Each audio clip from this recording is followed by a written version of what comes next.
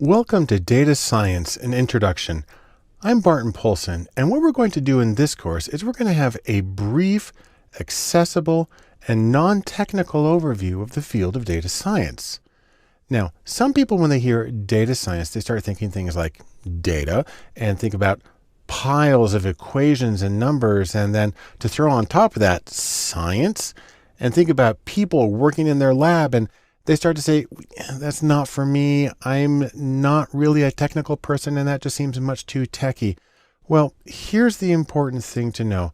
While a lot of people get really fired up about the technical aspects of data science, the important thing is that data science is not so much a technical discipline, but creative. And really, that's true. The reason I say that is because in data science, you use tools that come from coding and statistics and from math, but you use those to work creatively with data. The idea is that there's always more than one way to solve a problem or answer a question, or most importantly, to get insight, because the goal, no matter how you go about it, is to get insight from your data. And what makes data science unique compared to so many other things is that you try to listen to all of your data, even when it doesn't fit in easily with your standard approaches and paradigms. You're trying to be much more inclusive in your analysis. And the reason you want to do that is because everything signifies, everything carries meaning, and everything can give you additional understanding and insight into what's going on around you. And so in this course, what we're trying to do is give you a map to the field of data science and how you can use it. And so now you have the map in your hands and you can get ready to get going with data science.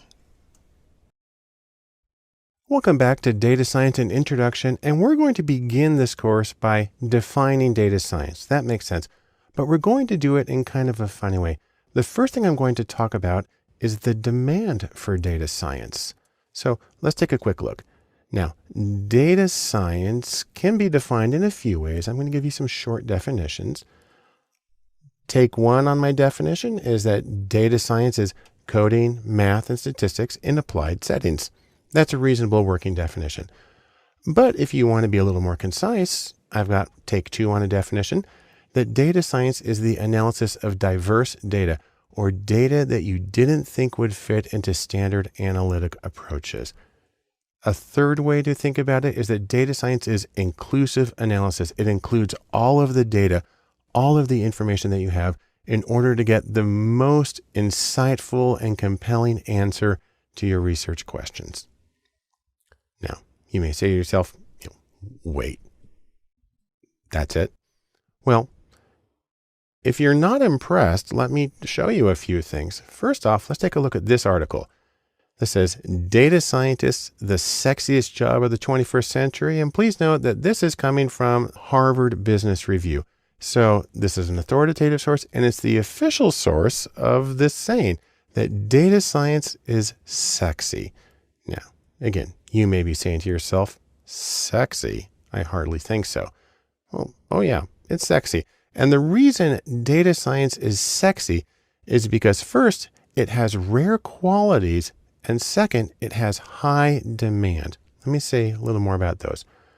The rare qualities are that data science takes unstructured data, then finds order, meaning, and value in the data. Those are important, but they're not easy to come across.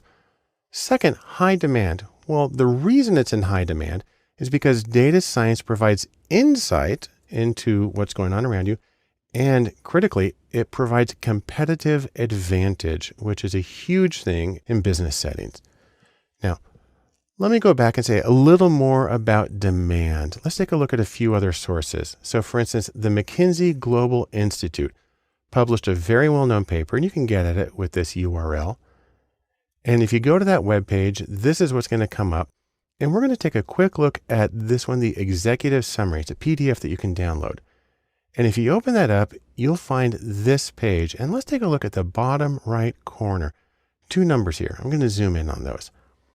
The first one is they are projecting a need in the next few years for somewhere between 140 and 190,000 deep analytical talent positions. So this means actual practicing data scientists. That's a huge number. but almost 10 times as high is 1.5 million more data savvy managers will be needed to take full advantage of big data in the United States. Now, that's people who aren't necessarily doing the analysis, but have to understand it, who have to speak data. And that's one of the main purposes of this particular course, is to help people who may or may not be the practicing data scientists learn to understand what they can get out of data and some of the methods used to get there. Let's take a look at another article from LinkedIn. Here's a shortcut URL for it. And that'll bring you to this webpage, the 25 hottest job skills that got people hired in 2014. And take a look at number 1 here, statistical analysis and data mining, very closely related to data science. And just to be clear, this was number 1 in Australia, in Brazil, in Canada, in France, in India, in the Netherlands, in South Africa, in the United Arab Emirates, in the United Kingdom, everywhere. And if you need a little more, let's take a look at Glassdoor, which published an article this year, 2016, and it's about the 25 best jobs in America. And look at number 1 right here. It's data scientist. And we can zoom in on this information. It says there's going to be 1,700 job openings with a median base salary of over $116,000 and fabulous career opportunities and job scores. So if you want to take all of this together, the conclusion you can reach is that data science pays. And I can show you a little more about that. So for instance, here's a list of the top 10 highest paying salaries that I got from US News. We have physicians or doctors, dentists, and lawyers, and so on. Now, if we add data scientists to this list using data from O'Reilly.com, we have to push things around the side, and it goes in third with an average total salary, not the base that we had in the other one, but the total compensation of about $144,000 a year. That's extraordinary. So, in sum, what do we get from all of this? First off, we learn that there is a very high demand for data science.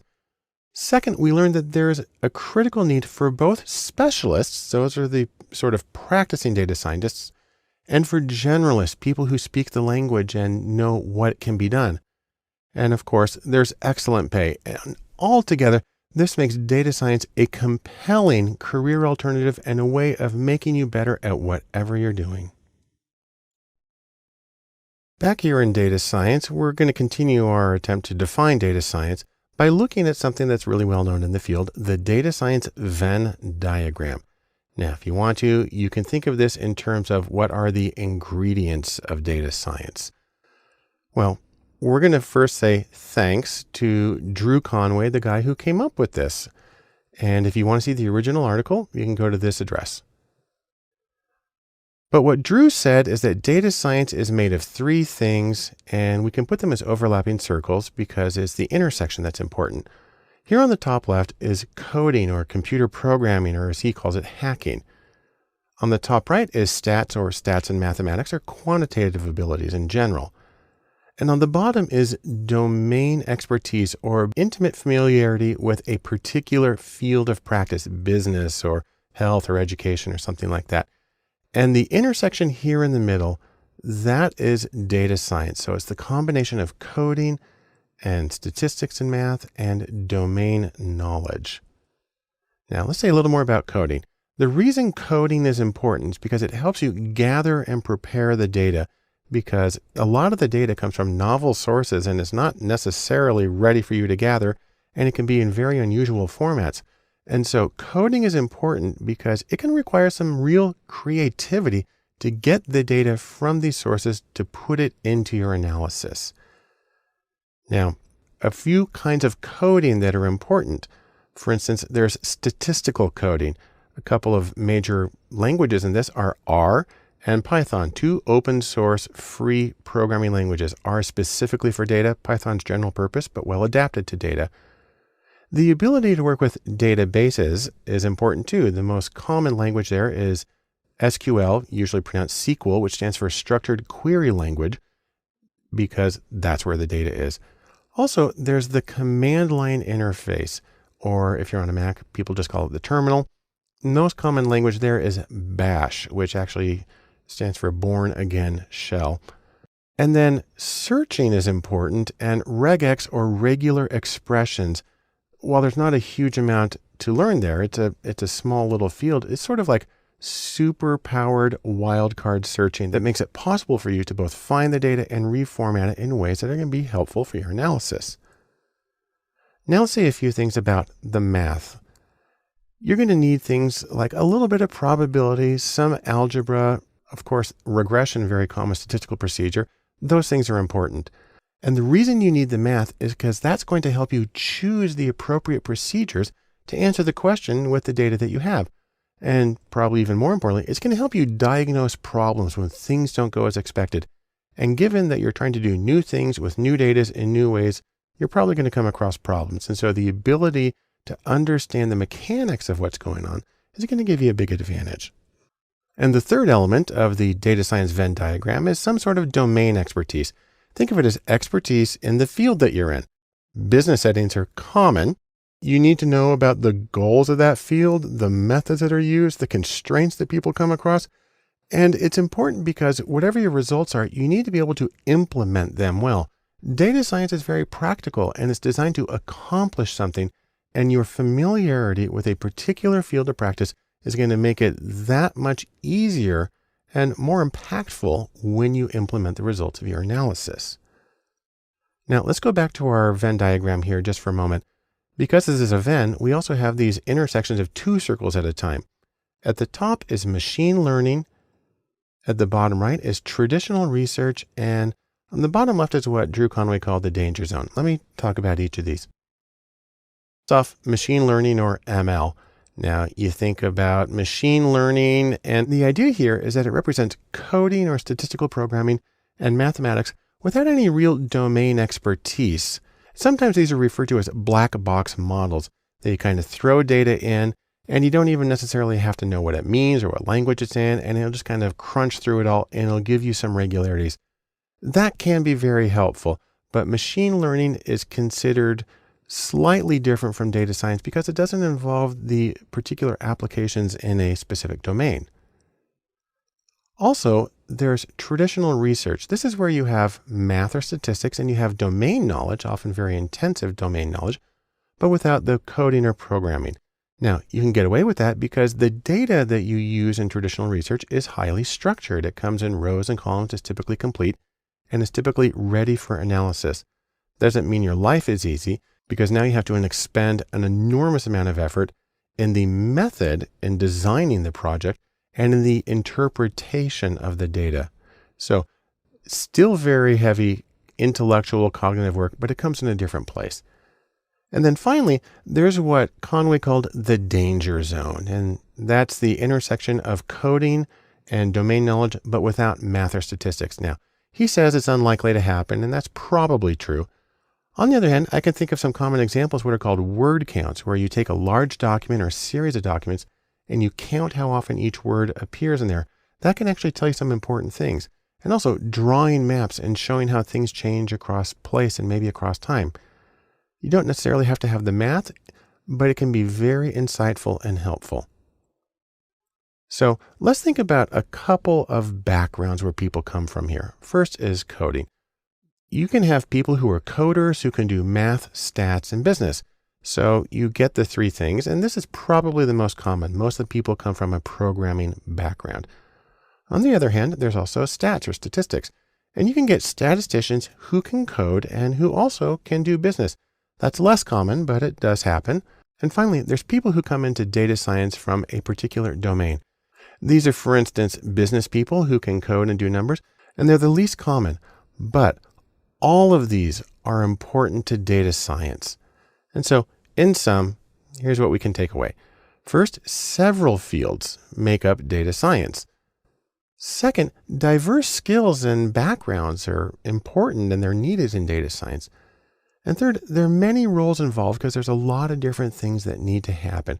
We'll say more about that in our next movie.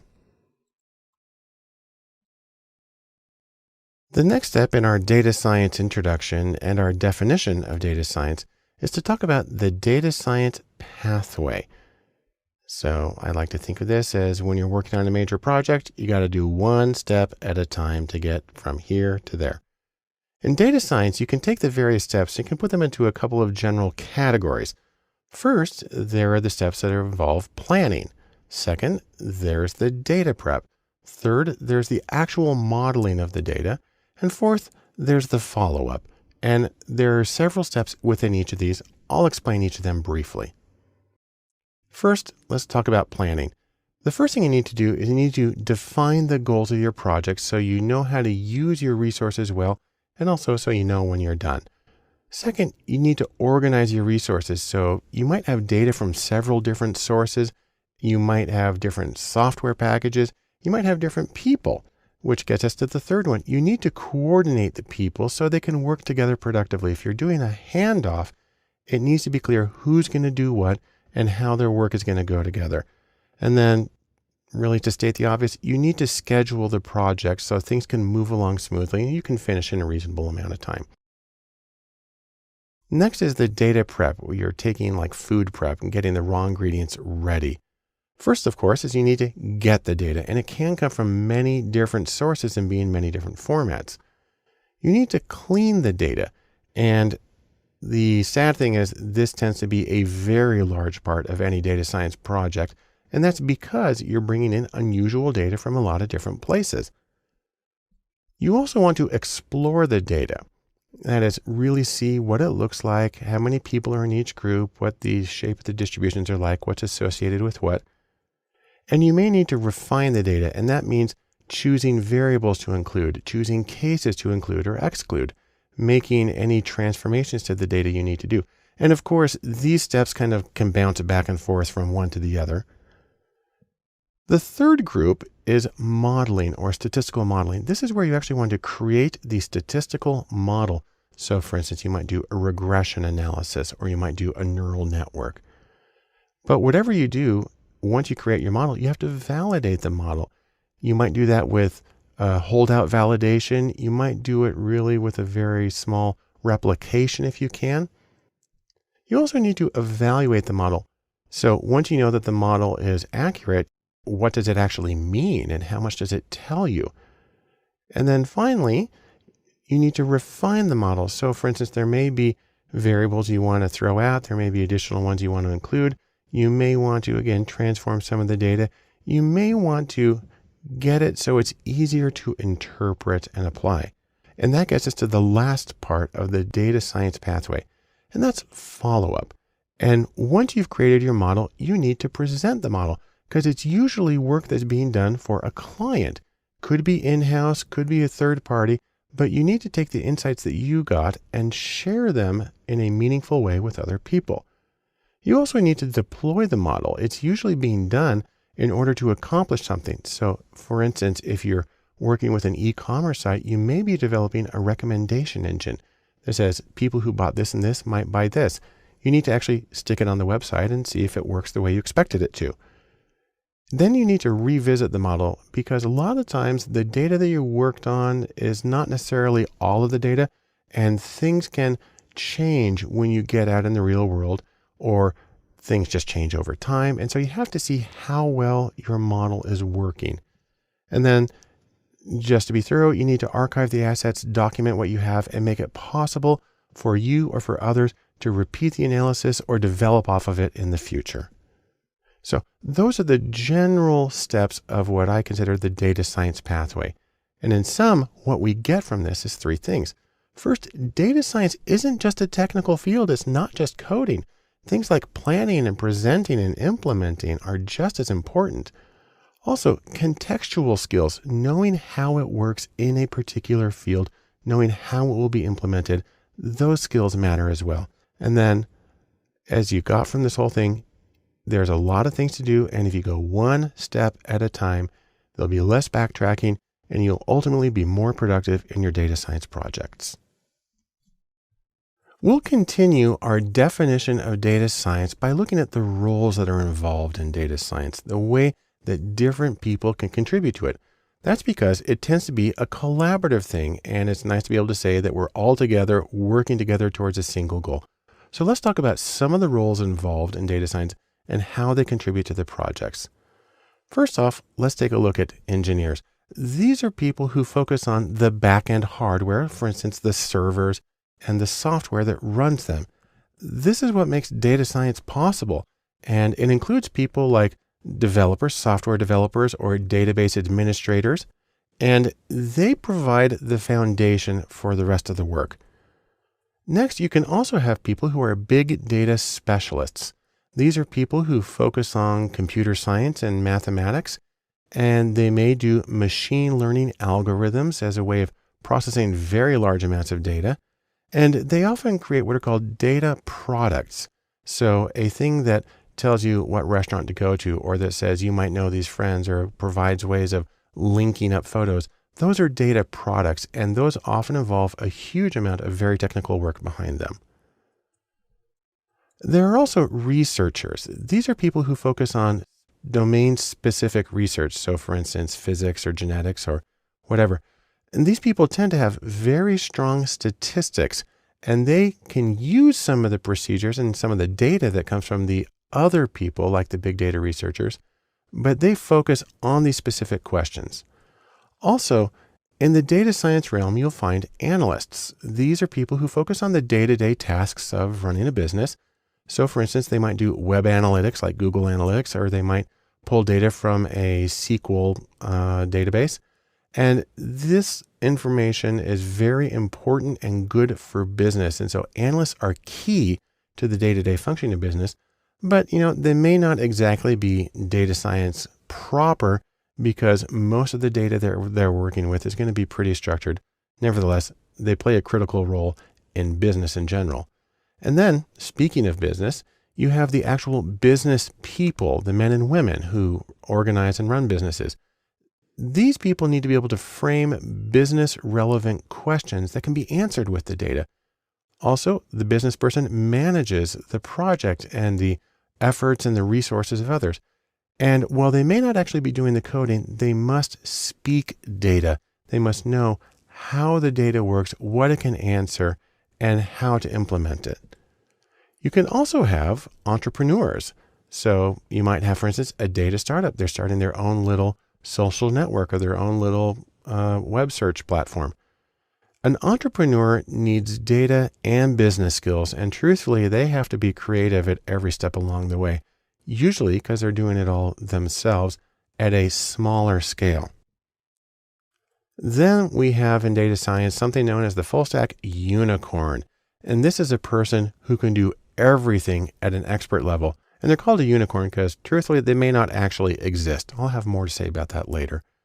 But for right now, we can sum up what we got out of this video by three things. Number one, data science is diverse. There's a lot of different people who go into it, and they have different goals for their work, and they bring in different skills and different experiences and different approaches. Also, they tend to work in very different contexts. An entrepreneur works in a very different place from a business manager, works in a very different place from an academic researcher, but all of them are connected in some way to data science and make it a richer field. The last thing I want to say in data science and introduction, where I'm trying to define data science, is to talk about teams in data science. The idea here is that data science has many different tools, and different people are going to be experts in each one of them. Now, you have, for instance, coding, and you have statistics. Also, you have fields like design or business and management that are involved. And the question, of course, is who can do all of it? Who's able to do all of these things at the level that we need? Well, that's where we get this saying. I've mentioned it before. It's the unicorn. And just like in ancient history, the unicorn is a mythical creature with magical abilities. In data science, it works a little differently. It is a mythical data scientist with universal abilities. The trouble is, as we know from the real world, there's really no unicorns animals, and there's really not many unicorns in data science. Really, there's just people. And so we have to find out how we can do the projects, even though we don't have this one person who can do everything for everybody. So let's take a hypothetical case just for a moment. I'm going to give you some fictional people. Here is my fictional person, Otto, who has strong visualization skills, who has good coding, but has limited analytics or statistical ability. And if we graph his stuff out, his abilities, so here we got 5 things that we need to have happen. And for the project to work, they all have to happen at least a level of 8 on the 0 to 10. If we take his coding ability, well, he's almost there. Statistics, not quite, halfway. Graphics, yes, he can do that. And then business, all right. And project, pretty good. So what you can see here is in only one of these 5 areas is auto-sufficient on his own. On the other hand, let's pair him up with somebody else. Let's take a look at Lucy. And Lucy has strong business training, has good tech skills, but has limited graphics. And so if we get her profile on the same thing that we saw, there's coding, pretty good. Statistics, pretty good. Graphics, not so much. Business, good. And projects, okay. Now, the important thing here is that we can make a team. So let's take our 2 fictional people, Otto and Lucy, and we can put together their abilities. Now, I actually have to change the scale here a little bit to accommodate the both of them, but our criterion still is at 8. We need a level of 8 in order to do the project competently. And if we combine them, oh look, coding's now past 8. Statistics is past 8. Graphics is way past. Business, way past. And then the projects, there too. And so when we combine their skills, we are able to get the level that we need for everything. Or to put it another way, we have now created a unicorn by team. And that makes it possible to do the data science project. So in sum, you usually can't do data science on your own. That's a very rare individual. Or more specifically, people need people. And in data science, you have the opportunity to take several people and make collective unicorns so you can get the insight that you need in your project and you can get the things done that you want. In order to get a better understanding of data science, it can be helpful to look at contrasts between data science and other fields. Probably the most informative is with big data, because these 2 terms are actually often confused. It makes me think of situations where you have 2 things that are very similar, but not the same, like we have here in the Piazza San Carlo in Turin, Italy. Part of the problem stems from the fact that data science and big data both have Venn diagrams associated with them. So for instance, Venn number 1 for data science is something we've seen already. We have 3 circles, and we have coding, and we have math, and we have some domain expertise that put together get data science. On the other hand, Venn diagram number 2 is for big data. It also has 3 circles, and we have the high volume of data, the rapid velocity of data, and the extreme variety of data. Take those 3 V's together, you get big data. Now, we can also combine these 2 if we want in a third Venn diagram we call big data and data science. This time it's just 2 circles with big data on the left and data science on the right. And the intersection there in the middle is big data science, which actually is a real term. But if you want to do a compare and contrast, it kind of helps to look at how you can have one without the other. So let's start by looking at big data without data science. So these are situations where you may have the volume or velocity variety data, but don't need all the tools of data science. So we're just looking at the left side of the equation right now. Now, truthfully, this only works if you have big data without all 3 V's. Some say you have to have the volume, velocity, and variety for it to count as big data. I basically say anything that doesn't fit into a standard machine is probably big data. I can think of a couple of examples here of things that might count as big data, but maybe don't count as data science. Machine learning, where you can have very large data sets and probably very complex, doesn't require much domain expertise, so that may not be data science. Word counts, where you have an enormous amount of data, and it's actually a pretty simple analysis. Again, doesn't require much sophistication in terms of quantitative skills or even domain expertise. So maybe not data science. On the other hand, to do any of these, you're going to need to have at least 2 skills. You're going to need to have the coding, and you will probably have to have some sort of quantitative skills as well. So how about data science without big data? That's the right side of this diagram. Well, to make that happen, you're probably talking about data with just one of the three V's from big data. So either volume or velocity or variety, but singly. So for instance, genetics data, you have a huge amount of data and it comes in a very set structure and it tends to come in at once. So you got a lot of volume and it's a very challenging thing to work with. You have to use data science, but it may or may not count as big data. Similarly, streaming sensor data, where you have data coming in very quickly, but you're not necessarily saving it. You're just looking at these windows in it. That's a lot of velocity and it's difficult to deal with. It takes data science, the full skill set, but it may not require big data per se. Or facial recognition, where you have enormous variety in the data because you're getting photos or videos that are coming in. Again, very difficult to deal with, requires a lot of ingenuity and creativity, may or may not count as big data depending on how much of a stickler you are about definitions. Now, if you want to combine the two, we can talk about big data science. And in that case, we're looking right here at the middle. This is a situation where you have volume and velocity and variety in your data. And truthfully, if you have the three of those, you are going to need the full data science skill set. You're going to need coding and statistics and math, and you're going to have domain expertise, primarily because of the variety you're dealing with. But taken all together, you do have to have all of it. So in sum, here's what we get. Big data is not identical to data science. Now there's common ground, and a lot of people who are good at big data are good at data science and vice versa, but they are conceptually distinct. On the other hand, there is the shared middle ground of big data science that unifies the two separate fields. Another important contrast you can make in trying to understand data science is to compare it with coding or computer programming. Now, this is where you're trying to work with a machine and you're trying to talk to that machine to get it to do things. In one sense, you can think of coding as just giving task instructions, how to do something, and it's a lot like a recipe when you're cooking. You get some sort of user input or other input, and then maybe you have if-then logic and you get output from it.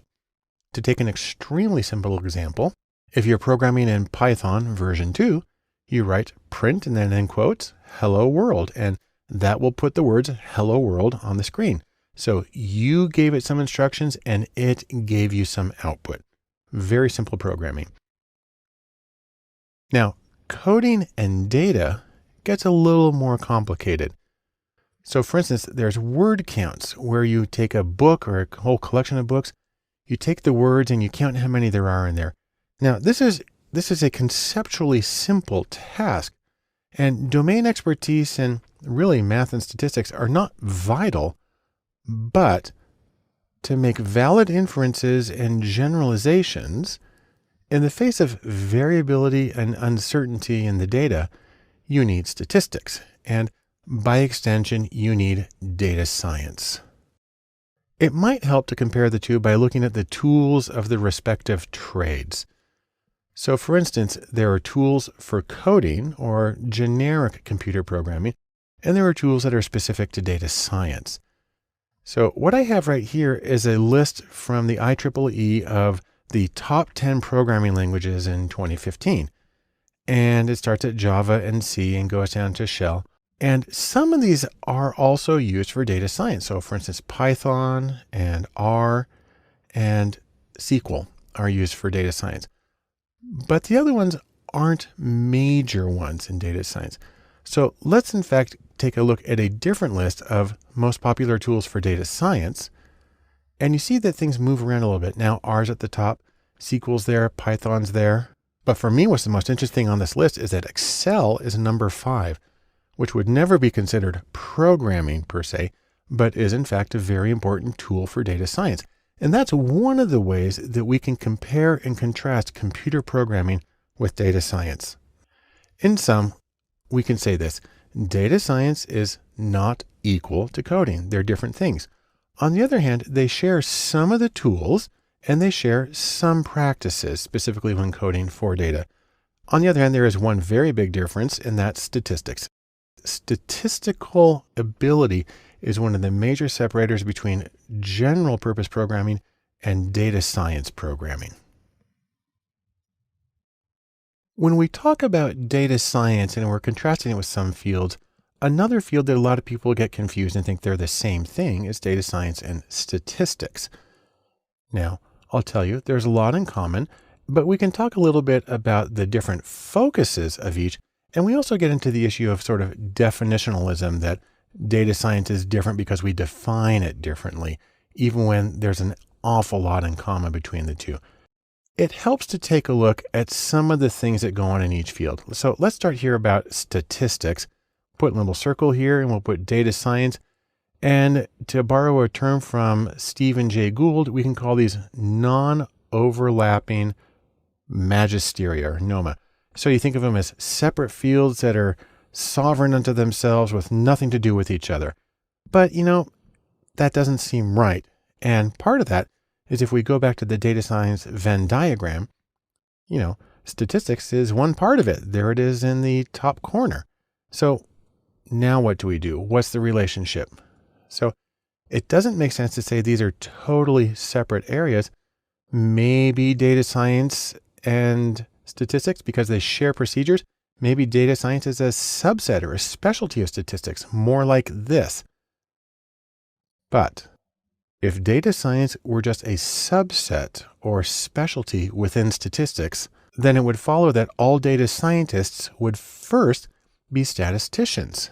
And interestingly, that's just not so. Say, for instance, we take a look at the data science stars, the superstars in the field. We go to a rather intimidating article. It's called The World's 7 Most Powerful Data Scientists from Forbes.com. And you can see the article if you go to this URL. There's actually more than 7 people on the list because sometimes he brings them up in pairs, but let's check their degrees, see what their academic training is in. If we take all the people on his list, we have 5 degrees in computer science, 3 in math, 2 in engineering, and 1 each in biology, economics, law, speech pathology, and 1 in statistics. And so that tells us, of course, that these major people in data science are not trained as statisticians. Only one of them has formal training in that. So that gets us to the next question. Where do these two fields, statistics and data science, diverge? Because they seem like they should have a lot in common, but they don't have a lot in training. And specifically, we can look at the training. Most data scientists are not trained formally as statisticians. Also, in practice, things like machine learning and big data, which are central to data science, are not shared generally with most of statistics. And so they have separate domains there. And then there's the really important issue of context. Data scientists tend to work in different settings than statisticians. Specifically, data scientists very often work in commercial settings where they're trying to get recommendation engines or ways of developing a product that will make them money. So maybe instead of having data science as a subset of statistics, we can think of it more as these two fields have different niches. They both analyze data, but they do different things in different ways. So maybe it's fair to say they overlap. They both have analysis in common of data, but otherwise they are ecologically distinct. So in sum, what we can say here is that data science and statistics both use data, and they analyze it, but the people in each tend to come from different backgrounds, and they tend to function with different goals and contexts, and in that way render them to be conceptually distinct fields despite the apparent overlap. As we work to get a grasp on data science, there's one more contrast I want to make explicitly, and that's between data science and business intelligence, or BI. The idea here is that business intelligence is data in real life. It's very, very applied stuff. The purpose of BI is to get data on internal operations, on market competitors, and so on, and make justifiable decisions as opposed to just sitting in the bar and doing whatever comes to your mind. Now, data science is involved with this, except, really there's no coding in BI. There's using apps that already exist. And the statistics in business intelligence tend to be very simple. They tend to be counts and percentages and ratios. And so it's simple. The light bulb is simple. It just does its one job. There's nothing super sophisticated there. Instead, the focus in business intelligence is on domain expertise and on really useful direct utility. It's simple, it's effective, and it provides insight. Now, one of the main associations with business intelligence is what are called dashboards or data dashboards. They look like this. It's a collection of charts and tables that go together to give you a very quick overview of what's going on in your business. And while a lot of data scientists may, let's say, look down their nose upon dashboards, I'll say this. Most of them are very well designed, and you can learn a huge amount about user interaction and the accessibility of information from dashboards. So really, where does data science come into this? What's the connection between data science and business intelligence? Well, data science can be useful to BI in terms of setting it up, identifying data sources, and creating or setting up the framework for something like a dashboard or a business intelligence system. Also, data science can be used to extend it. Data science can help get past the easy questions and the easy data to get the questions that are actually most useful to you, even if they require really sometimes data that's hard to wrangle and work with. And also there's an interesting interaction here that goes the other way. Data science practitioners can learn a lot about design from good business intelligence applications. So I strongly encourage anybody in data science to look at them carefully and see what they can learn.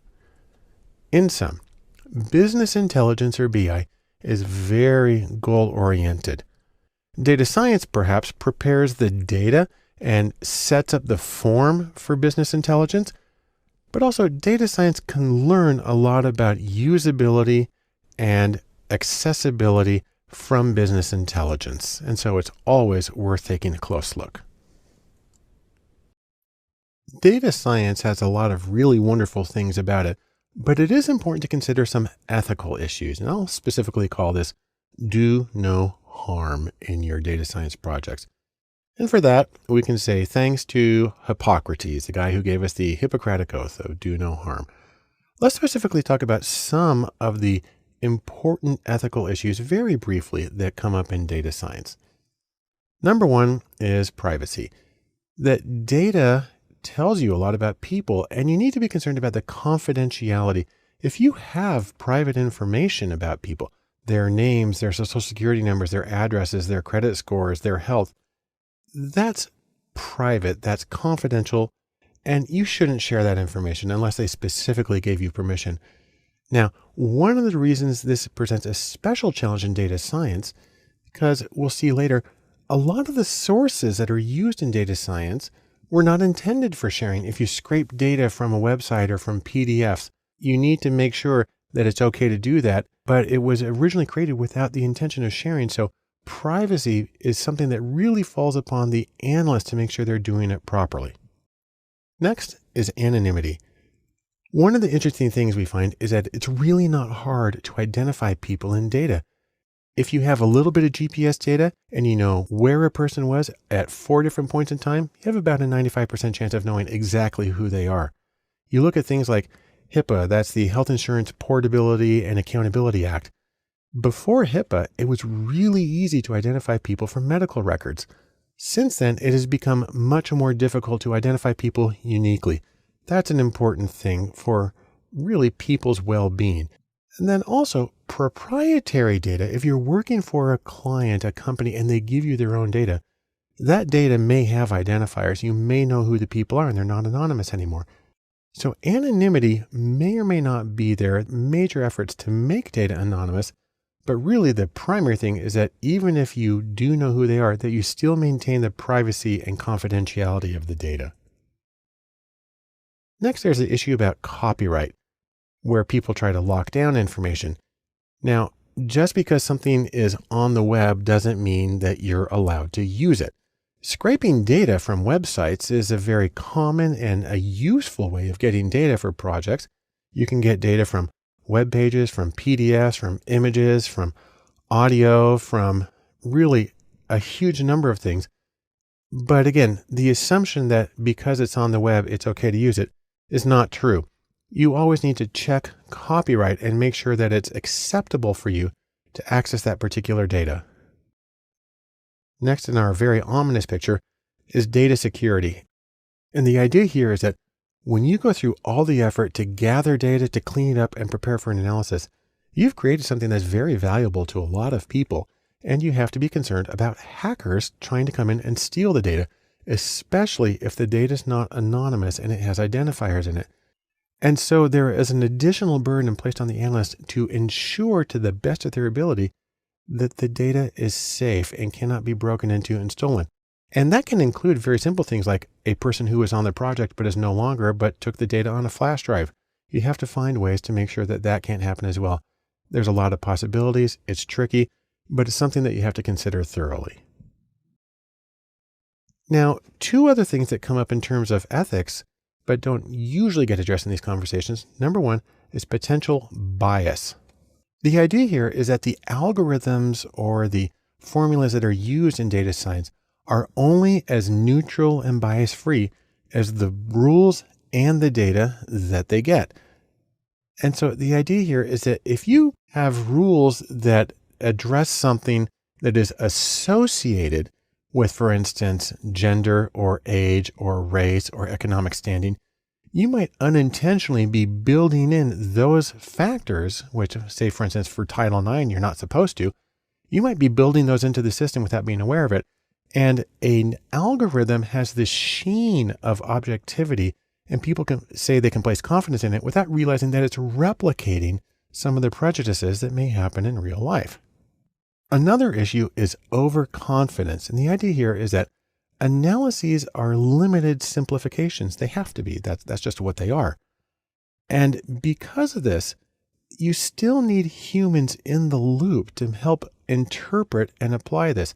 The problem is when people run an algorithm, they get out a number, say to 10 decimal places, and they say, this must be true, and treat it as written in stone, absolutely unshakable truth. When in fact, if the data were biased going in, if the algorithms were incomplete, if the sampling was not representative, you can have enormous problems and go down the wrong path with too much confidence in your own analyses. So once again, humility is in order when doing data science work. In sum, data science has enormous potential, but it also has significant risks involved in the projects.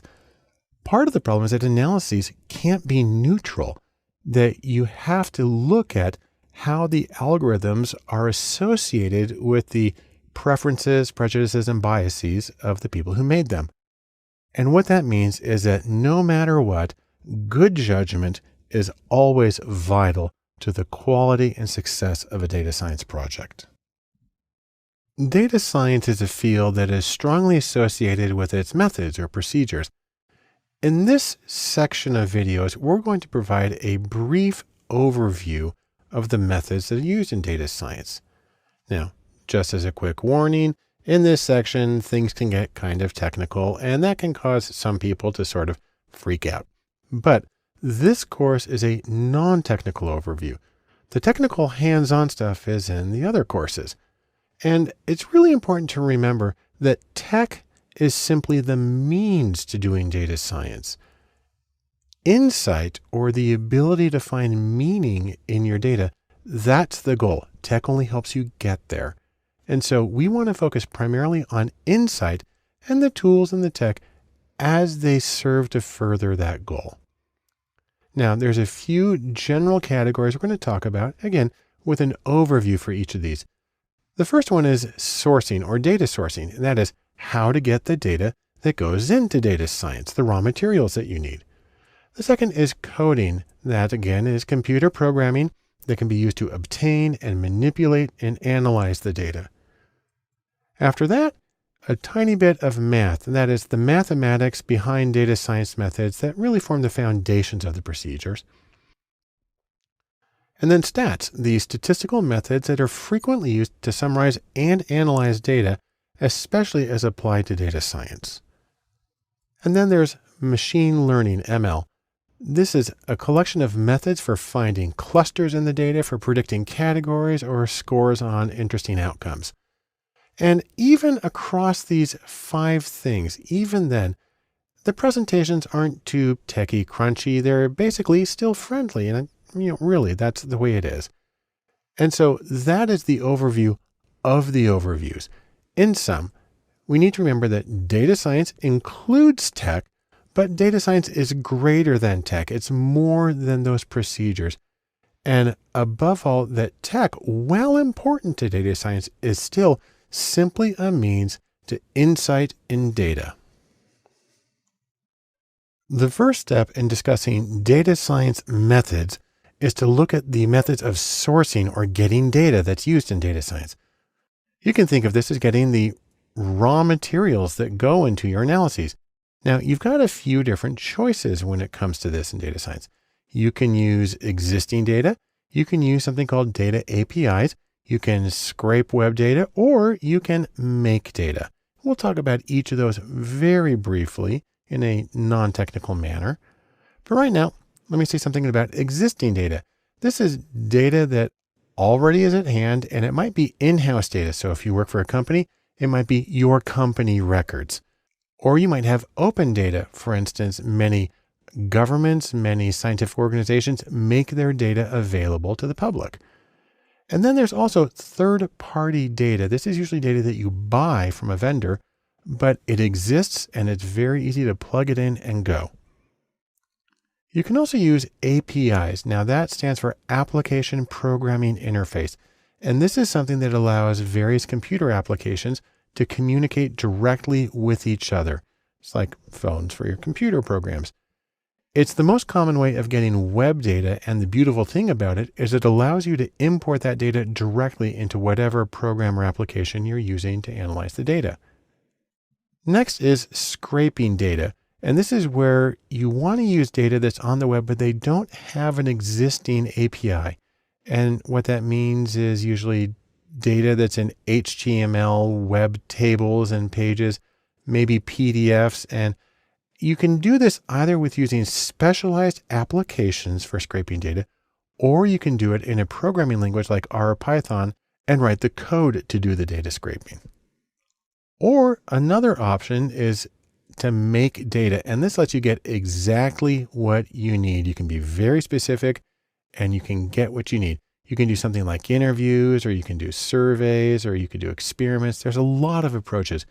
Most of them require some specialized training in terms of how to gather quality data. And that's actually important to remember, because no matter what method you use for getting or making new data, you need to remember this one little aphorism you may have heard from computer science. It goes by the name of GIGO. That actually stands for garbage in, garbage out.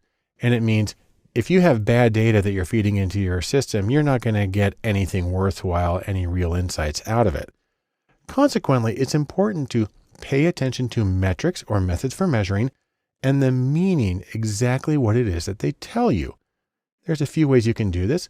For instance, you can talk about business metrics. You can talk about KPIs, which means key performance indicators, also used in business settings, or SMART goals, which is a way of describing the goals that are actionable and timely and so on. You can also talk about, in a measurement sense, classification accuracy. And I'll discuss each of those in a little more detail in a later movie. But for right now, in sum, we can say this. Data sourcing is important because you need to get the raw materials for your analysis. The nice thing is there's many possible methods, many ways that you can use to get the data for data science.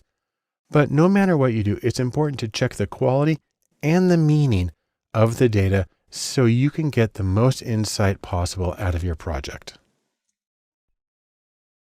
The next step we need to talk about in data science methods is coding, and I'm going to give you a very brief non-technical overview of coding in data science.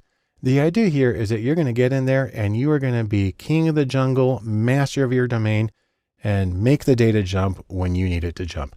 Now, if you remember when we talked about the data science Venn diagram at the beginning, coding's up here on the top left. And while we often think about sort of people typing lines of code, which is very frequent, it's more important to remember when we talk about coding or just computers in general, what we're really talking about here is any technology that lets you manipulate the data in the ways you need to perform the procedures you need to get the insight that you want out of your data. Now, there are three very general categories that we'll be discussing here on Data Lab. The first is apps. These are specialized applications or programs for working with data. The second is data, or specifically data formats. There are special formats for web data. I'll mention those in a moment. And then code. There are programming languages that give you full control over what the computer does and how you interact with the data. Let's take a look at each one very briefly. In terms of apps, there are spreadsheets like Excel or Google Sheets. These are the fundamental data tools of probably the majority of the world. There are specialized applications like Tableau for data visualization, or SPSS, a very common statistical package in the social sciences and in business. And one of my favorite, JASP, which is a free open source analog of SPSS, which actually I think is a lot easier to use and replicate research with. And there are tons of other choices. Now, in terms of web data, it's helpful to be familiar with things like HTML and XML and JSON and other formats that are used to encapsulate data on the web, because those are the things that you're going to have to be programming about to interact with when you get your data. And then there are actual coding languages. R is probably the most common, along with Python, a general purpose language, but it's been well adapted for data use. There's SQL, the structured query language for databases, and very basic languages like C and C++ and Java, which are used more in the back end of data science. And then there's Bash, the most common command line interface, and regular expressions. And we'll talk about all of these in other courses here at Data Lab. But remember this, tools are just tools.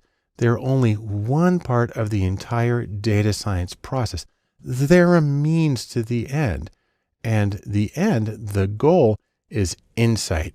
You need to know where you're trying to go and then simply choose the tools that help you reach that particular goal. That's the most important thing. So, in sum, here's a few things. Number one, use your tools wisely. Remember, your questions need to drive the process, not the tools themselves. Also, I'll just mention that a few tools is usually enough. You can do an awful lot with Excel and R.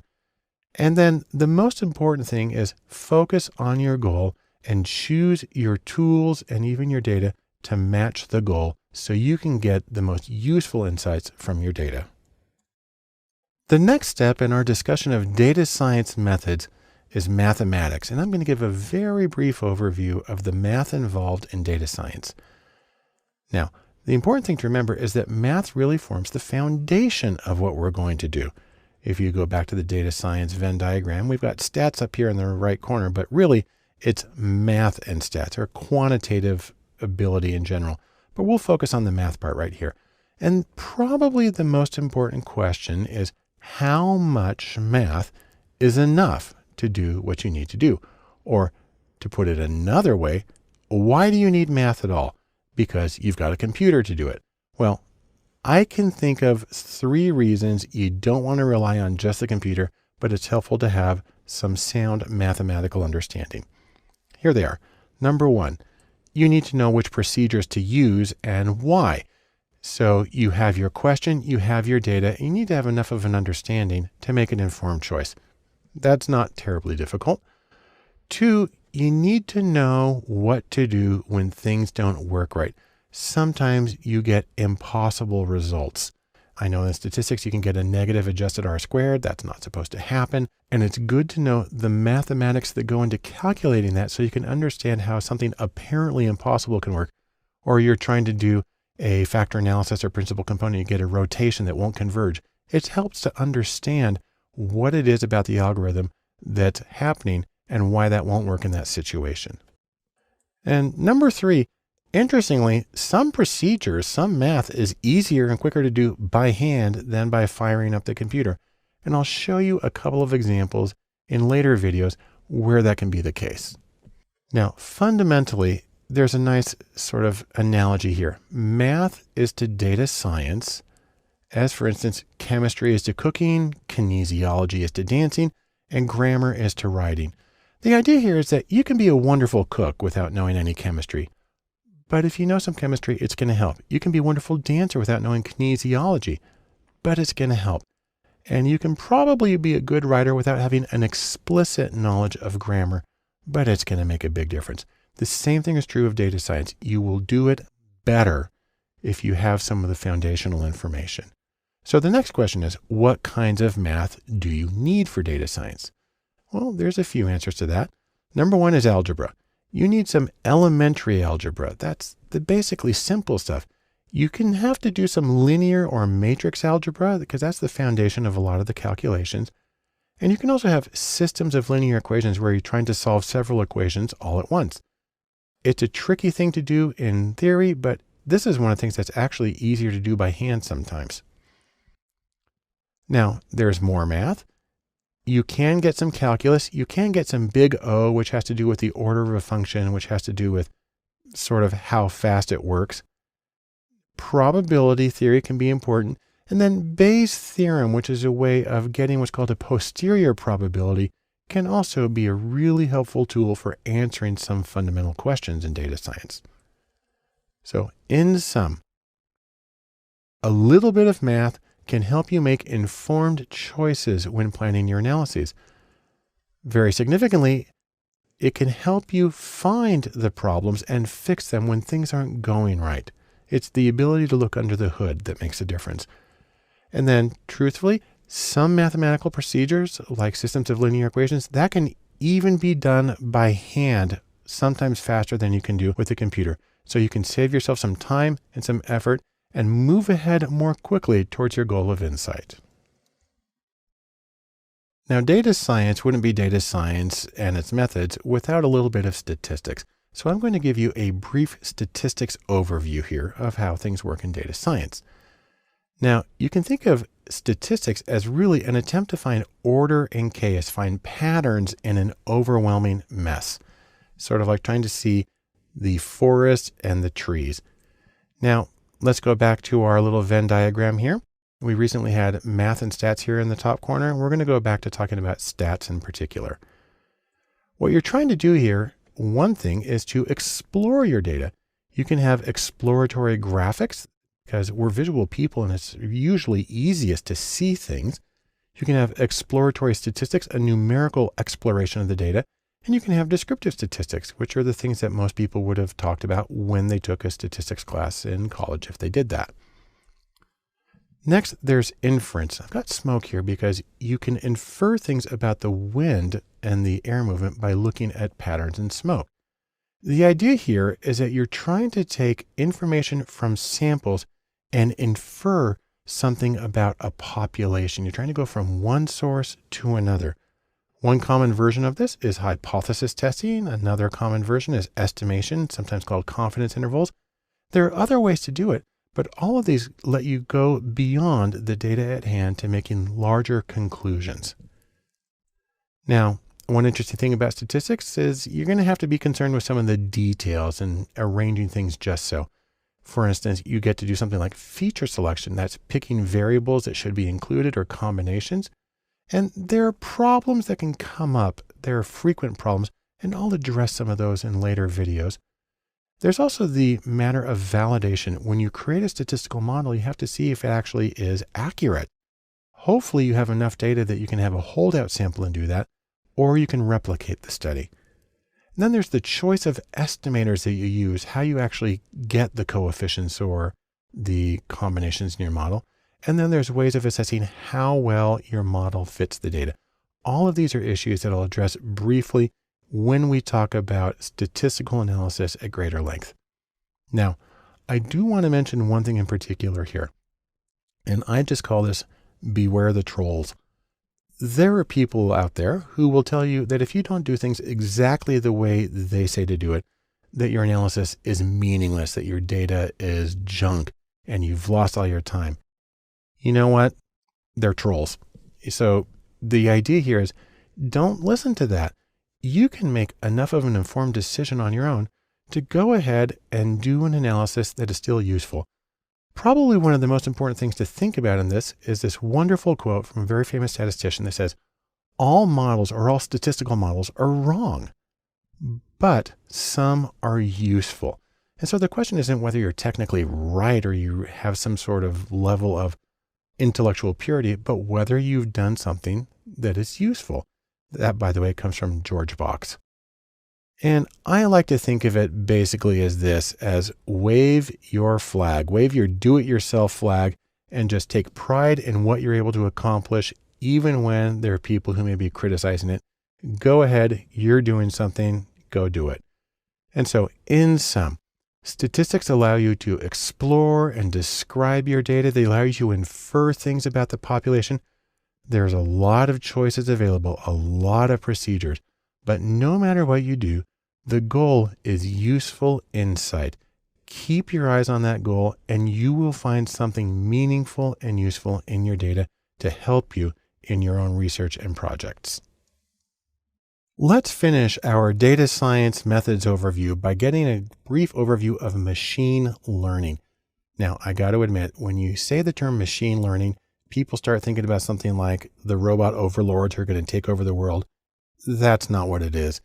Instead, let's go back to our Venn diagram one more time. And in the intersection at the top between coding and stats is machine learning, or as it's commonly called, is just ML. The goal of machine learning is to go and work in a data space. So you can, for instance, take a whole lot of data. I've got tons of books here.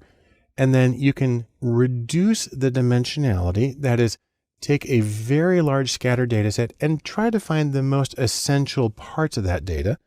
And then you can use these methods to find clusters within the data, like goes with like. You can use methods like k-means. You can also look for anomalies or unusual cases that show up in the data space. Or if we go back to categories, again, I talked about like for like. You can use things like logistic regression or k nearest neighbors, KNN. You can use naive Bayes for classification, or decision trees, or SVM, which is support vector machines, or artificial neural nets. Any of those will help you find the patterns and the clumping in your data so you can get similar cases next to each other and get the cohesion that you need to make conclusions about these groups. Also, a major element of machine learning is predictions. You're going to point your way down the road. The most common approach here, the most basic, is linear regression, multiple regression. There's also Poisson regression, which is used for modeling count or frequency data. And then there's the issue of ensemble models, where you create several models and you take the predictions from each of those and you put them together to get an overall more reliable prediction. Now, I'll talk about each of these in a little more detail in later courses, but for right now, I mostly just want you to know that these things exist, and that's what we mean when we refer to machine learning. So, in sum, machine learning can be used to categorize cases and to predict scores on outcomes. And there's a lot of choices, many choices and procedures available. But again, as I said with statistics, and as I'll say again many times after this, no matter what, the goal is not that I'm going to do an artificial neural network or an SVM. The goal is to get useful insight into your data.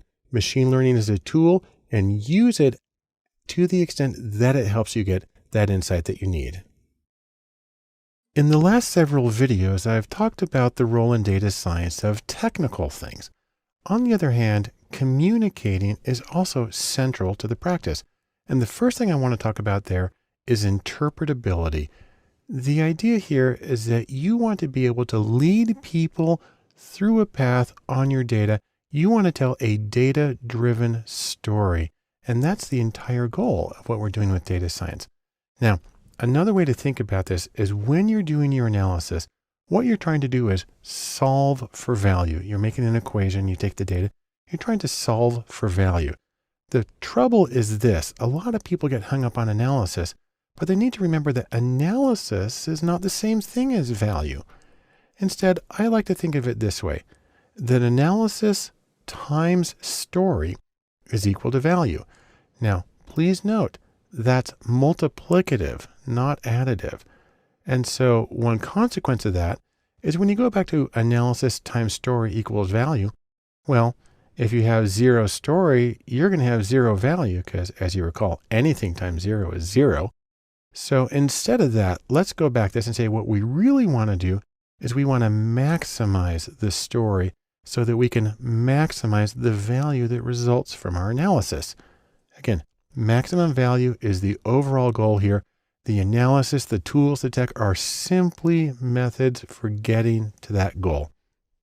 So let's talk about goals, for instance. Analysis is goal-driven. You're trying to accomplish something in specific. And so the story or the narrative or the explanation you give about your project should match those goals. If you're working for a client and they had a specific question that they wanted you to answer, then you have a professional responsibility to answer those questions clearly and unambiguously so they know whether you said yes or no and they know why you said yes or no. Now, part of the problem here is the fact that the client isn't you and they don't see what you do. And as I show here, simply covering your face doesn't make things disappear. You have to worry about a few psychological abstractions. You have to worry about egocentrism. And I'm not talking about being vain. I'm talking about the idea that you think other people see and know and understand what you know. That's not true. Otherwise, they wouldn't have hired you in the first place. And so you have to put it in terms that the client works with and that they understand. And you're going to have to get out of your own center in order to do that. Also, there's the idea of false consensus, the idea that, well, everybody knows that. And again, that's not true. Otherwise, they wouldn't have hired you. You need to understand that they're going to come from a different background with a different range of experience and interpretation. You're going to have to compensate for that. A funny little thing is the idea about anchoring. When you give somebody an initial impression, they use that as an anchor and then they adjust away from it. So if you're going to try to flip things over on their heads, watch out for giving a false impression at the beginning, unless you absolutely need to. But most importantly, in order to bridge the gap between the client and you need to have clarity and explain yourself at each step. You can also think about the answers. When you're explaining the project to the client, you might want to start in a very simple procedure. State the question that you're answering. Give your answer to that question. And if you need to, qualify as needed, and then go in order top to bottom. So you're trying to make it as clear as possible what you're saying, what the answer is, and make it really easy to follow. Now, in terms of discussing your process, how you did this all, most of the time, it's probably the case that they don't care. They just want to know what the answer is and that you used a good method to do that. So in terms of discussing process or the technical details, only when absolutely necessary. That's something to keep in mind. The process here is to remember that analysis, which means breaking something apart. This, by the way, is a mechanical typewriter broken into its individual components. Analysis means to take something apart. An analysis of data is an exercise in simplification. You're taking the overall complexity, sort of the overwhelmingness of the data, and you're boiling it down and finding the patterns that make sense and serve the needs of your client. Now, let's go to a wonderful quote from our friend Albert Einstein here, who said, "Everything should be made as simple as possible, but not simpler." That's true in presenting your analysis. Or, if you want to go see the architect and designer Ludwig Mies van der Rohe, who said, "Less is more." It's actually Robert Browning who originally said that, but Mies van der Rohe popularized it. Or if you want another way of putting a principle that comes from my field, I'm actually a psychological researcher. They talk about being minimally sufficient, just enough to adequately answer the question. If you're in commerce, you know about a minimal viable product. It's sort of the same idea with an analysis here, the minimum viable analysis. So here's a few tips. When you're giving a presentation, more charts, less text. Great. And then simplify the charts. Remove everything that doesn't need to be in there. Generally, you want to avoid tables of data because those are hard to read. And then one more time, because I want to emphasize it, less text. Again, charts, tables can usually carry the message. And so let me give you an example here. I'm going to give a very famous data set, Berkeley admissions. Now, these are not stairs to Berkeley, but it gives the idea of trying to get into something that's far off and distant. Here's the data. This is graduate school admissions in 1973. So it's over 40 years ago. But the idea is that men and women were both applying for graduate school at the University of California at Berkeley. And what we found is that 44% of the men who applied were admitted. That's their part in green. And that of the women, only 35% were admitted when they applied. So really, at first glance, this is bias, and it actually led to a lawsuit. It was a major issue. So what Berkeley then tried to do is find out, well, which programs are responsible for this bias? And then you got a very curious set of results. If you break the applications down by program, and here we're just calling them A through F, 6 different programs, what you find actually is that in each of these, male applicants are on the left, female applicants are on the right. If you look at program A, women actually got accepted at a higher rate. And the same is true for B. And the same is true for D. And the same is true for F. And so this is a very curious set of responses, and it's something that requires explanation. Now in statistics, this is known as Simpson's paradox. But here's the paradox. Bias may be negligible at the department level. And in fact, as we saw in 4 of the departments, there was a possible bias in favor of women. And the problem is that women applied to more selective programs with lower acceptance rates. Now, some people stop right here and say, therefore, nothing's going on, nothing to complain about. But that's still ending the story a little bit early. There are other questions that you can ask. And as producing a data-driven story, this is stuff that you would want to do. So for instance, you may want to ask, why do the programs vary in overall class size? Why do the acceptance rates differ from one program to the other? Why do men and women apply to different programs? And you might want to look at things like the admissions criteria for each of the programs, the promotional strategies, how they advertise themselves to students. You might want to look at the kinds of prior education students have in each of the programs, and you really want to look at funding levels for each of the programs. And so really you get one answer, it leads to more questions, maybe some more answers and more questions, and you need to address enough of this to provide a comprehensive overview and solution to it for your client. In sum, let's say this, stories give value to data analyses. And when you tell the story, you need to make sure that you are addressing your client's goals in a clear, unambiguous way. And the overall principle here is be minimally sufficient. Get to the point, make it clear, say what you need to, but otherwise be concise and make your message clear. The next step in discussing data science and communicating is to talk about actionable insights or information that can be used productively to accomplish something. Now, to give sort of a bizarre segue here, you look at a game controller. It may be a pretty thing. It may be a nice object, but remember, game controllers exist to do something. They exist to help you play the game and to do it as effectively as possible. They have a function. They have a purpose. Same way, data is for doing. Now, that's a paraphrase from one of my favorite historical figures, and this is William James, the father of American psychology and pragmatism in philosophy. And he has this wonderful quote. He said, "My thinking is first and last and always for the sake of my doing." And the idea applies to analysis. Your analysis and your data is for the sake of your doing. And so you're trying to get some sort of specific insight in how you should proceed. What you want to avoid is the opposite of this from one of my other favorite cultural heroes, the famous Yankees catcher, Yogi Berra, who said, "We're lost, but we're making good time." And so the idea here is that frantic activity does not make up for a lack of direction. You need to understand what you're doing so you can reach the particular goal. And your analysis is supposed to do that. So when you're giving your analysis, you're going to try to point the way. Remember, why was the project conducted? The goal is usually to direct some kind of action, reach some kind of goal for your client, and that the analysis should be able to guide that action in an informed way. One thing you want to do is you want to be able to give the next steps to your client. Give the next steps. Tell them what they need to do now. You want to be able to justify each of those recommendations with the data and your analysis. As much as possible, be specific. Tell them exactly what they need to do. Make sure it's doable by the client, that it's within their range of capability, and that each step should build on the previous step.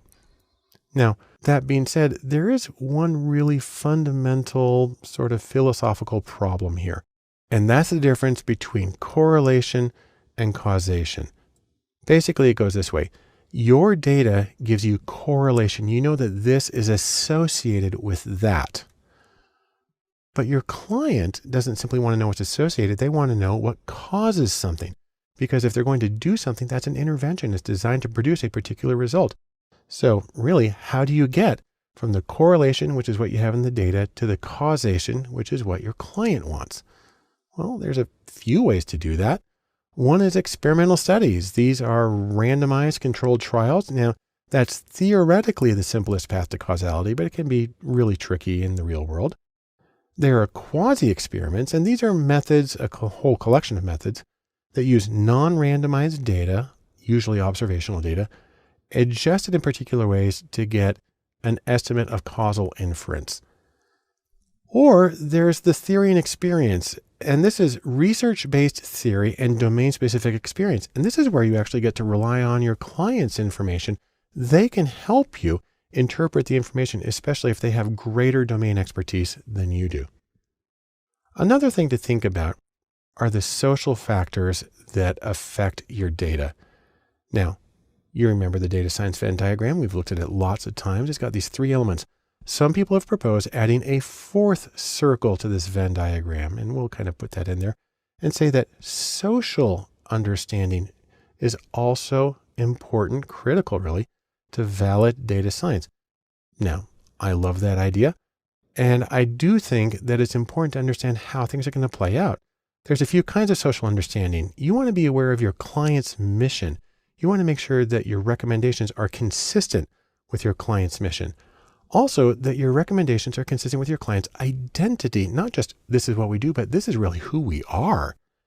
You need to be aware of the business context, sort of the competitive environment and the regulatory environment that they're working in, as well as the social context. And that can be outside of the organization, but even more often within the organization. Your recommendations will affect relationships within the client's organization. And you're going to try to be aware of those as much as you can to make it so that your recommendations can be realized the way they need to be. So in sum, data science is goal focused. And when you're focusing on that goal for your client, you need to give specific next steps that are based on your analysis and justifiable from the data. And in doing so, be aware of the social, political, and economic context that gives you the best opportunity of getting something really useful out of your analysis. When you're working in data science and trying to communicate your results, presentation graphics can be an enormously helpful tool. Think of it this way. You are trying to paint a picture for the benefit of your client. Now, when you're working with graphics, there can be a couple of different goals. It depends on what kind of graphics you're working with. There's the general category of exploratory graphics. These are ones that you are using as the analyst. And for exploratory graphics, you need speed and responsiveness. And so you get very simple graphics. This is a base histogram in R, and they can get a little more sophisticated. And this is done in ggplot, and then you can break it down in a couple of histograms, or you can make it a different way, or make them see-through, or split them apart into small multiples. But in each case, this is done for the benefit of you as the analyst understanding the data. These are quick, they're effective. Now, they're not very well labeled, and they're usually for your insight, and then you do other things as a result of that. On the other hand, presentation graphics, which are for the benefit of your client, those need clarity and they need a narrative flow. Now, let me talk about each of those characteristics very briefly. Clarity versus distraction. There are things that can go wrong in graphics. Number one is colors. Colors can actually be a problem. Also, three-dimensional or false third dimensions are nearly always a distraction. One that gets a little touchy for some people is interaction. We think of interactive graphics as really cool, great things to have, but you run the risk of people getting distracted by the interaction and start playing around with it, going like, ooh, I press here, it does that. And that distracts from the message. So actually, it may be important to not have interaction. And then the same thing is true of animation. Flat static graphics can often be more informative because they have fewer distractions in them. Let me give you a quick example of how not to do things. Now, this is a chart that I made. I made it in Excel and I did it based on some of the mistakes I've seen in graphics submitted to me when I teach. And I guarantee you everything in here I have seen in real life, just not necessarily combined all at once. Let's zoom in on this a little bit so we can see the full badness of this graphic. And let's see what's going on here. We've got a scale here that starts at 8, goes to 28%, and it's tiny, doesn't even cover the range of the data. We've got this bizarre picture on the wall. We have no axis lines on the walls. We come down here, the labels for educational levels are in alphabetical order instead of the more logical higher levels of education. Then we've got the data represented as cones, which are difficult to read and compare, and it's only made worse by the colors and the textures. You know, if you want to take an extreme, this one for grad degrees doesn't even make it to the floor value of 8%. And this one for high school grad is cut off at the top at 28%. And this, by the way, is a picture of a sheep, and people do this kind of stuff and it drives me crazy. If you want to see a better chart with the exact same data, this is it right here. It's a straight bar chart. It's flat. It's as simple. It's as clean as possible. And this is better in many ways.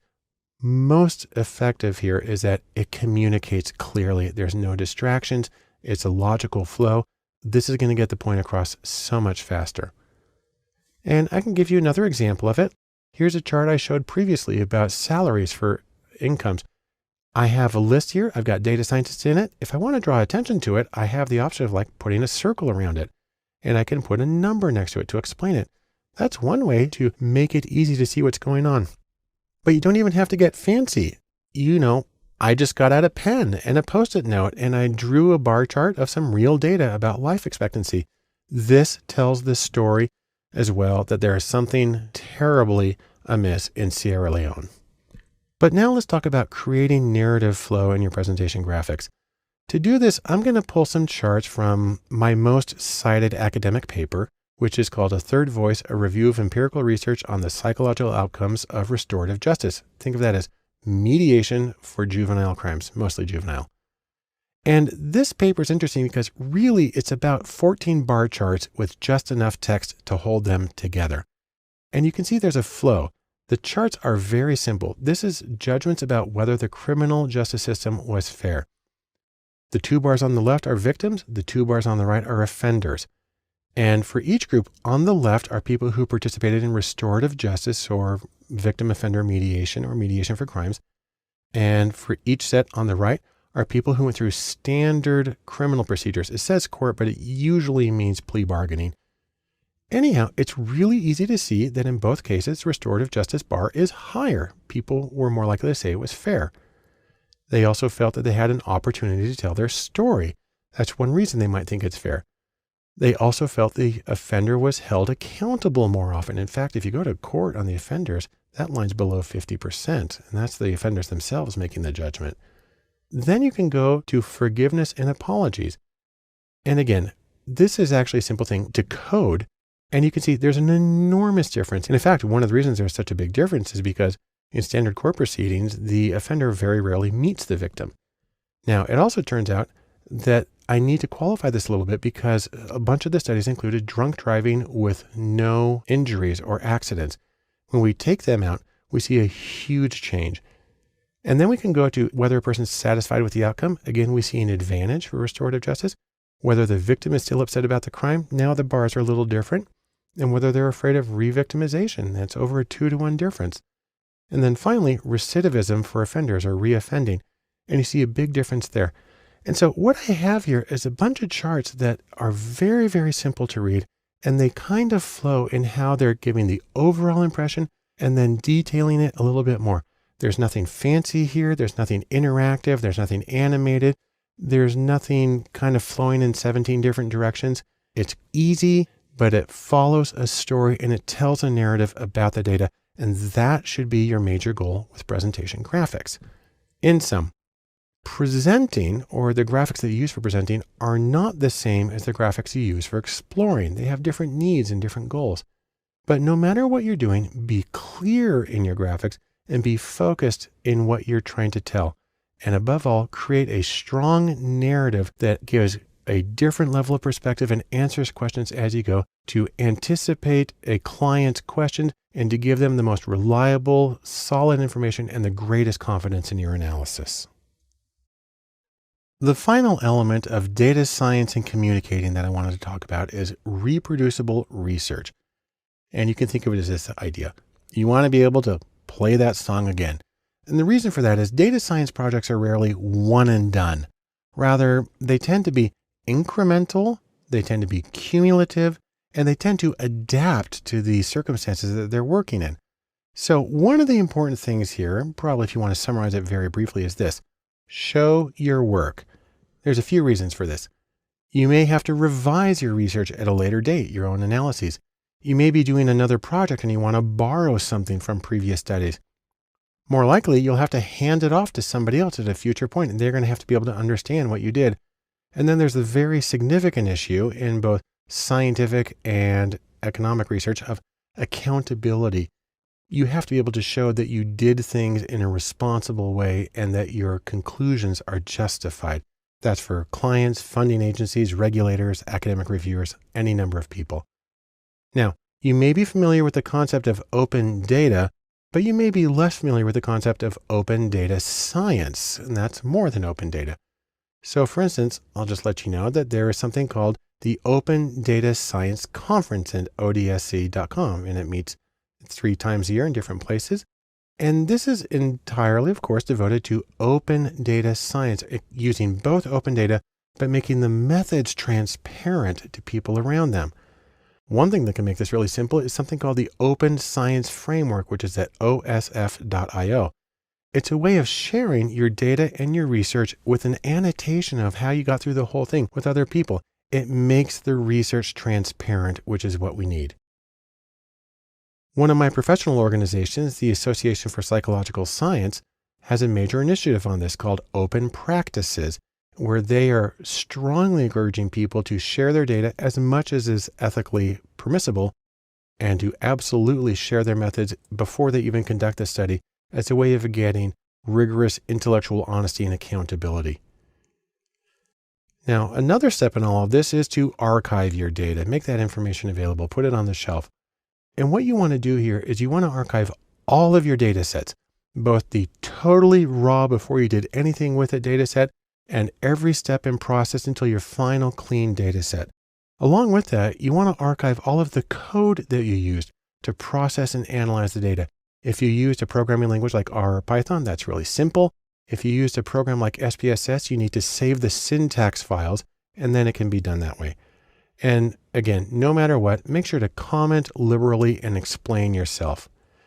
Now, part of that is you need to be able to explain your process, because you're not just this lone person sitting on the sofa working by yourself. You're with other people, and you need to explain why you did it the way that you did.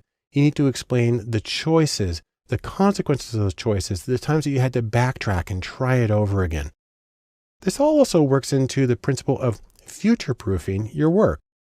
You want to do a few things here. Number one, the data. You want to store the data in non-proprietary formats like a CSV or comma-separated values file, because anything could read CSV files. If you stored it in the proprietary SPSS.save format, you might be in a lot of trouble when somebody tries to use it later and they can't open it. Also, there's storage. You want to place all of your files in a secure, accessible location, like GitHub. It's probably one of the best choices. And then the code, you may want to use something like a dependency management package, like PackRat for R or virtual environment for Python, as a way of making sure that the packages that you use, that there are always versions that work, because sometimes things get updated and it gets broken. This is a way of making sure that the system that you have will always work.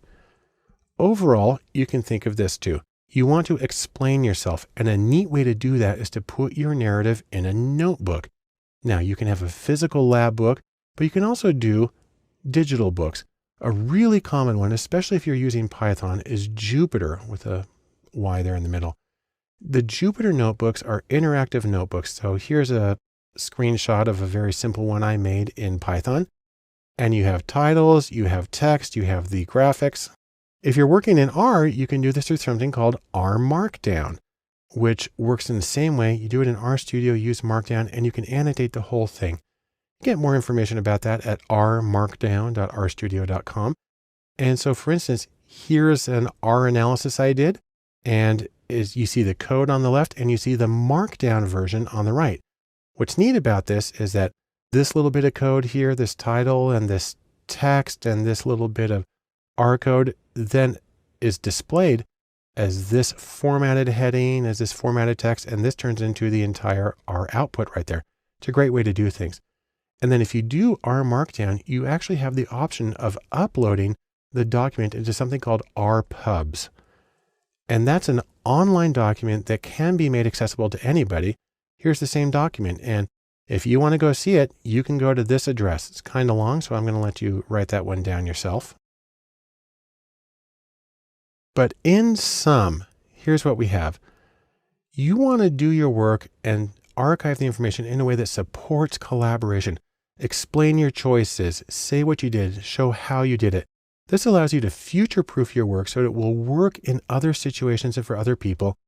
And as much as possible, no matter how you do it, make sure to share your narrative so people understand your process and they can see that your conclusions are justifiable, strong, and reliable.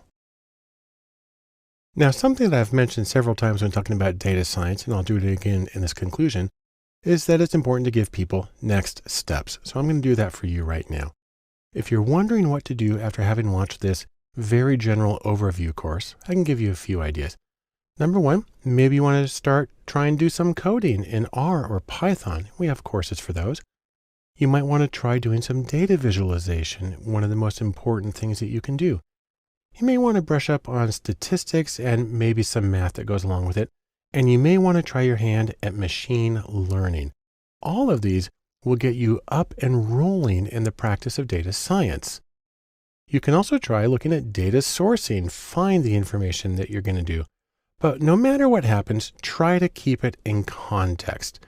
So for instance, data science can be applied to marketing and sports and health and education and the arts and really a huge number of other things.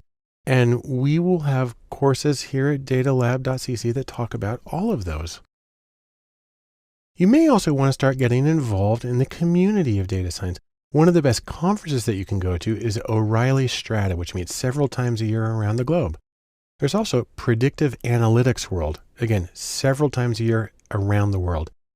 Then there's much smaller conferences. I love Tapestry or tapestryconference.com, which is about storytelling in data science. And Extract, a one-day conference about data stories that's put on by Import.io, one of the great data sourcing applications that's available for scraping web data. If you want to start working with actual data, a great choice is to go to Kaggle.com. And they sponsor data science competitions, which actually have cash rewards, but there's also wonderful data sets you can work with there to find out how they work and compare your results to those of other people. And once you're feeling comfortable with that, you may actually try turning around and doing some service. Datakind.org is the premier organization for data science as humanitarian service. They do major projects around the world. I love their examples. There are other things you can do. There's an annual event called Do Good Data. And then datalab.cc will be sponsoring twice a year Data Lab charrettes, which are opportunities for people in the Utah area to work with local nonprofits on their data. But above all of this, I want you to remember this one thing. Data science is fundamentally democratic. It's something that everybody needs to learn to do in some way, shape, or form. The ability to work with data is a fundamental ability, and everybody would be better off by learning to work with data intelligently and sensitively. Or to put it another way, data science needs you. Thanks so much for joining me for this introductory course. I hope it's been good, and I look forward to seeing you in the other courses here at datalab.cc. Welcome to Data Sourcing. I'm Barton Polson, and in this course, we're going to talk about data opus, or that's Latin for data needed. The idea here is that no data science, and that is a sad thing. So instead of leaving it at that, we're going to use this course to talk about methods for measuring and evaluating data, and methods for accessing existing data, and even methods for creating new custom data. Take those together, and it's a happy situation. At the same time, we'll do all of this still at an accessible, conceptual, and non-technical level, because the technical hands-on stuff will happen in later other courses. But for now, let's talk data. For data sourcing, the first thing we want to talk about is measurement. And within that category, we're going to talk about metrics. The idea here is that you actually need to know what your target is if you want to have a chance to hit it. There's a few particular reasons for this. First off, data science is action-oriented. The goal is to do something as opposed to simply understand something, which I say as an academic practitioner. Also, your goal needs to be explicit, and that's important because the goals can guide your effort. So you want to say exactly what you're trying to accomplish so you know when you get there. Also, goals exist for the benefit of the client because they can prevent frustration. They know what you're working on. They know what you have to do to get there. And finally, the goals and the metrics exist for the benefit of the analyst because they help you use your time well. You know when you're done, you know when you can move ahead with something, and that makes everything a little more efficient and a little more productive. Now, when we talk about this, the first thing you want to do is try to define success in your particular project or domain. Depending on where you are in commerce, that can include things like sales or click-through rates or new customers. In education, it can include scores on tests. It can include graduation rates or retention. In government, it can include things like housing and jobs. In research, it can include the ability to serve the people that you're trying to better understand. So whatever domain you're in, there will be different standards for success, and you're going to need to know what applies in your domain.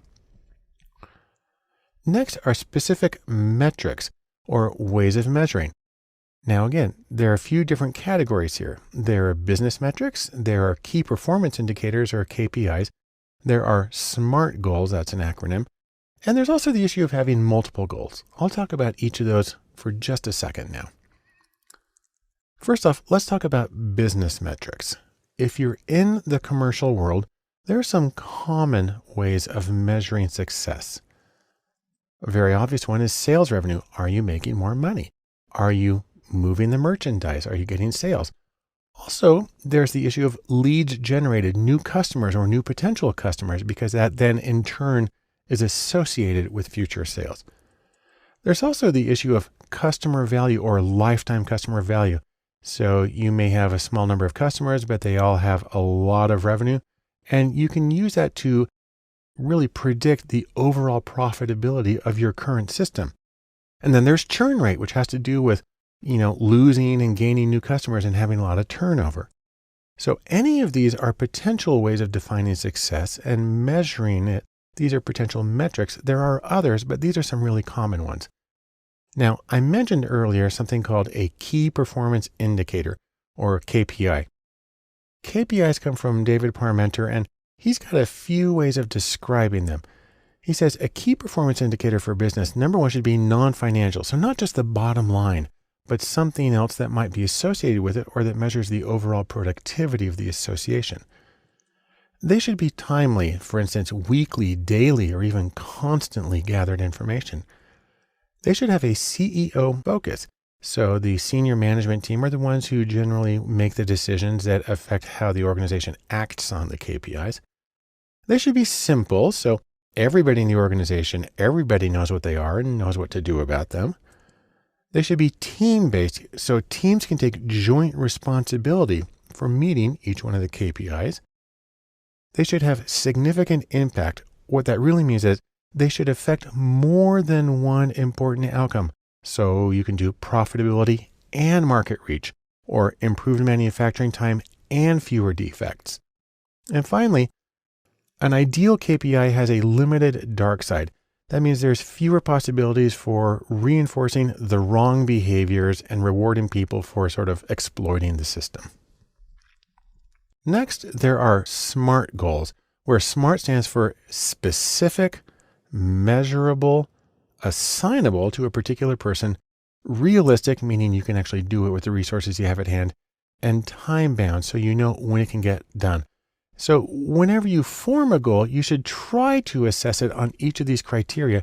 And that's a way of saying that this is a good goal to be used as a metric for the success of our organization.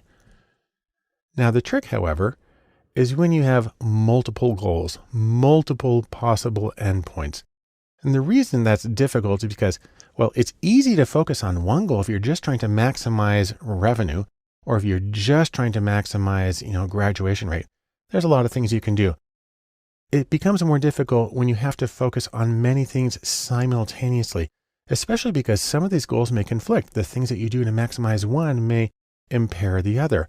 And so when that happens, you actually need to start engaging in a deliberate process of optimization. You need to optimize. And there are ways that you can do this. If you have enough data, you can do mathematical optimization to find the ideal balance of efforts to pursue one goal and the other goal at the same time. Now, this is a very general summary, and let me finish with this. In sum, metrics or methods for measuring can help awareness of how well your organization is functioning and how well you're reaching your goals. There are many different methods available for defining success and measuring progress towards those things. The trick, however, comes when you have to balance efforts to reach multiple goals simultaneously, which can bring in the need for things like optimization. When talking about data sourcing and measurement, one very important issue has to do with the accuracy of your measurements. The idea here is that you don't want to have to throw away all your ideas. You don't want to waste effort. One way of doing this in a very quantitative fashion is to make a classification table. So what that looks like is this. You talk about, for instance, positive results, negative results. And in fact, let's start by looking at the top here. The middle two columns here talk about whether an event is present, whether your house is on fire, whether a sale occurs, whether you've got a tax evader, whatever. So that's whether a particular thing is actually happening or not. On the left here is whether the test or the indicator suggests that a thing is or is not happening. And then you have these combinations of true positives, where the test says it's happening and it really is, and false positive, where the test says it's happening but it's not. And then below that, true negatives, where the test says it isn't happening and that's correct. And then false negatives, where the test says there's nothing going on, but there is in fact the event occurring. And then you start to get the column totals, the total number of events present or absent, and the row totals that talk about the test results. Now, from this table, what you get is 4 kinds of accuracy, or really 4 different ways of quantifying accuracy using different standards. And they go by these names: sensitivity, specificity, positive predictive value, and negative predictive value. I'll show you very briefly how each of them works. Sensitivity can be expressed this way. If there's a fire, does the alarm ring? You want that to happen. And so that's a matter of looking at the true positives and dividing that by the total number of alarms. So the test positive means there's an alarm, and the event present means there's a fire. You want always to have an alarm when there's a fire. Specificity, on the other hand, is sort of the flip side of this. If there isn't a fire, does the alarm stay quiet?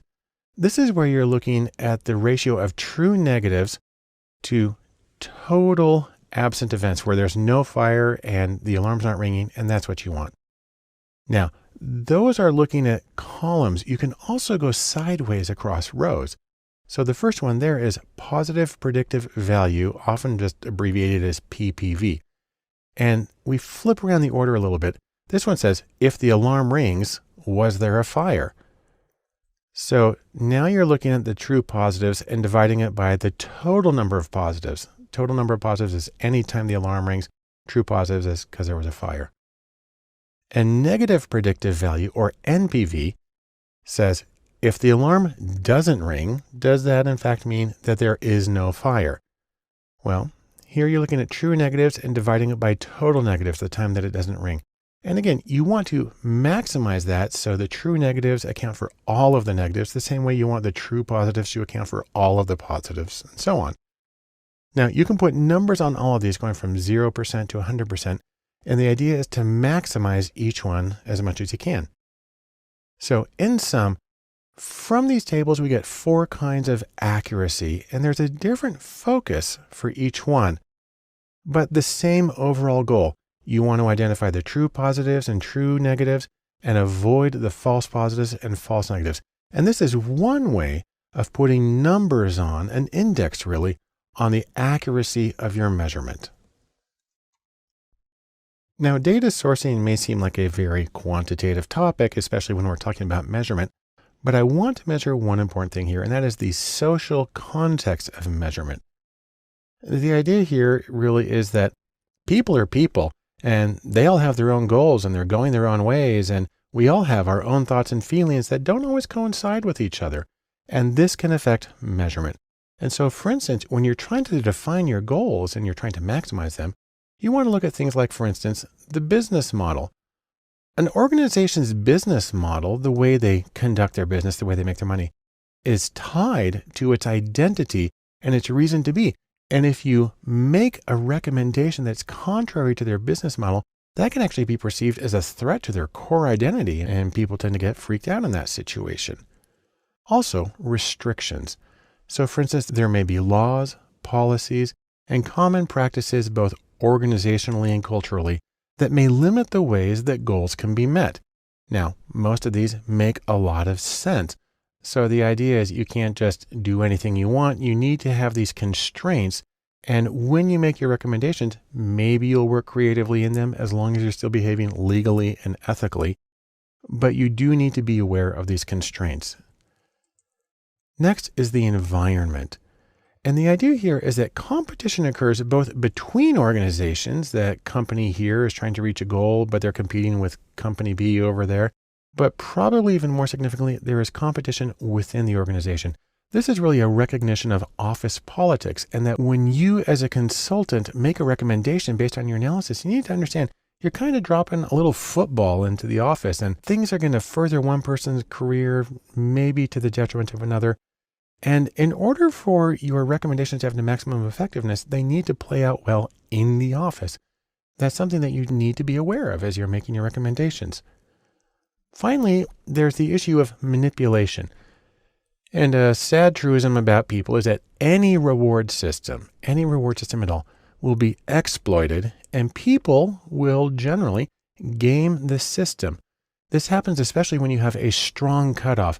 You need to get at least 80% or you get fired. And people will do anything to make their numbers appear to be 80%. This happens an awful lot when you look at executive compensation systems. It looks a lot when you have very high stakes school testing. It happens in an enormous number of situations. And so you need to be aware of the risk of exploitation and gaming. Now, don't think then that all is lost. Don't give up. You can still do really wonderful assessment. You can get good metrics. Just be aware of these particular issues and be sensitive to them as you both conduct your research and as you make your recommendations.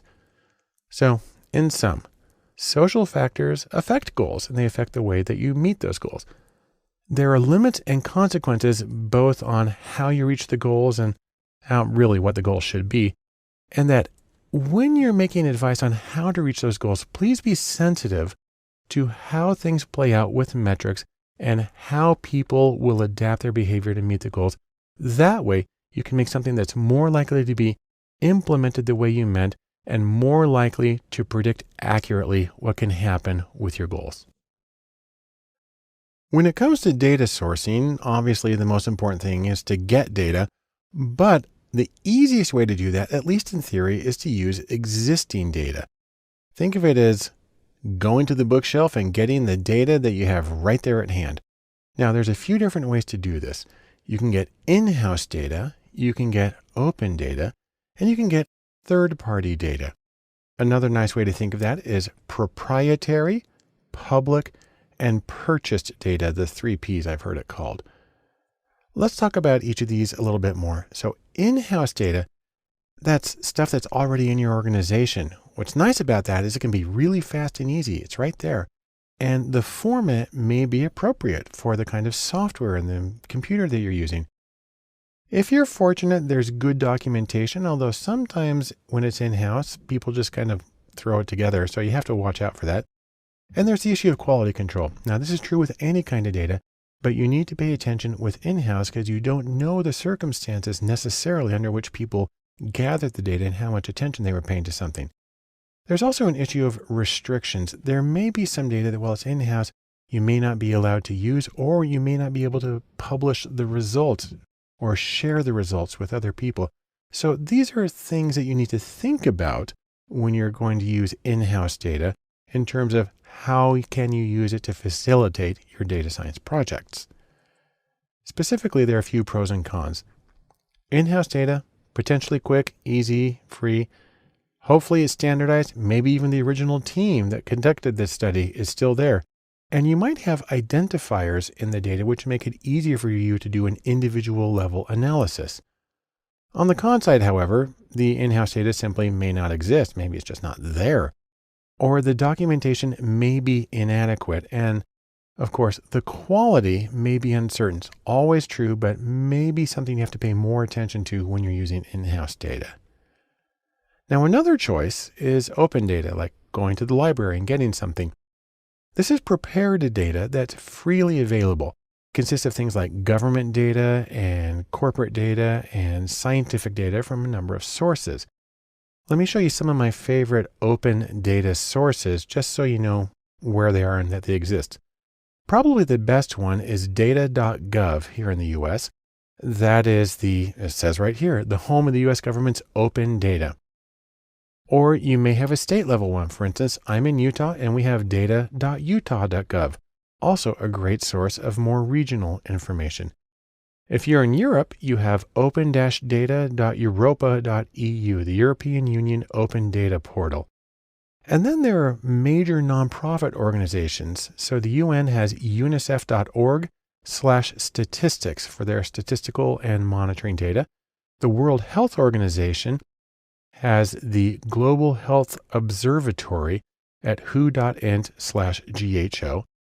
And then there are private organizations that work in the public interest, such as the Pew Research Center, which shares a lot of its data sets, and the New York Times, which makes it possible to use APIs to access a huge amount of the data of things they've published over a huge time span. And then two of the mother loads, there's Google, which at google.com has public data, which is a wonderful thing. And then Amazon at aws.amazon.com datasets has gargantuan datasets. So if you needed a dataset that was like 5 terabytes in size, this is the place that you would go to get it. Now, there's some pros and cons to using this kind of open data. First is that you can get very valuable datasets that maybe cost millions of dollars to gather and to process. And you can get a very wide range of topics and times and groups of people and so on. And often the data is very well formatted and well documented. There are, however, a few cons. Sometimes there's biased samples. Say, for instance, you only get people who have internet access, and that can mean, not everybody. Sometimes the meaning of the data is not clear, or it may not mean exactly what you want it to. A potential problem is that sometimes you may need to share your analyses. And if you're doing proprietary research, well, it's going to have to be open research instead. And so that can create a crimp with some of your clients. And then finally, there are issues with privacy and confidentiality. And in public data, that usually means that the identifiers are not there, and you're going to have to work at a larger aggregate level of measurement. Another option is to use data from a third party. These go by the name Data as a Service, or DAS. You can also call them data brokers. And the thing about data brokers is they can give you an enormous amount of data on many different topics. Plus, they can save you some time and effort by actually doing some of the processing for you. And that can include things like consumer behaviors and preferences. They can get contact information. They can do marketing, identity, and finances. There's a lot of things. There's a number of data brokers around. Here's a few of them. Axiom is probably the biggest one in terms of marketing data. There's also Nielsen, which provides data primarily for media consumption. And there's another organization, DataSift. That's a smaller, newer one. And there's a pretty wide range of choices, but these are some of the big ones. Now, the thing about using data brokers, there's some pros and there's some cons. The pros are first that it can save you a lot of time and effort. It can also give you individual level data, which can be hard to get from open data. Open data is usually at the community level. They can give you information about specific consumers. They can even give you summaries and inferences about things like credit scores and marital status, possibly even whether a person gambles or smokes. Now, the con is this. Number one, it can be really expensive. I mean, this is a huge service. It provides a lot of benefit and is priced accordingly. Also, you still need to validate it. You still need to double check that it means what you think it means and that it works in with what you want. And probably a real sticking point here is the use of third-party data is distasteful to many people. And so you have to be aware of that as you're making your choices. So in sum, as far as data sourcing existing data goes, obviously data science needs data. And there's the 3 P's of data sources: proprietary and public and purchased. But no matter what source you use, you need to pay attention to quality and to the meaning and the usability of the data to help you along in your own projects. When it comes to data sourcing, a really good way of getting data is to use what are called APIs. Now, I like to think of these as the digital version of Prufrock's Mermaids, if you're familiar with the love song of J. Alfred Prufrock by T.S. Eliot. He says, "I have heard the mermaids singing each to each." That's T.S. Eliot. And I like to adapt that to say, APIs have heard apps singing each to each, and that's by me. Now, more specifically, when we talk about an API, what we're talking about is something called an application programming interface. And this is something that allows programs to talk to each other. Its most important use in terms of data science is it allows you to get web data. It allows your program to directly go to the web on its own, grab the data, bring it back in, almost as though it were local data. And that's a really wonderful thing. Now, the most common version of APIs for data science are called REST APIs. That stands for Representational State Transfer. That's the software architectural style of the World Wide Web. And it allows you to access data on web pages via HTTP. That's the Hypertext Transfer Protocol that, runs the web as we know it. And when you download the data, you usually get it in JSON format. That stands for JavaScript Object Notation. The nice thing about that is that's human readable, but it's even better for machines. Then you can take that information and you can send it directly to other programs. And the nice thing about REST APIs is that they're what's called language agnostic, meaning any programming language can call a REST API, can get data from the web, and can do whatever it needs to with it. Now, there are a few kinds of APIs that are really common. The first is what are called social APIs. These are ways of interfacing with social networks. So for instance, the most common is Facebook. There's also Twitter. Google Talk has been a big one, and Foursquare as well. And then SoundCloud. These are on lists of the most popular ones. And then there are also what are called visual APIs, which are for getting visual data. So for instance, Google Maps is the most common. But YouTube, something that accesses YouTube on a particular website, or AccuWeather, which is for getting weather information, Pinterest for photos, and Flickr for photos as well. So these are some really common APIs, and you can program your computer to pull in data from any of these services and sites and integrate it into your own website or here into your own data analysis. Now, there's a few different ways you can do this. You can program it in R, the statistical programming language. You can do it in Python. Also, you can even do it in the very basic Bash command line interface. And there's a ton of other applications. Basically, anything can access an API one way or another. Now I'd like to show you how this works in R. So I'm going to open up a script in RStudio, and then I'm going to use it to get some very basic information from a web page. Let me go to RStudio and show you how this works. I've opened up a script in RStudio that allows me to do some data sourcing here. Now I'm just going to use a package called JSON Lite. I'm going to load that one up. And then I'm going to go to a couple of websites. I'm going to be getting historical data from Formula One car races, and I'm going to be getting it from airgas.com. Now, if we go to this page right here, I can just go straight to my browser right now. And this is what it looks like. It gives you the API documentation. So what you're doing for an API is you're just entering a web address, and in that web address, it includes the information that you want. I'll go back to R here for a second. And if I want to get information about 1957 races in JSON format, I go to this address, and I can skip over to that for a second. And what you see is it's kind of a big long mess here, but it is all labeled and it's clear to the computer what's going on here. I'll go back to R. And so what I'm going to do is I'm going to save that URL into an object here in R. And then I'm going to use the command from JSON to read that URL and save it into R, and which it is now done. And I'm going to zoom in on that so you can see what's happened. I've got this sort of mess of text. This is actually a list object in R. And then I'm going to get just the structure of that object. So I'm going to do this one right here. And you can see that it's a list, and it gives you the names of all the variables within each one of the lists.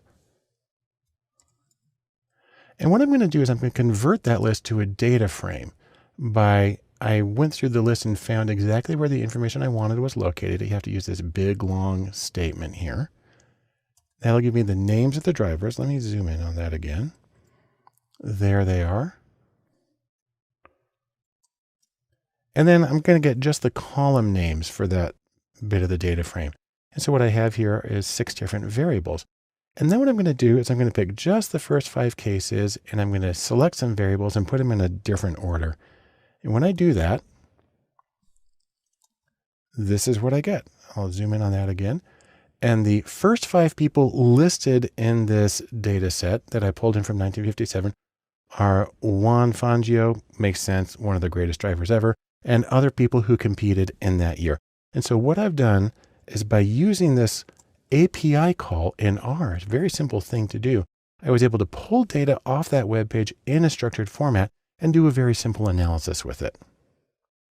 And let's sum up what we've learned from all of this. First off, APIs make it really easy to work with web data. They structure it, they call it for you, and then they feed it straight into the programs for you to analyze. And they're one of the best ways of getting data and getting started in data science. When you're looking for data, another great way of getting data is through scraping. And what that means is pulling information from web pages. I like to think of it as when data is hiding in the open. It's there, you can see it, but there's not an easy, immediate way to get that data. Now, when you're dealing with scraping, you can get data in several different formats. You can get HTML text from web pages. You can get HTML tables, the rows and columns that appear on web pages. You can scrape data from PDFs, and you can scrape data from all sorts of media like images and video and audio. Now, we'll make one very important qualification before we say anything else. Pay attention to copyright and privacy. Just because something is on the web doesn't mean you're allowed to pull it out. Information gets copyrighted. And so when I use examples here, I make sure that this is stuff that's publicly available, and you should do the same when you're doing your own analyses. Now, if you want to scrape data, there's a couple of ways to do it. Number one is to use apps that are developed for this. So for instance, import.io is one of my favorites. It's both a web page, that's its address, and it's a downloadable app. There's also Scraper Wiki. There's an application called Tabula, and you can even do scraping in Google Sheets, which I'll demonstrate in a second, and Excel. Or if you don't want to use an app, or if you want to do something that apps don't really let you do, you can code your scraper. You can do it directly in R, or Python, or Bash, or even Java or PHP. Now, what you're going to do is you're going to be looking for information on the web page. If you're looking for HTML text, what you're going to do is you're going to pull structured text from web pages, similar to how a reader view works in a browser. It uses HTML tags on the web page to identify what's the important information. So that's things like body and H1 for header 1 and P for paragraph in the angled brackets. You can also get information from HTML tables, although this is a physical table of rows and columns I'm showing you. This also uses HTML table tags. That's like table and TR for table row and TD for table data. That's a cell. The trick is when you're doing this, you need the table number, and sometimes you just have to find that through trial and error. Let me give you an example of how this works. Let's take a look at this Wikipedia page on the Iron Chef America competition. I'm going to go to the web right now and show you that one. So here we are in Wikipedia, Iron Chef America. And if you scroll down a little bit, you see we got a whole bunch of text here, and we got our table of contents. And then we come down here, we have a table that lists the winners, the statistics for the winners. And let's say we want to pull that from this web page into another program for us to analyze. Well, there's an extremely easy way to do this with Google Sheets. All we need to do is open up a Google Sheet, and in cell A1 of that Google Sheet, we paste in this formula. It's import HTML, then you give the web page, then you say that you're importing a table. You have to put that stuff in quotes and the index number for the table. I had to poke around a little bit to figure out that this one was table number 2. So let me go to Google Sheets and show you how this works. Here I have a Google Sheet, and right now it's got nothing in it, but watch this. If I come here to this cell and I simply paste in that information, all this stuff just sort of magically propagates into the sheet, makes it extremely easy to deal with. And now I can, for instance, save this as a CSV file, put it in another program, lots of options. And so this is one way that I'm scraping the data from a web page because I didn't use an API, but I just use a very simple one-line command in Google Sheets to get the information. Now that was an HTML table. You can also scrape data from PDFs. You have to be aware of whether it's a native PDF, I call that a text PDF, or a scanned or image PDF. And what it does with native PDFs is it looks for text elements. Again, those are like code that indicates this is text. And you can deal with raster images, that's pixel images, or vector, which draws the lines, and that's what makes them infinitely scalable in many situations. And then in PDFs, you can deal with tabular data, but you probably have to use a specialized program like Scraper, Wiki, or Tabula in order to get that. And then finally, media like images and video and audio. Getting images is easy. You can download them in a lot of different ways. And then if you want to read data from them, say for instance, you have a heat map of a country, you can go through it, but you'll probably have to write a program that loops through the image pixel by pixel to read the data and then encode it numerically into your statistical program. Now that's my very brief summary, and let's summarize that. First off, if the data you're trying to get at doesn't have an existing API, you can try scraping. And you can use specialized apps for scraping, or you can write code in a language like R or Python. But no matter what you do, be sensitive to issues of copyright and privacy so you don't get yourself in hot water, but instead you make an analysis that can be of great use to you or to your client. The next step in data sourcing is making data. And specifically, we're talking about getting new data. I like to think of this as you're getting your hands on and you're getting data de novo, new data. So, can't find the data that you need for your analysis? Well, one simple solution is do it yourself. And we're going to talk about a few general strategies used for doing that. Now, these strategies vary on a few dimensions. First off is the role. Are you passive and simply observing stuff that's happening already? Or are you active where you play a role in creating the situation to get the data? And then there's the QQ question, and that is, are you going to get quantitative or numerical data? Or are you going to get qualitative data, which usually means text, paragraphs, sentences, as well as things like photos and videos and audio? And also, how are you going to get the data? Do you want to get it online or do you want to get it in person? Now, there's other choices than these, but these are some of the big delineators of the different methods. When you look at those, you get a few possible options. Number one is interviews, and I'll say more about those. Another one is surveys. A third one is card sorting. And the fourth one is experiments, although I actually want to split experiments into two kinds of categories. The first one is laboratory experiments, and that's in-person projects where you shape the information or an experience for the participants as a way of seeing how that involvement changes their reactions. It doesn't necessarily mean that you're a participant, but you create the situation. And then there's also A/B testing. This is automated online testing of two or more variations on a web page. It's a very, very simple kind of experimentation that's actually very useful for optimizing websites. So, in sum, from this very short introduction, make sure you can get exactly what you need. Get the data you need to answer your question. And if you can't find it somewhere, then make it. And as always, you have many possible methods, each of which have their own strengths and their own compromises. And we'll talk about each of those in the following sections. The first method of data sourcing where you're making new data that I want to talk about is interviews. And that's not because it's the most common, but because it's the one you would do for the most basic problem. Now, basically, an interview is nothing more than a conversation with another person or a group of people. And the fundamental question is, why do interviews as opposed to doing a survey or something else? Well, there's a few good reasons to do that. Number one, you're working with a new topic and you don't know what people's responses will be or how they'll react. And so you need something very open-ended. Number two, you're working with a new audience. You don't know how they will react in particular to what it is you're trying to do. And number three, something's going on with the current situation. It's not working anymore, and you need to find what's going on, and you need to find ways to improve. The open-ended information where you get past your existing categories and boundaries can be one of the most useful methods for getting that data. If you want to put it another way, you want to do interviews when you don't want to constrain responses. Now, when it comes to interviews, you have one very basic choice, and that's whether you do a structured interview. And with a structured interview, you have a predetermined set of questions, and everyone gets the same questions in the same order. It gives a lot of consistency, even though the responses are open-ended. And then you can also have what's called an unstructured interview. And this is a whole lot more like a conversation where you as the interviewer and the person you're talking to, your questions arise in response to their answers.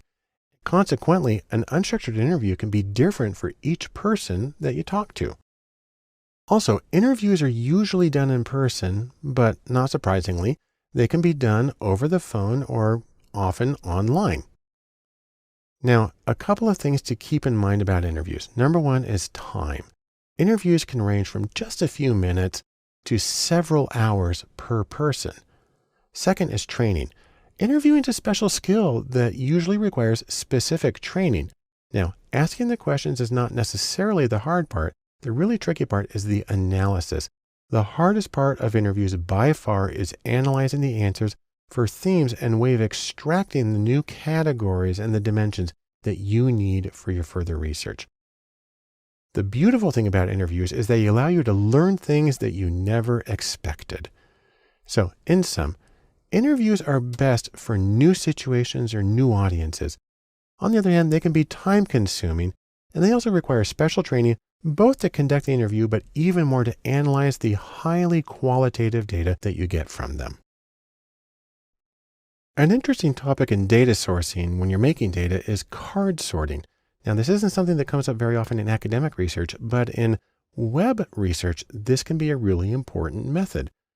Think of it as what you're trying to do is like building a model of a molecule here. You're trying to build a mental model or a model of people's mental structures.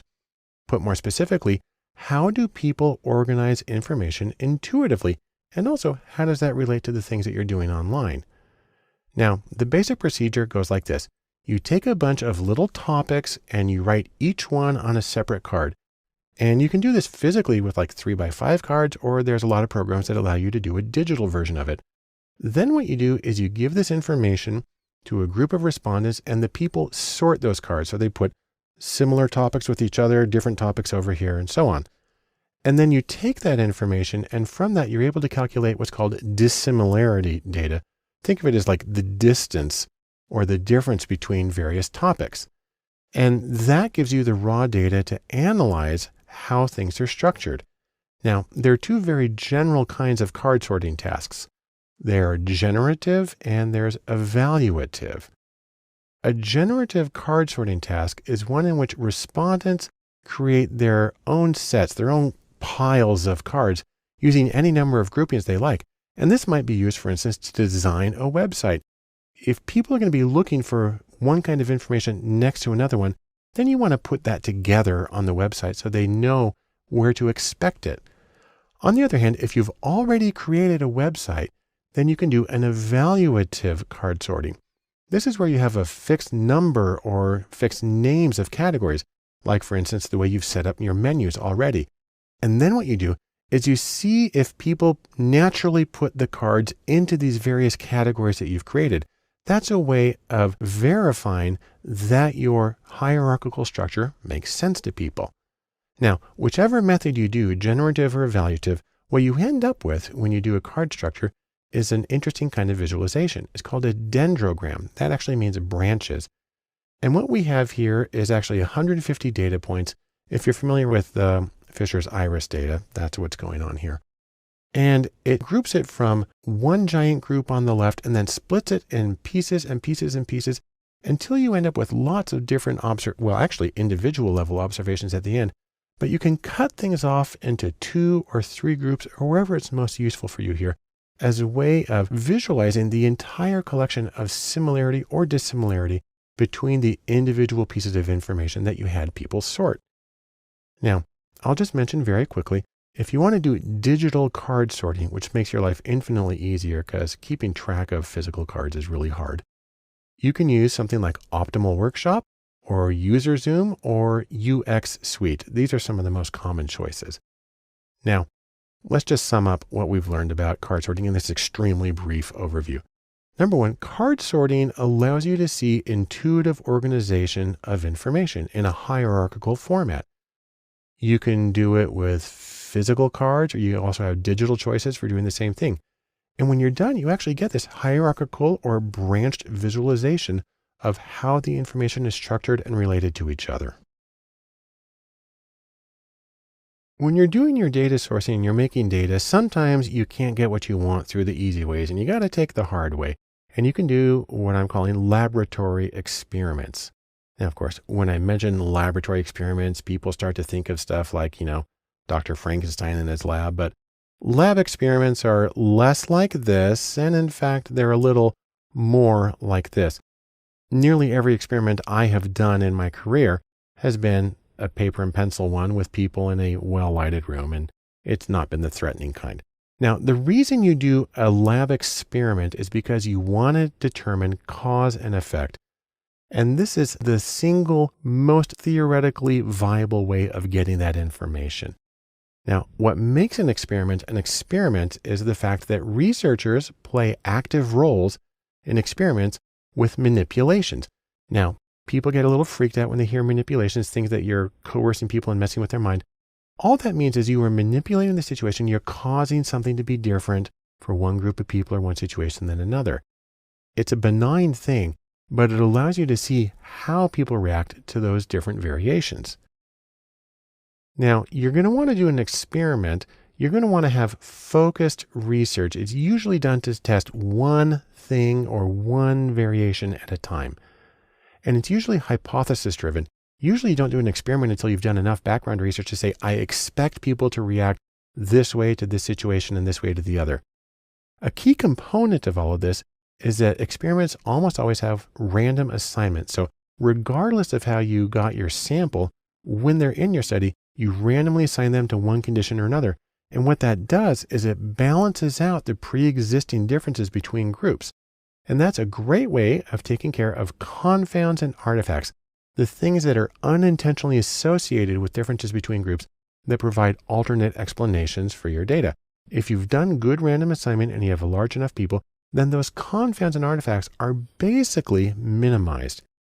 Now, some places where you're likely to see laboratory experiments in this version are, for instance, eye tracking and web design. That's where you have to bring people in front of a computer and you stick a thing there that sees where they're looking. That's how we know, for instance, that people don't really look at ads on the side of web pages. Another very commonplace is research in medicine and education, and in my field, psychology. And in all of these, what you find is that experimental research is considered the gold standard for reliable, valid information about cause and effect. On the other hand, while it's a wonderful thing to have, it does come at a cost. Here's how that works. Number one, experimentation requires extensive specialized training. It's not a simple thing to pick up. Two, experiments are often very time-consuming and labor-intensive. I've known some that take hours per person. And number three, experiments can be very expensive. So what that all means is you want to make sure that you've done enough background research, and you need to have a situation where it's sufficiently important to get really reliable cause and effect information to justify these costs for experimentation. In sum, laboratory experimentation is generally considered the best method for causality or assessing causality. That's because it allows you to control for confounds through randomization. On the other hand, it can be difficult to do, so be careful and thoughtful when considering whether you need to do an experiment and how to actually go about doing it. There's one final procedure I want to talk about in terms of data sourcing and making new data. It's a form of experimentation, and it's simply called A/B testing, and it's extremely common in the web world. So for instance, I just barely grabbed a screenshot of Amazon.com's homepage, and you've got these various elements on the homepage, and I just noticed, by the way, when I did this, that this woman is actually a animated GIF, so she moves around. That was kind of weird, never seen that before. But the thing about this is this entire layout, how things are organized and how they're on there, will have been determined by variations on A/B testing by Amazon. Here's how it works. For your web page, you pick one element, like what's the headline, or what are the colors, or what's the organization, or how do you word something, and you create multiple versions, maybe just two, version A and version B, which is why you called A/B testing. And then when people visit your web page, you randomly assign those visitors to one version or another. You have software that does that for you automatically. And then you compare the response rates on some response. I'll show you those in a second. And then once you have enough data, you implement the best version. You sort of set that one solid, and then you go on to something else. Now, in terms of response rates, there's a lot of different outcomes you can look at. You can look at how long a person's on a page. You can actually do mouse tracking if you want to. You can look at click-throughs. You can also look at shopping cart value or abandonment.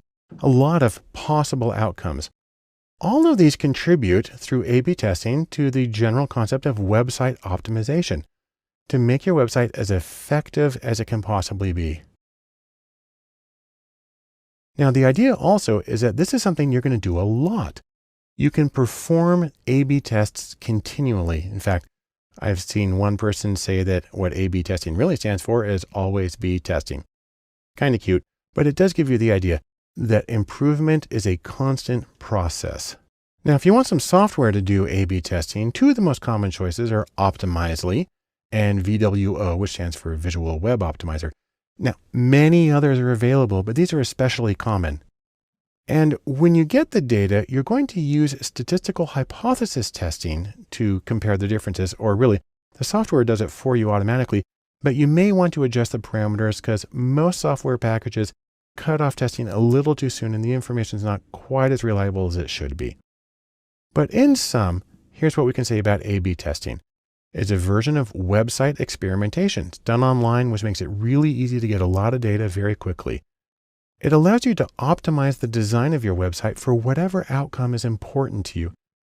And it can be done as a series of continual assessments, testing, and development to make sure that you're accomplishing what you want to as effectively as possible for as many people as possible. The next logical step in data sourcing and making data is surveys. Now, think of this. If you want to know something, just ask. That's the easy way. And you want to do a survey under certain situations. The real question is, do you know your topic and your audience well enough to anticipate their answers, to know what the range of their answers and the dimensions and the categories that are going to be important? If you do, then a survey might be a good approach. Now, just as there were a few dimensions for interviews, there's a few dimensions for surveys. You can do what's called a closed-ended survey. That's also called a forced choice. It's where you give people just particular options like a multiple choice. You can have an open-ended survey where you have the same questions for everybody, but you allow them to write in a free-form response. You can do surveys in person, and you can also do them online or over the mail or phone or however. And now it's very common to use software when doing surveys. Some really common applications for online surveys are SurveyMonkey and Qualtrics, or at the very simple end, there's Google Forms, and at the simple and pretty end, there's Typeform. There's a lot more choices, but these are some of the major players in how you can get data from online participants in survey format. Now, the nice thing about surveys is, they're really easy to do. They're very easy to set up, and they're really easy to send out to large groups of people. You can get tons of data really fast. On the other hand, the same way that they're easy to do, they're also really easy to do badly. The problem is that the questions you ask, they can be ambiguous, they can be double-barreled, they can be loaded, and the response scales can be confusing. So if you say, I never think this particular way, and a person puts strongly disagree, they may not know exactly what you're trying to get at. So you have to take special effort to make sure that the meaning is clear, unambiguous, and that the rating scale, the way that people respond, is very clear and they know where their answer falls. Which gets us into one of the things about people behaving badly, and that is beware the push-pull. Now, especially during election time, like we're in right now, a push-pull is something that sounds like a survey, but really what it is a very biased attempt to get data, just fodder for social media campaigns, or I'm going to make a chart that says that 98% of people agree with me. A push-pull is one that's so biased, there's really only one way to answer to the questions.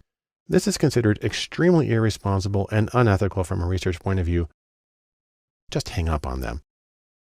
Now, aside from that egregious violation of research ethics, you do need to do other things like watch out for bias in the question wording, in the response options, and also in the sample selection, because any one of those can push your responses off one way or another without you really being aware that it's happening. So in sum, let's say this about surveys. You can get lots of data quickly. On the other hand, it requires familiarity with the possible answers in your audience, so you know sort of what to expect. And no matter what you do, you need to watch for bias to make sure that your answers are going to be representative of the group that you're really concerned about understanding. The very last thing I want to talk about in terms of data sourcing is to talk about the next steps. And probably the most important thing is, don't just sit there. I want you to go and see what you already have. Try to explore some open data sources. And if it helps, check with a few data vendors. And if those don't give you what you need to do your project, then consider making new data. Again, the idea here is get what you need and get going. Thanks for joining me, and good luck on your own projects. Welcome to Coding in Data Science. I'm Bart Poulsen, and what we're going to do in this series of videos is we're going to take a little look at the tools of data science. So I'm inviting you to know your tools, but probably even more important than that is to know their proper place. Now, I mention that because a lot of the times when people talk about data tools, they talk about it as though that were the same thing as data science, as though they were the same set. But I think if you look at it for just a second, that's not really the case. Data tools are simply one element of data science, because data science is made up of a lot more than the tools that you use. It includes things like business knowledge. It includes the meaning making and interpretation. It includes social factors. And so there's much more than just the tools involved. That being said, you will need at least a few tools. And so we're going to talk about some of the things that you can use in data science if it works well for you. In terms of getting started, the basic things, number one is spreadsheets. It's the universal data tool, and I'll talk about how they play an important role in data science. Number two is a visualization program called Tableau. There's Tableau Public, which is free, and there's Tableau Desktop, and there's also something called Tableau Server. But Tableau is a fabulous program for data visualization, and I'm convinced for most people provides the great majority of what they need. And though, while it's not a tool, I do need to talk about the formats used in web data because you have to be able to navigate that when doing a lot of data science work. Then we can talk about some of the essential tools for data science. Those include the programming language R, which is specifically for data. There's the general purpose programming language Python, which has been well adapted to data. And there's the database language SQL, or SQL for structured query language. Then if you want to go beyond that, there are some other things that you can do. There are the general purpose programming languages C, C++, and Java, which are very frequently used to form the foundation of data science, and sort of high-level production code is going to rely on those as well. There's the command line interface language Bash, which is very common as a very quick tool for manipulating data. And then there's the sort of wildcard, supercharged regular expressions, or regex. We'll talk about all of these in separate courses. But as you consider all the tools that you can use, don't forget the 80-20 rule, also known as the Pareto principle. And the idea here is that you're going to get a lot of bang for your buck out of a small number of things. And I'm going to show you a little sample graph here. Imagine that you have 10 different tools, and we'll call them A through B. A does a lot for you, B does a little bit less, and it kind of tapers down to you've got a bunch of tools that do just a little bit of stuff that you need. Now, instead of looking at the individual effectiveness, look at the cumulative effectiveness. How much are you able to accomplish with a combination of tools? Well, the first one's right here at 60% where the tool started. Then you add on the 20% from B and it goes up, and then you add on C and D, and you add up little smaller pieces. And by the time you get to the end, you've got 100% of effectiveness from your 10 tools combined. The important thing about this is you only have to go to the second tool. That's 2 out of 10. So that's B, that's 20% of your tools. And in this made up example, you've got 80% of your output. So 80% of the output from 20% of the tools. That's a fictional example of the Pareto principle, but I find in real life it tends to work something approximately like that. And so you don't necessarily have to learn everything, and you don't have to learn how to do everything in everything. Instead, you want to focus on the tools that will be most productive, and specifically most productive for you. So in sum, let's say these 3 things. Number 1, coding, or simply the ability to manipulate data with programs and computers. Coding is important, but data science is much greater than the collection of tools that's used in it. And then finally, as you're trying to decide what tools to use and what you need to learn and how to work, remember the 80-20 rule. You're going to get a lot of bang from a small set of tools, so focus on the things that are going to be most useful for you in conducting your own data science projects. As we begin our discussion of coding and data science, I actually want to begin with something that's not coding. I want to talk about applications, or programs that are already created that allow you to manipulate data. And we're going to begin with the most basic of these, spreadsheets. We're going to do the rows and columns and cells of Excel. And the reason for this is you need spreadsheets. Now, you may be saying to yourself, no, not me. Because you know what? I'm fancy. I'm working in my big set of servers. I got fancy things going on. But you know what? You too, fancy people, you need spreadsheets as well. And there's a few reasons for this. Most importantly, spreadsheets can be the right tool for data science in a lot of circumstances. There are a few reasons for that. Number 1, spreadsheets, they're everywhere. They're ubiquitous. They're installed on 1 billion machines around the world. And everybody uses them. They probably have more data sets in spreadsheets than anything else. And so it's a very common format. Importantly, it's probably your client's format. A lot of your clients are going to be using spreadsheets for their own data. I've worked with billion-dollar companies that keep all of their data in spreadsheets. And so when you're working with them, you need to know how to manipulate that and how to work with it. Also, regardless of what you're doing, spreadsheets, or specifically CSV, comma-separated value files, are sort of the lingua franca, the universal interchange format for data transfer to allow you to take it from one program to another. And then, truthfully, in a lot of situations, they're really easy to use. And if you want a second opinion on this, let's take a look at this ranking. That is a survey of data mining experts. It's the KD Nuggets data mining poll. And these are the tools they most use in their own work.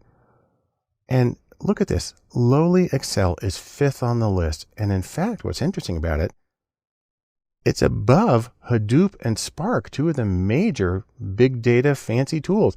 And so Excel really does have a place of pride in a toolkit for a data analyst.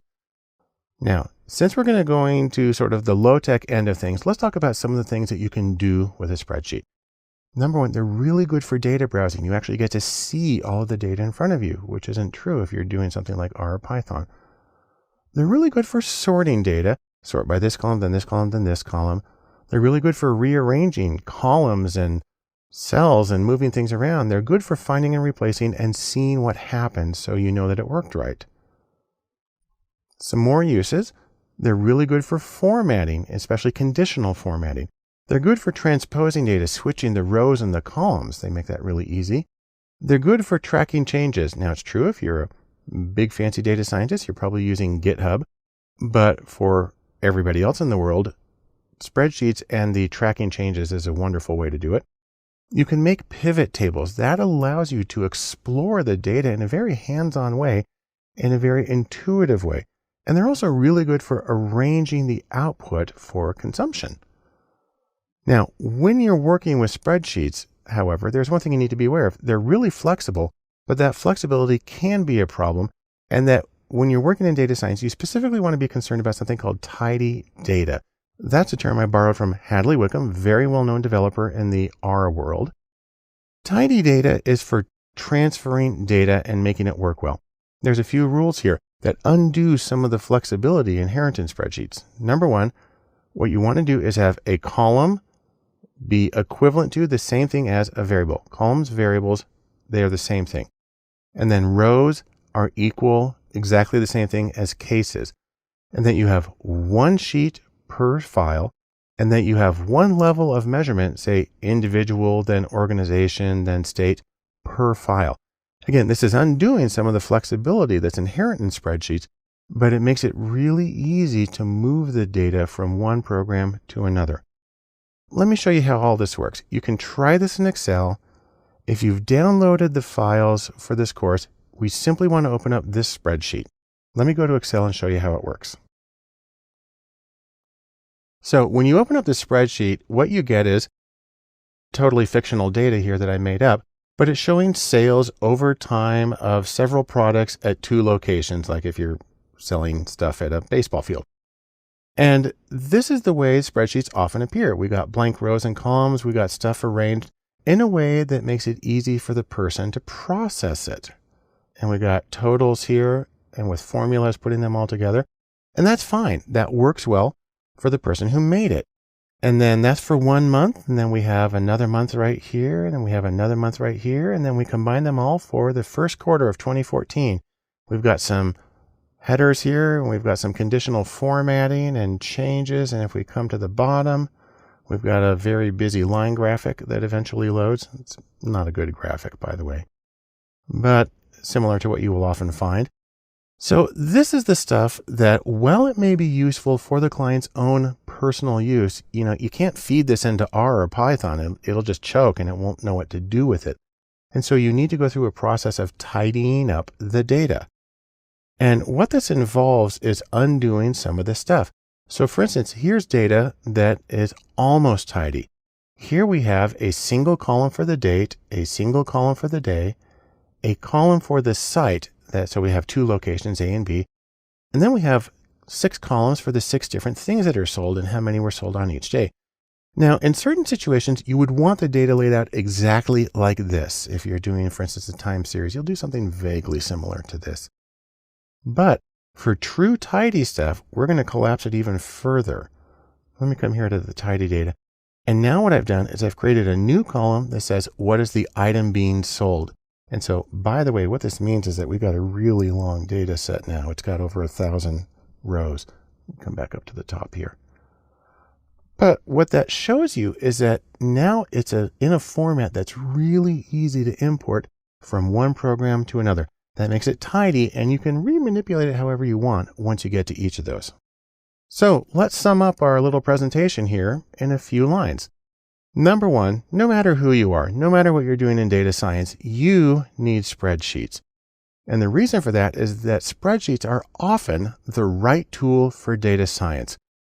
Keep one thing in mind though, and that is as you're moving back and forth from one language to another, tidy data or well-formatted data is going to be important for exporting data into your analytical programmer language of choice. As we move through coding and data science, and specifically the applications that can be used, there's one that stands out for me more than almost anything else, and that's Tableau and Tableau Public. Now, if you're not familiar with these are visualization programs.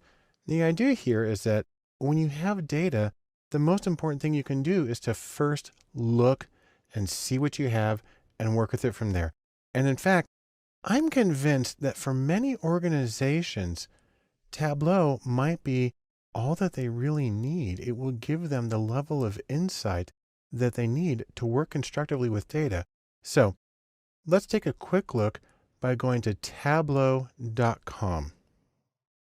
Now there are a few different versions of Tableau. Right here we have Tableau Desktop and Tableau Server, and these are the paid versions of Tableau. They actually cost a lot of money, unless you work for a nonprofit organization, in which case you can get them for free, which is a beautiful thing. What we're usually looking for, however, is not this paid version, but we're looking for something called Tableau Public. And if you come in here and go to Products, and we've got these three paid ones, come over here to Tableau Public. And we click on that, it brings us to this page. It's public.tableau.com. And this is the one that has what we want. It's a free version of Tableau with one major caveat. You don't save files locally to your computer, which is why I didn't give you a file to open. Instead, it saves them to the web in a public form. So if you're willing to trade privacy, you can get an immensely powerful application for data visualization. That's a catch for a lot of people, which is why people are willing to pay a lot of money for the desktop version. And again, if you work for a nonprofit, you can get the desktop version for free. But I'm going to show you how things work in Tableau Public. So that's something that you can work with personally. The first thing you want to do is you want to download it. And so you put in your email address, you download, it's going to know what you're on. It's a pretty big download. And once it's downloaded, you can install it and open up the application. And here I am in Tableau Public right here. This is the blank version. By the way, you also need to create an account with Tableau in order to save your stuff online and to see it. We'll show you what that looks like. But you're presented with a blank thing right here. And the first thing you need to do is you need to bring in some data. I'm going to bring in an Excel file. Now, if you've downloaded the files for the course, you'll see that there's this one right here, DSO322 Tableau Public. .xlsx. It's a Excel file, and in fact, it's the one that I used in talking about spreadsheets in the first video in this course. I'm going to select that one, and I'm going to open it. And a lot of programs don't like bringing in Excel because it's got all the worksheets and all the weirdness in it. This one works better with it, but what I'm going to do is I'm going to take the tidy data. By the way, you see that it put them in alphabetical order here. And I'm going to take tiny data, I'm just going to drag it over to let it know that it's the one that I want. And now what it does is it shows me a version of the data set along with things that you can do here. You can rename it. You can create bin groups. There's a lot of things that you can do here. I'm going to do something very, very quick with this particular one. Now I've got the data set right here. What I'm going to do now is I'm going to go to a worksheet. That's where you actually create stuff. Cancel that and go to worksheet 1. Okay, this is a drag and drop interface. And so what we're going to do is we're going to pull the bits and pieces of information we want to make graphics. There's immense flexibility here. I'm going to show you two very basic ones. I'm going to look at the sales of my fictional ballpark items. So I'm going to grab sales right here. And I'm going to put that as the field that we're going to measure. Okay, and you see it put it down right here. And this is our total sales. We're going to break it down by item and by time. So let me take item right here And you can drag it over here, or I can put it right up here into rows. Those will be my rows, and that's how many we've sold total of each of the items. Fine, that's really easy. And then let's take date, and we'll put that here in columns to spread it across. Now, by default, it's doing it by year. I don't want to do that. I only have 3 months of data. And so what I can do is I can click right here, and I can choose a different time frame. I can go to quarter, but that's not going to help because I only have 1 quarter's worth of data. That's 3 months. I'm going to come down to week. Actually, let me go to day. If I do day, you see it gets enormously complicated, so that's no good. So I'm going to back up to week. And I've got a lot of numbers there, but what I want is a graph. And so to get that, I'm going to come over here and click on this and tell it that I want a graph. And so we're seeing the information, except it lost item. So I'm going to bring item, and I'm going to put it back up into this graph to say this is a row for the data. And now I've got rows for sales by week for each of my items. That's great. I want to break it down one more by putting in the site, the place that it's sold. And so I'm going to grab that, and I'm going to put it right over here. And now you see I've got it broken down by the item that is sold and the different sites. And I'm going to color the sites. And all I got to do to that is I'm going to grab site and drag it onto color. Now I've got 2 different colors for my sites. And this makes it a lot easier to tell what's going on. And in fact, there's some other cool stuff you can do. One of the things I'm going to do is I can come over here to analytics, and I can tell it, for instance, to put an average line through everything. So I'll just drag this over here and say, now we have the average for each line. That's good. And I can even do forecasting. Let me get a little bit of a forecast right here. I'll drag this on. And if you go over here, I can get this out of the way for a second. Now I have a forecast for the next few weeks. And that's a really convenient, quick, and easy thing. And again, for some organizations, that might be all that they really need. And so what I'm showing you here is the absolute basic operation of Tableau, which allows you to do an incredible range of visualizations and manipulate the data and create interactive dashboards. There's so much to it, and we'll show that in another course. But for right now, I want to show you one last thing about Tableau Public, and that is saving the files. So now when I come here and save it, it's going to ask me to sign into Tableau Public. Now I sign in, and it asks me how I want to save this. Same name as the video. There we go, and I'm going to hit save.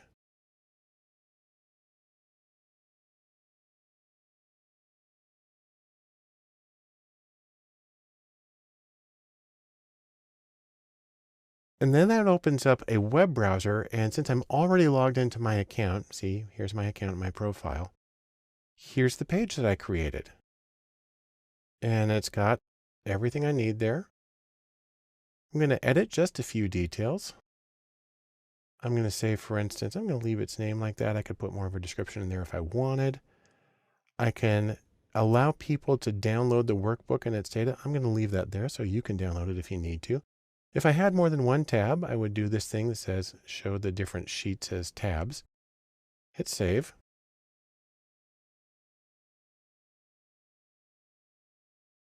And there's my data set. And also, it's published online and people can now find it.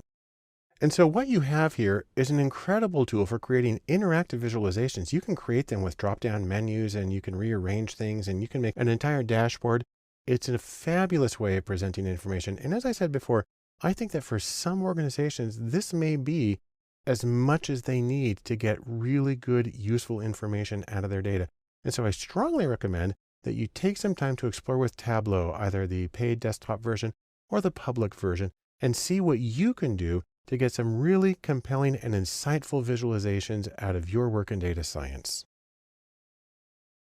For many people, their first experience of coding in data science is with the application SPSS. Now, I think of SPSS, and the first thing that comes to my mind is sort of life in the ivory tower, though this looks more like, Harry Potter. But if you think about it, the package name SPSS comes from Statistical Package for the Social Sciences. Although if you ask IBM about it now, they'll act like it doesn't stand for anything. But it has its background in social science research, which is generally academic. And truthfully, I'm a social psychologist, and that's where I first learned how to use SPSS. But let's take a quick look at their webpage, ibm.com/SPSS. If you type that in, that'll just be a alias. It'll take you to IBM's main webpage. Now, IBM didn't create SPSS, but they bought it around version 16, and it was very briefly known as PASW, Predictive Analytics Software. That only lasted briefly, and now it's back to SPSS, which is where it's been for a long time. SPSS is a desktop program. It's pretty big. It does a lot of things. It's very powerful. It's used in a lot of academic research. It's also used in a lot of business consulting, management, and even some medical research. And the thing about SPSS is it looks like a spreadsheet, but it has drop-down menus to make your life a little bit easier compared to some of the programming languages that you can use. Now, you can get a free temporary version. If you're a student, you can get a cheap version. Otherwise, SPSS costs a lot of money. But if you have it one way or the other, when you open it up, this is what it's going to look like. I'm showing SPSS version 22. Now, it's currently on 24. And the thing about SPSS versioning is in any other software package, these would be point updates. So I sort of feel like we should be on 17.3 as opposed to 22 or 24, because the variations are so small that anything you learn from the earlier ones is going to work in the later ones. And there's a lot of backwards and forwards compatibility.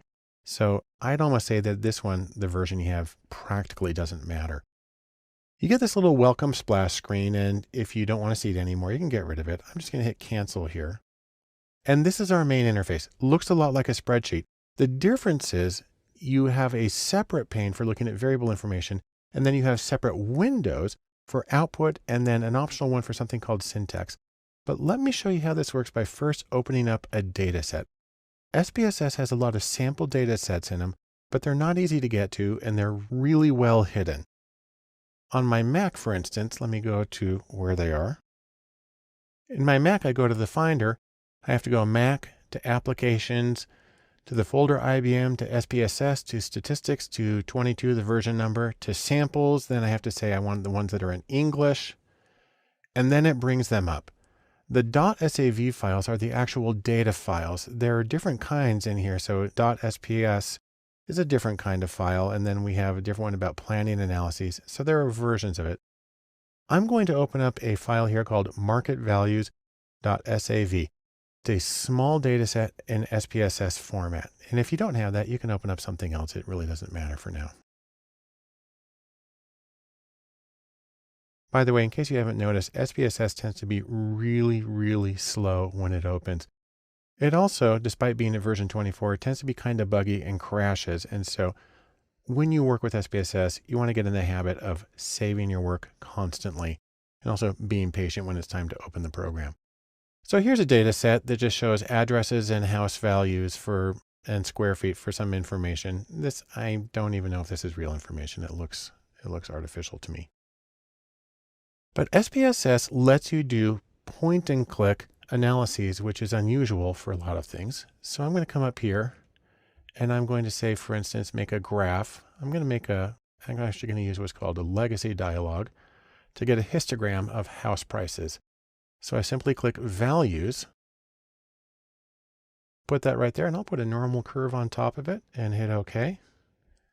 And then it's going to open up a new window, and it opened up a microscopic version of it here. So I'm going to make that bigger. This is the output window. And so this is a separate window, and it has a navigation pane here on the side. It tells me where the data came from, and it saves the command here. And then, there's my default histogram. And so we see most of the houses were right around $125,000, and then they went up to at least $400,000.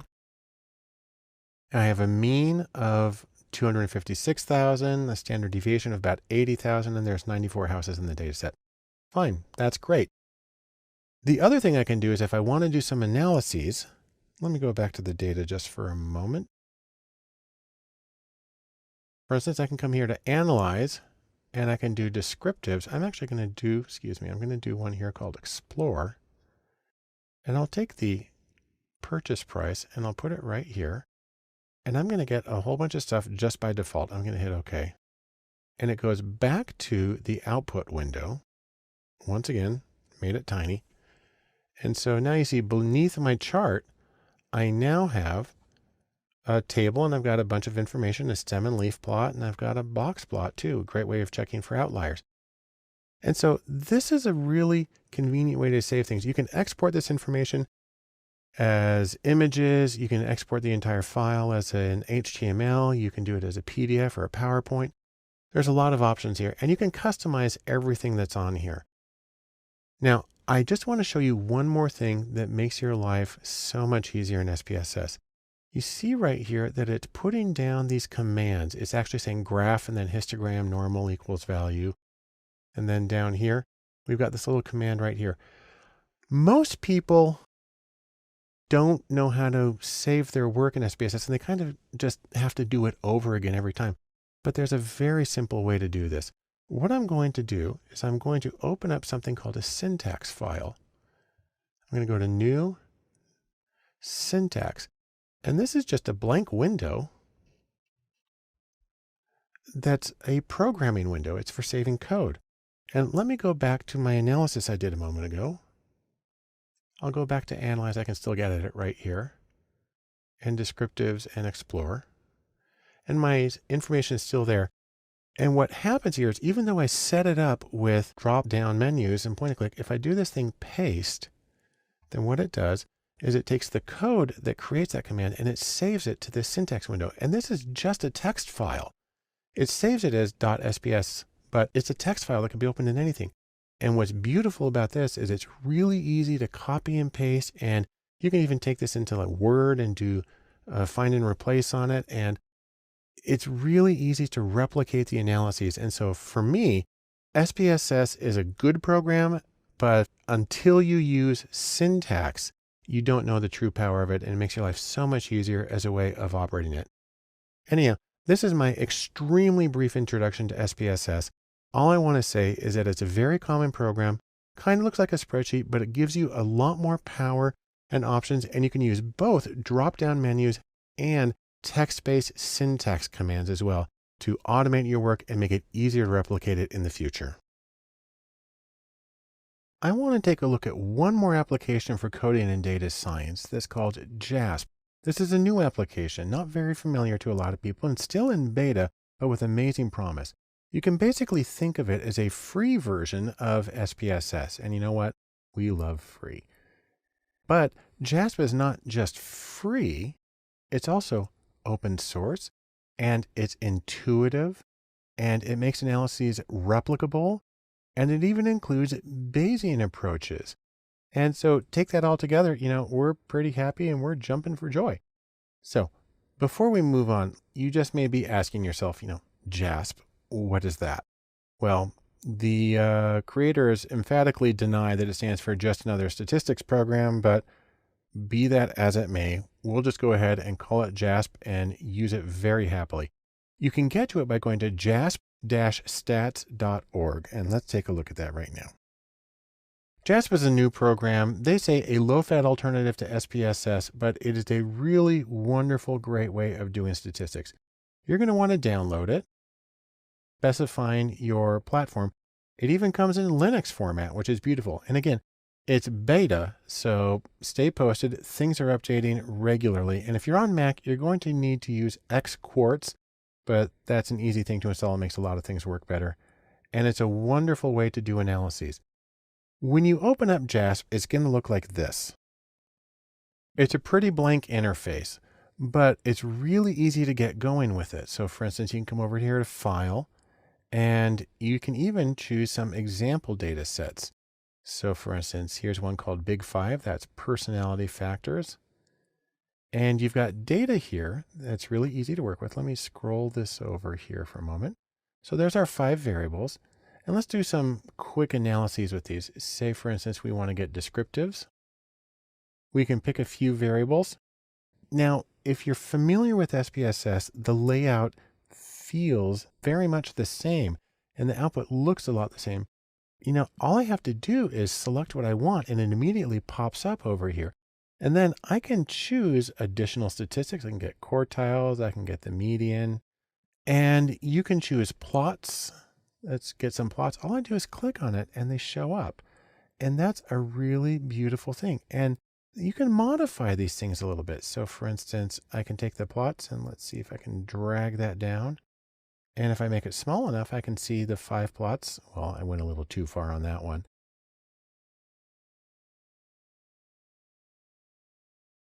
Anyhow, you can do a lot of things here, and I can hide this.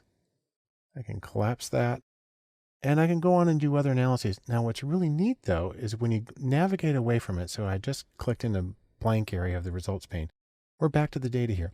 But if I click on one of these tables, like this one right here, it immediately brings up the commands that produced it. And I can just modify it some more if I want. Say I want skewness and kurtosis.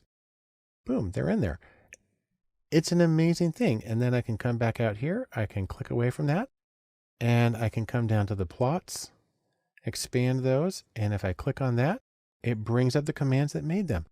It's an amazingly easy and intuitive way to do things. Now, there's another really nice thing about JASP. And that is that you can share the information online really well through a program called osf.io. That stands for the Open Science Foundation. That's its web address, osf.io. So let's take a quick look at what that's like. Here's the Open Science Framework website, and it's a wonderful service. It's free, and it's designed to support open, transparent, accessible, accountable, collaborative research. And I really can't say enough nice things about it. What's neat about this is once you sign up for OSF, you can create your own area. And I've got one of my own. I'll go to that right now. So for instance, here's the data lab page in Open Science Framework. And what I've done is I created a version of this JASP analysis, and I've saved it here. In fact, let's open up my JASP analysis in JASP, and then I'll show you what it looks like in OSF. So let's first go back to JASP. And when we're here, we can come over to File and click Computer. And I just saved this file to the desktop. Click on Desktop. And you should have been able to download this with all the other files, DSO324JASP. I'm going to double click on that to open it. And now it's going to open up a new window. And you see I was working with the same data set, but I did a lot more analyses. I've got these graphs. I have correlation scatter plots. Come down here, I did a linear regression. And we just click on that and you can see the commands that produced it as well as the options. Didn't do anything special for that, but I did do some confidence intervals and specified that. And it's really a great way to work with all of this. I'll click back in an empty area and you can see the commands go away. And so I've got my output here in JASP. When I saved it though, I had the option of saving it to OSF. In fact, if you go to this web page, osf.io/3t2jg, you'll actually be able to go to a page where you can see and download the analysis that I conducted. Let's take a look. This is that page. There's the address I just barely gave you. And what you see here is the same analysis that I conducted. It's all right here. So if you're collaborating with people, or if you want to show things to people, this is a wonderful way to do it. Everything's right there. Now this is a static image, but up at the top, people have the option of downloading the original file and working with it on their own. So in case you can't tell, I'm really enthusiastic about JASP and about its potential. Still in beta, still growing rapidly. I see it really as an open source, free and collaborative replacement to SPSS. And I think it's going to make data science work so much easier for so many people. I strongly recommend you give JASP a close look. Let's finish up our discussion of coding and data science, the applications part of it, by just briefly looking at some other software choices. And I'll have to admit, it gets kind of overwhelming because there are just so many choices. Now, this is in addition to the spreadsheets and Tableau and SPSS and JASP that we've already talked about. I mean, there's so much more than that. I'm going to give you a range of things that I'm aware of, and I'm sure I've left out some important ones or things that other people like really well. But these are some common choices and some less common but interesting ones. Number one, in terms of things that I did not mention, is SAS. SAS is an extremely common analytical program, very powerful, used for a lot of things. It's actually the first program that I learned. And on the other hand, it can be kind of hard to use and it can be expensive. But there's a couple of interesting alternatives. SAS also has something called the SAS University Edition. If you're a student, this is free and it's slightly, reduced in what it does. But the fact that it's free, and also it runs in a virtual machine, which makes it an enormous download, but it's a good way to learn SAS if it's something that you want to do. SAS also makes a program that I really love were it not so extraordinarily expensive, and that is called JUMP. And it's a visualization software. Think a little bit of like Tableau, how we saw you work with it visually. And this one, you can drag things around. It's a really wonderful program. I personally find it prohibitively expensive. Another very common choice among working analysts is Stata, and some people use Minitab. Now, for mathematical people, there's MATLAB, and then of course there's Mathematica itself, but that's really more a language than a program. On the other hand, Wolfram, who makes Mathematica, is also the people who give us Wolfram Alpha. Most people don't think of this as a stats application because you can run it on your iPhone. But Wolfram Alpha is in fact incredibly capable. And especially if you pay for the Pro account, you can do amazing things in this, including analyses, regression models, visualizations. And so it's worth taking a little closer look at that also, because it actually provides a lot of the data that you need. So Wolfram Alpha is an interesting one. Now, several applications that are more specifically geared towards data mining. So you don't want to do your regular, little t-tests and stuff on these, but there's RapidMiner, and there's Nime and Orange. And those are all really nice to use because they are control languages where you drag nodes onto a screen and you connect them with lines and you can see how things run through. All three of them are free or have free versions, and all three of them work in pretty similar manners. There's also BigML, which is for machine learning. And this is unusual because it's browser based. It runs on their servers. There's a free version, although you can't download a whole lot. It doesn't cost a lot to use BigML, and actually is a very friendly, very accessible program. Then in terms of programs you can actually install for free on your own computer, there's one called SOFA Statistics. That means Statistics Open for All. Kind of a cheesy title, but it's a good program. And then one with a web page straight out of 1990 is PAST3. This is paleontological software. On the other hand, does do very general stuff. It runs on many platforms, and it's a really powerful thing, and it's free, but it is relatively unknown. And then, speaking of relatively unknown, one that's near and dear to my heart is a web application called StatCrunch. It costs, but it costs like $6 or $12 a year. It's really cheap, and it's very good, especially for basic statistics and for learning. I used it in some of the classes that I was teaching. And then if you're deeply wedded to Excel and you just can't stand to leave that environment, you can purchase add-ins like Excel Stat, which give you a lot of statistical functions within the Excel environment itself. That's a lot of choices. And the most important thing here is don't get overwhelmed. There's a lot of choices, but you don't even have to try all of them. Really, the important question is what works best for you and the projects that you're working on. There's a few things you might want to consider in that regard. First off is functionality. Does it actually do what you want, or does it even run on your machine? You don't need everything that a program can do. I mean, think about all the stuff that Excel can do. People probably use 5% of what is available. Then there's also ease of use. Some of these programs are a lot easier to use than the others. And I personally find that the ones that are easy to use, I like them. And so you might say, no, I need to program because I need to do custom stuff, but I'm willing to bet that 95% of what people do does not require anything custom. Also, the existence of a community. Constantly when you're working, you come across problems, don't know how to solve it, and being able to simply get online and do a search for an answer and have enough of a community that there are people there who have put answers up and discuss these things. Those are wonderful. Some of these programs have very substantial communities. Some of them it's practically non-existent, and you get to decide how important that is to you. And then finally, of course, there's the issue of cost. Many of these programs I mentioned are free. Some of them are very cheap. Some of them run on sort of a freemium model, and some of them are outrageously expensive. So you don't buy them unless somebody else is paying for it. So these are some of the things that you want to keep in mind when you're trying to look at various programs. Also, let's mention this. Don't forget the 80-20 rule. You're going to be able to do most of the stuff that you need to do with only a small number of tools. 1 or 2, maybe 3 will probably be all that you ever need. So you don't need to explore the range of every possible tool. Find something that does what you need, find something you're comfortable with, and really try to extract as much value as you can out of that. So in sum, in our discussion of available applications for coding and data science, first remember applications are tools. They don't drive you, you use them. And that your goals are what drive the choice of your applications and the way that you do it.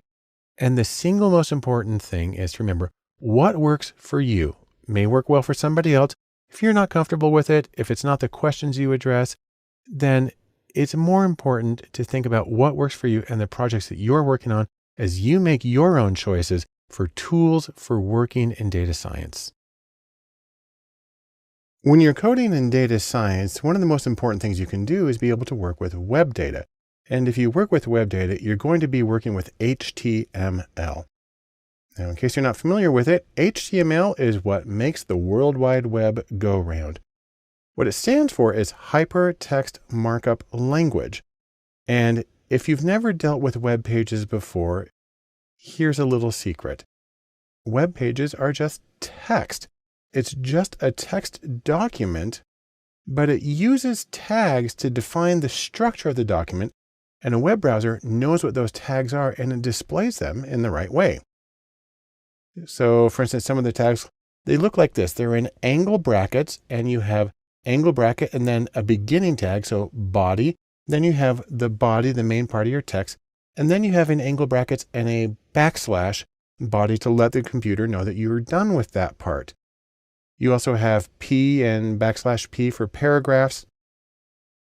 H1 is for header 1, and you put it in between that text. TD is for table data, or the cell in a table, and you mark it off that way. If you want to see what it looks like, just go to this document, DSO331html.txt. I'm going to go to that one right now. Now, depending on what text editor you open this up, it may actually give you the web preview. I've opened it up in TextMate, and so it actually is showing the text the way I typed it.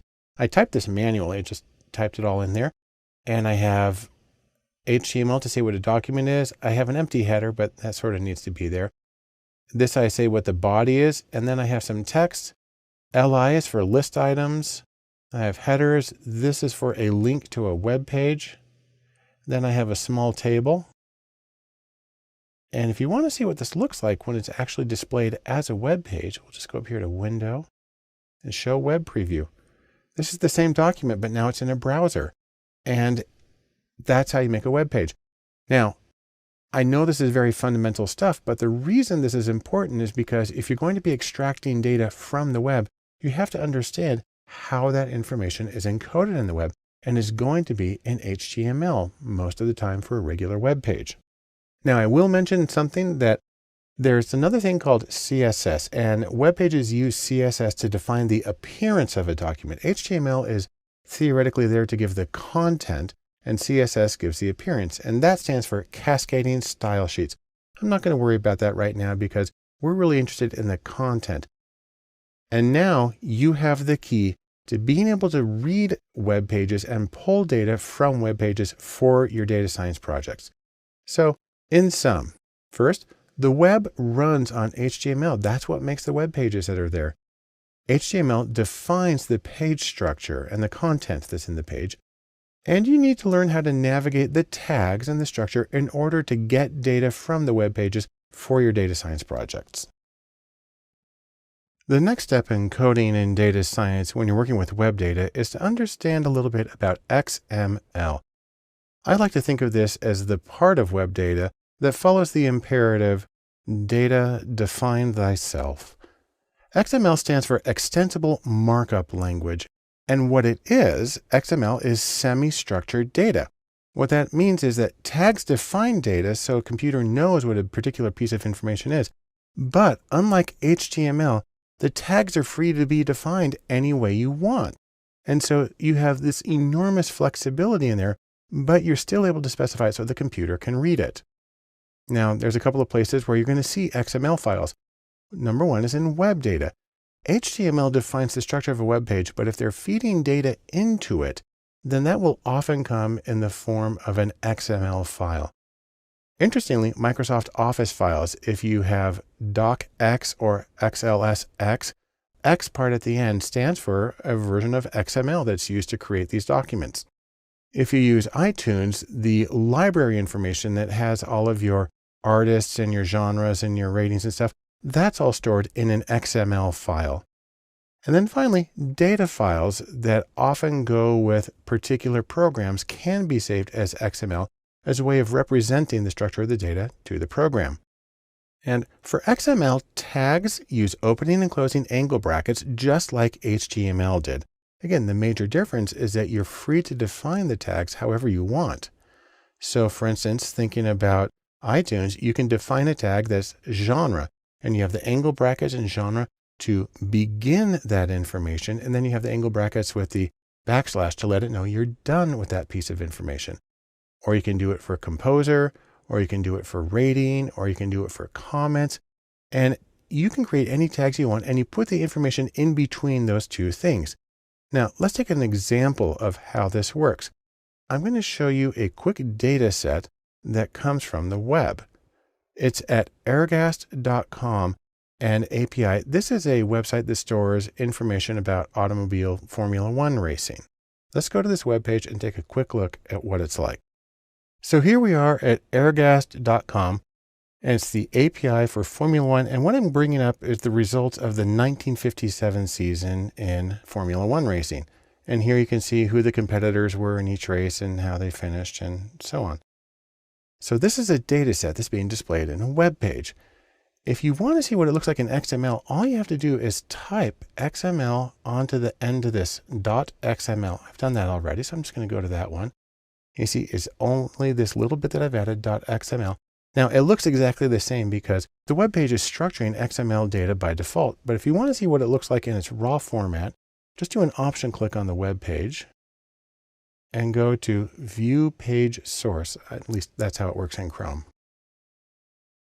And this is the structured XML page. And you can see we've got tags here. It says race name, circuit name, location. And obviously these are not standard HTML tags. They're defined for the purposes of this particular data set. But we begin with one, we have circuit name right there, and then we close it using the backslash right there. And so this is structured data. The computer knows how to read it, which is exactly, this is how it displays it by default. And so it's a really good way of displaying data, and it's a good way to know how to pull data from the web. You can actually use what's called an API, an application programming interface, to access this XML data, and it pulls it in along with its structure, which makes working with it really easy. What's even more interesting is how easy it is to take XML data and convert it between different formats because it's structured and the computer knows what you're dealing with. So for example one, it's really easy to convert XML to CSV or comma separated value files. That's the spreadsheet format because it knows exactly what the headings are and what piece of information goes in each column.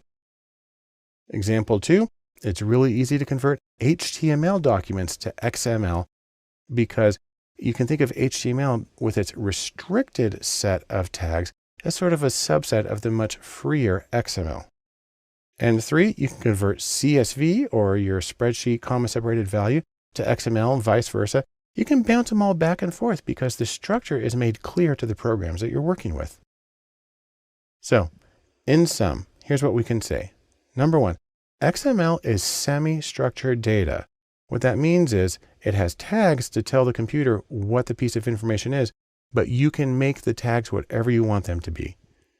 And XML is very common for web data, and it's really easy to translate the formats XML, HTML, CSV, so on and so forth, it's really easy to translate them back and forth, which gives you a lot of flexibility in manipulating data so you can get into the format you need for your own analysis. The last thing I want to mention about coding in data science and web data is something called JSON. And I like to think of it as a version of smaller is better.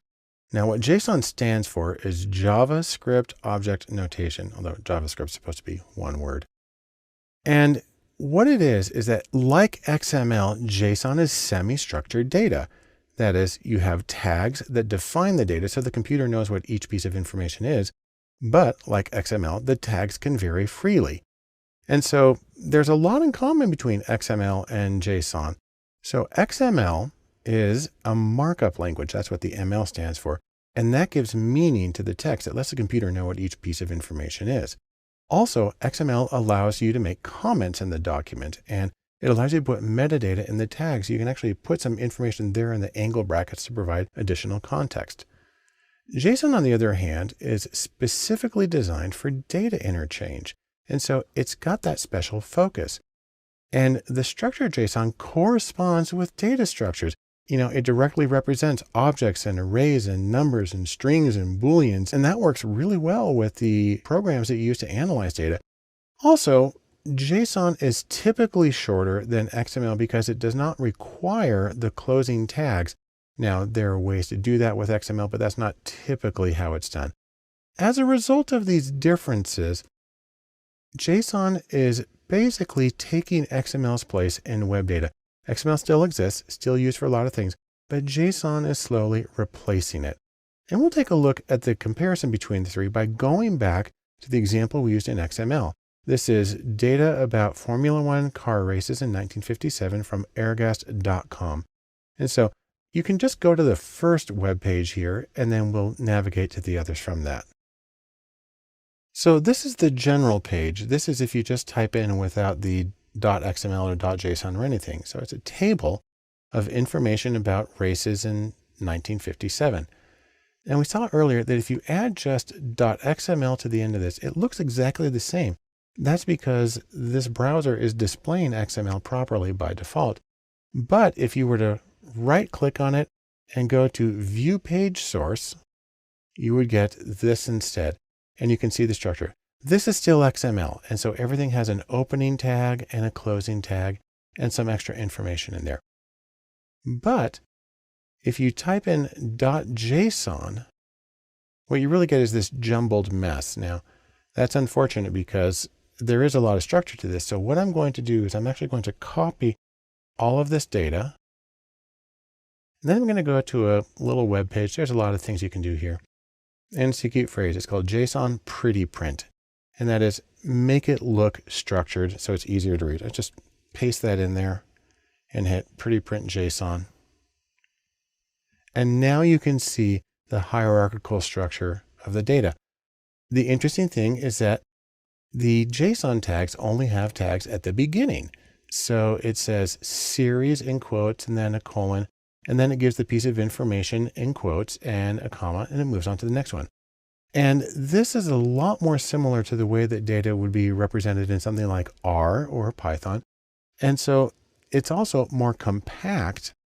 Again, there's things you can do with XML, but this is one of the reasons that JSON is generally becoming preferred as a data carrier for websites.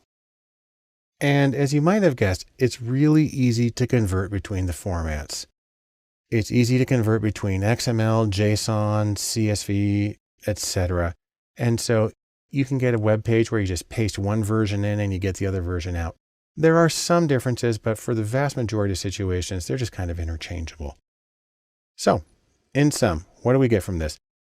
Like XML, JSON is semi-structured data where there are tags that say what the information is, but you can define the tags however you want. And JSON is specifically designed for data interchange. And because it reflects the structure of the data in the programs, that makes it really easy. And then also because it's relatively compact, JSON is replacing gradually XML on the web as a container for data on web pages. If we're going to talk about coding in data science and the languages that are used, then first and foremost is R. The reason for that is, according to many standards, R is the language of data and data science. For example, take a look at this chart. This is a ranking based on a survey of data mining experts of the software that they use in doing their work. And R is right there at the top. R is first. And in fact, that's important because there's Python, which is usually taken hand in hand with R for data science. But R sees 50% more use than Python does, at least in this particular list. Now, there's a few reasons for that popularity. Number one, R is free and it's open source, both of which make things very easy. Second, R is specially developed for vector operations. That means it's able to go through an entire list of data without having to write for loops to go through it. If you've ever had to write for loops, then you know that that would be kind of disastrous having to do that with data analysis. Next, R has a fabulous community behind it. It's very easy to get help on things with R. You Google it, you're going to end up in a place where you're going to be able to find good examples of what you need. And probably most importantly, R is very capable on its own, but there are 7,000 packages, actually it's many more than that, 7,000 packages that add capabilities to R. Essentially, it can do anything. Now, when you're working with R, you actually have a choice of interfaces. That is, how do you actually do the coding and how do you get your results? R comes with its own IDE or interactive development environment. You can do that, or if you're on a Mac or a Linux, you can actually do R through the terminal, through command line. If you've installed R, you just type R and it starts up. There's also a very popular development environment called RStudio, and that's actually the one that I use and I'll be using for all my examples. But another new competitor is Jupyter, which is very commonly used for Python. It's what I use for examples there. It works in a browser window, even though it's locally installed. And RStudio and Jupyter, there's pluses and minuses to each one of them. I'll mention them as we get to them. But no matter what interface you use, R's command line, you are typing lines of code in order to get the commands. Some people get really scared about that, but really there's some advantages to that in terms of the replicability and really the accessibility, the transparency of your commands. So for instance, here's a short example of some commands in R. You can enter them into what's called the console, and that's just like one line at a time. That's called an interactive way. Or you can save scripts and run bits and pieces of them selectively. That makes your life a lot easier. No matter how you do it, if you're familiar with programming in other languages, then you're going to find that R is a little weird. It has an idiosyncratic model. It makes sense once you get used to it, but it is a different approach. And so it does take some adaptation if you're accustomed to programming in other languages. Now, once you do your programming and get your output, what you're going to get is graphs in a separate window. You're going to get text and numbers, numerical output in the console. And no matter what you get, you can save the output to files. So that makes it portable. You can do it in other environments. But most importantly, I like to think of this. Here's our box of chocolates where you never know what you're going to get. The beauty of R is in the packages that are available to expand its capabilities. Now, there are two sources of packages for R. One goes by the name of CRAN, and that stands for the Comprehensive R Archive Network. And that's at cran.rstudio.com. And what that does is it takes these 7,000 or so different packages that are available, and it organizes them in topics that they call task views. And for each one, if they've done their homework, you have data sets that come along with that package. You have a manual in PDF format, and you can even have vignettes where they run through examples of how to do it. Another interface is called Crantastic, and the exclamation point is part of the title. That's at crantastic.org. And what this is an alternative interface that links to CRAN. So if you find something like in Crantastic and you click on the link, it's going to open in CRAN. But the nice thing about Crantastic is it shows the popularity of packages, and it also shows how recently they were updated. And that can be a nice way of knowing that you're getting sort of the latest and greatest. Now, from this very abstract presentation, we can say a few things about R. Number one, according to many, R is the language of data science. And it's a command line interface. You're typing lines of code. So that gives it both a strength and it's a challenge for some people. But the beautiful thing is the thousands and thousands of packages of additional code and capability that are available for R that make it possible to do nearly anything in this statistical programming language. When talking about coding in data science in the languages, along with R, we need to talk about Python. Now, Python, the snakes, is a general purpose program that can do it all, and that's its beauty.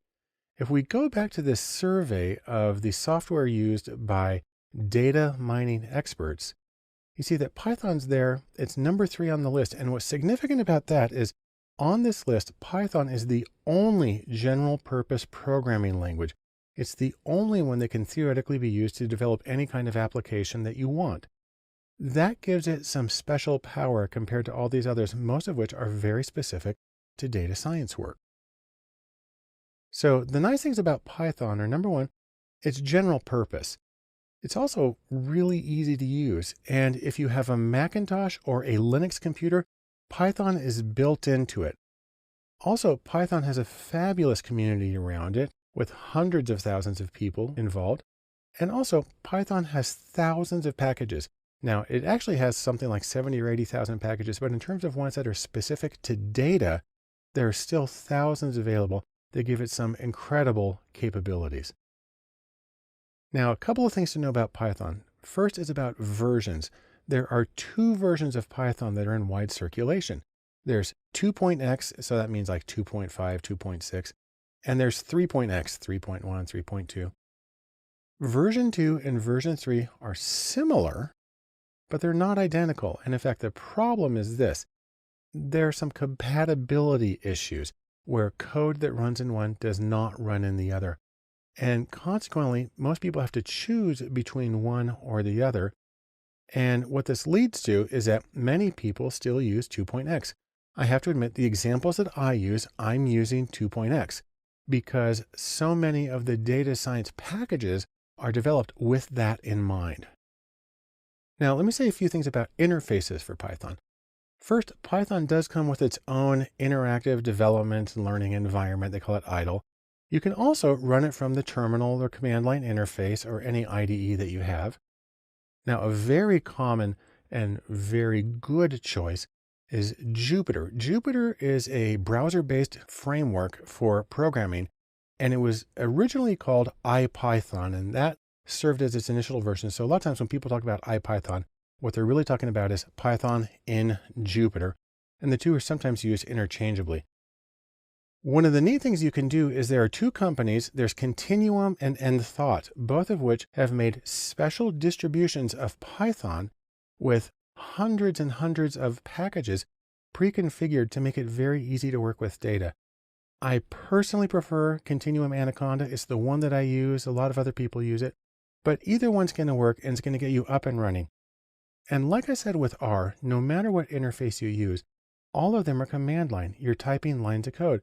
Again, there are some tremendous strengths to that, but it can be intimidating to some people at first. In terms of the actual commands of Python, you have some examples here on the side. The important thing to remember is that it's a text interface. On the other hand, Python is familiar to millions of coders because it's very often a first programming language that people learn to do general purpose programming. And there are a lot of very simple adaptations for data that make it very powerful for data science work. So let me say something else again. Data science loves Jupyter, and Jupyter is the browser-based framework. It's a local installation, but you access it through a web browser that makes it possible to really do some excellent work in data science. There's a few reasons for this. When you're working in Jupyter, you get text output, and you can use what's called Markdown as a way of formatting documents. You can get inline graphics where the graphics just show up directly beneath the code that you did it. Also, it's really easy to organize and present and to share analyses that are done in Jupyter, which makes it a strong contender for your choices in how you do data science programming. Another one of the beautiful things about Python, like R, is that there are thousands of packages available. In Python, there's one main repository. It goes by the name PyPy, which is for the Python Package Index. Right here it says there's over 80,000 packages, and 7 or 8,000 of those are for data specific purposes. Now, some of the packages that you'll get to be very familiar with are NumPy and SciPy, which are for scientific computing in general.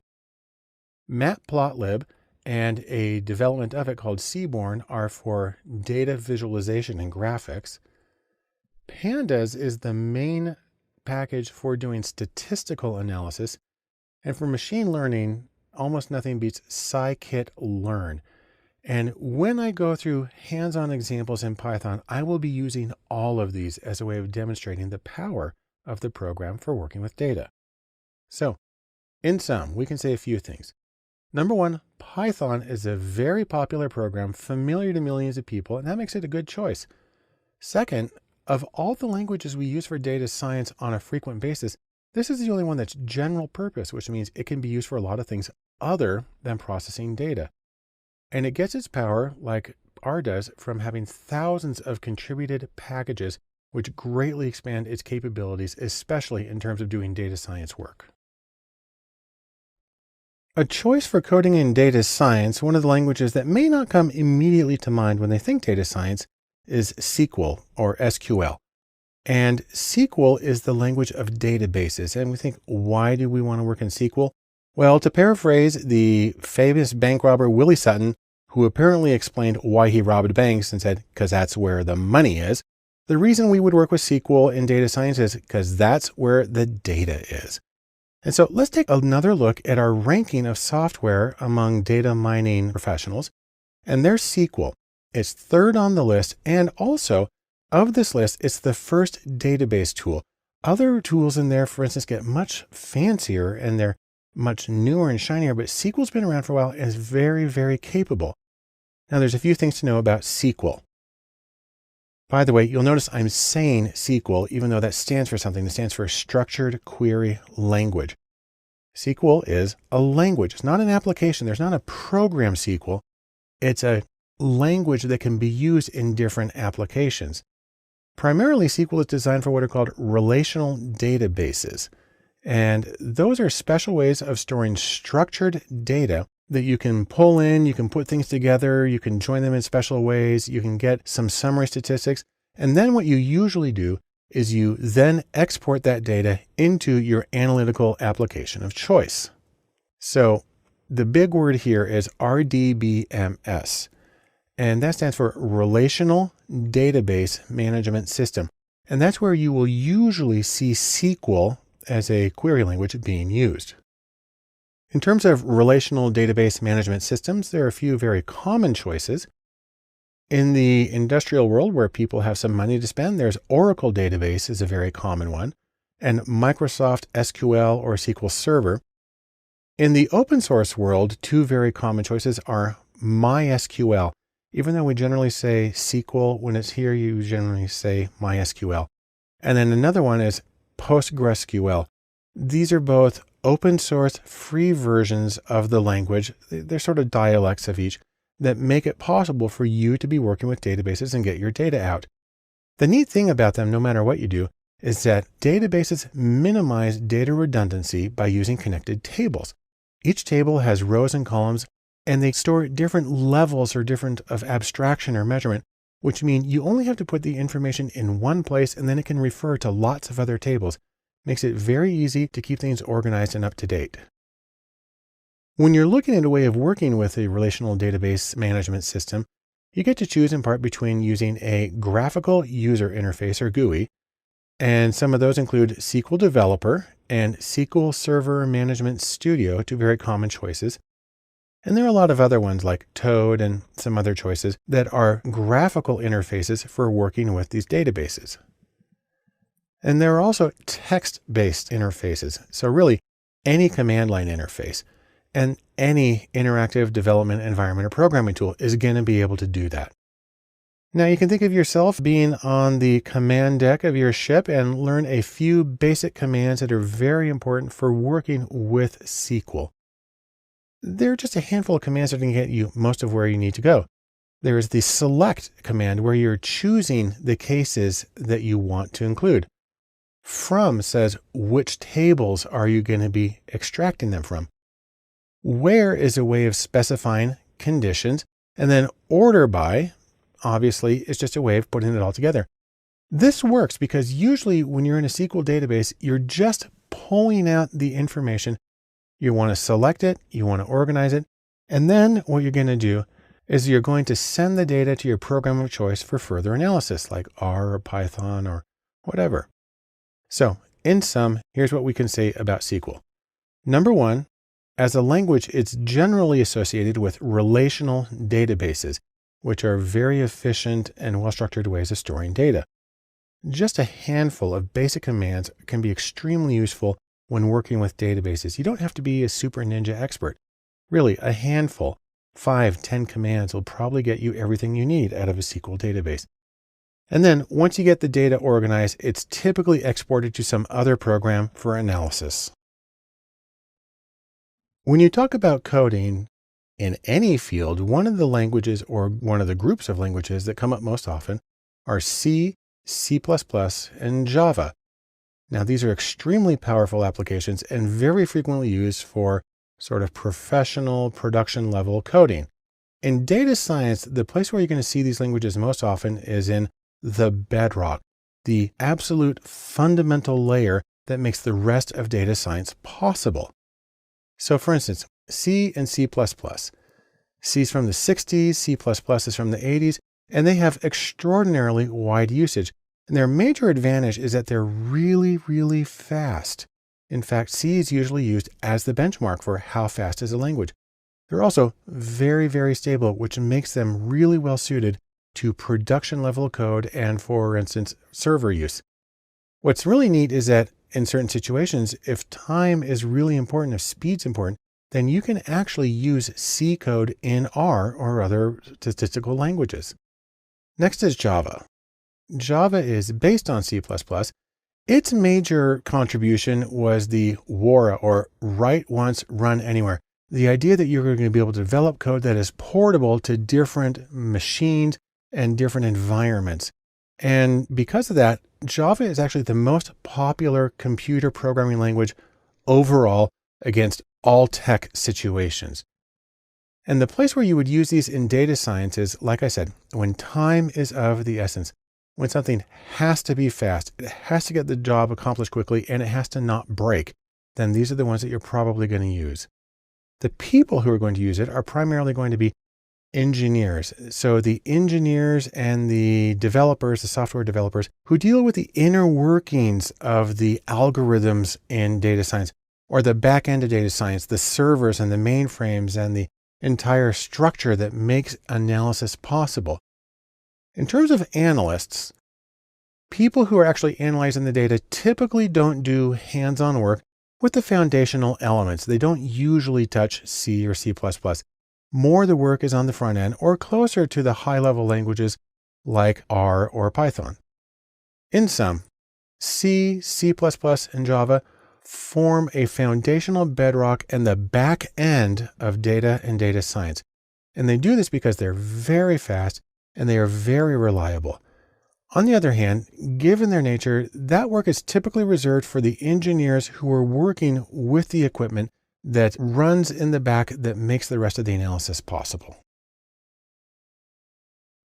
I want to finish our extremely brief discussion of coding in data sciences and the languages that can be used by mentioning one other that's called Bash. And Bash really is a great example of old tools that have survived and are still being used actively and productively with new data. You can think of it this way. It's almost like typing on your typewriter. You're working at the command line. You're typing out code through a command line interface, or CLI. Now, this method of interacting with computers practically goes back to the typewriter phase because it predates monitors. So before you even had a monitor, you would type in the code and it would print it out on a piece of paper. And the important thing to know about the command line is it's simply a method of interacting. It's not a language because lots of different languages can run at the command line.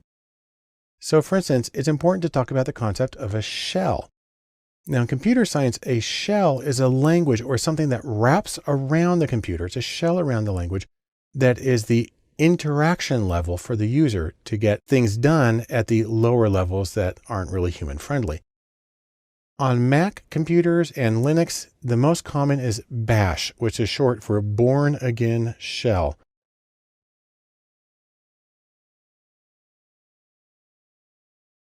On Windows computers, the most common version is PowerShell. But whatever you do, there actually are a lot of choices. There's the Bourne shell, there's the C shell, which is why I have a C shell right here. The Z shell, there's Fish for friendly interactive shell, and a whole bunch of other choices. But Bash is the most common on Mac and Linux, and PowerShell is the most common on Windows as a method of interacting with the computer at the command line level. Now there's a few things you need to know about this. First, you have a prompt of some kind. In Bash, it's a $sign. And that just means type your command here. Then the other thing is you type one line at a time. It's actually amazing how much you can get done with what's called a one-liner program by sort of piping things together so one feeds into the other. You can run more complex commands if you use a script. And so you call a text document that has a bunch of things in it, and you can get much more elaborate analyses done. Now we have our tools here. In Bash, we talk about utilities. And what these are specific programs that accomplish specific tools. Bash really thrives on do one thing and do it very well. There are two general categories of utilities for Bash. Number one is the built-ins. These are the ones that come installed with it. And so you're able to use them at any time by simply calling in their name. Some of the most common ones are cat, which is for catenate, and that's to put information together. There's awk, which is its own interpreted programming language, but it's often used for text processing from the command line. By the way, the name awk comes from the initials of the people who created it. Then there's grep, which is for global search with a regular expression, and print. It's a way of searching for information. And then there's sed, which stands for stream editor. And its main use is to transform text. You can do an enormous amount with just these four utilities. A few more are head and tail that display the first or last 10 lines of a document. Sort and unique, which sort and count the number of unique answers in a document. WC, which is for word count. And printf, which formats the output that you get in your console.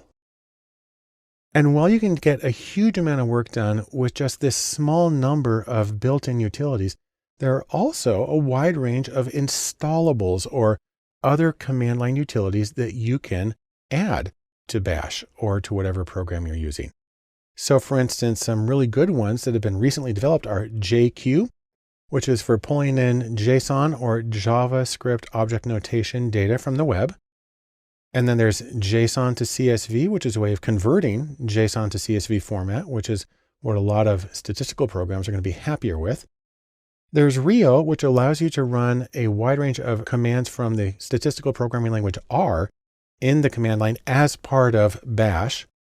And then there's BigMLer, and this is a command line tool that allows you to access BigML's machine learning servers through the command line. Normally you do it through a web browser and it accesses their servers remote. It's an amazingly useful program, but to be able to just pull it up when you're in the command line is an enormous benefit. What's interesting is that even though you have all these opportunities, all these different utilities, you can do amazing things, and that there still is active development of utilities for the command line. So let's say this, in sum.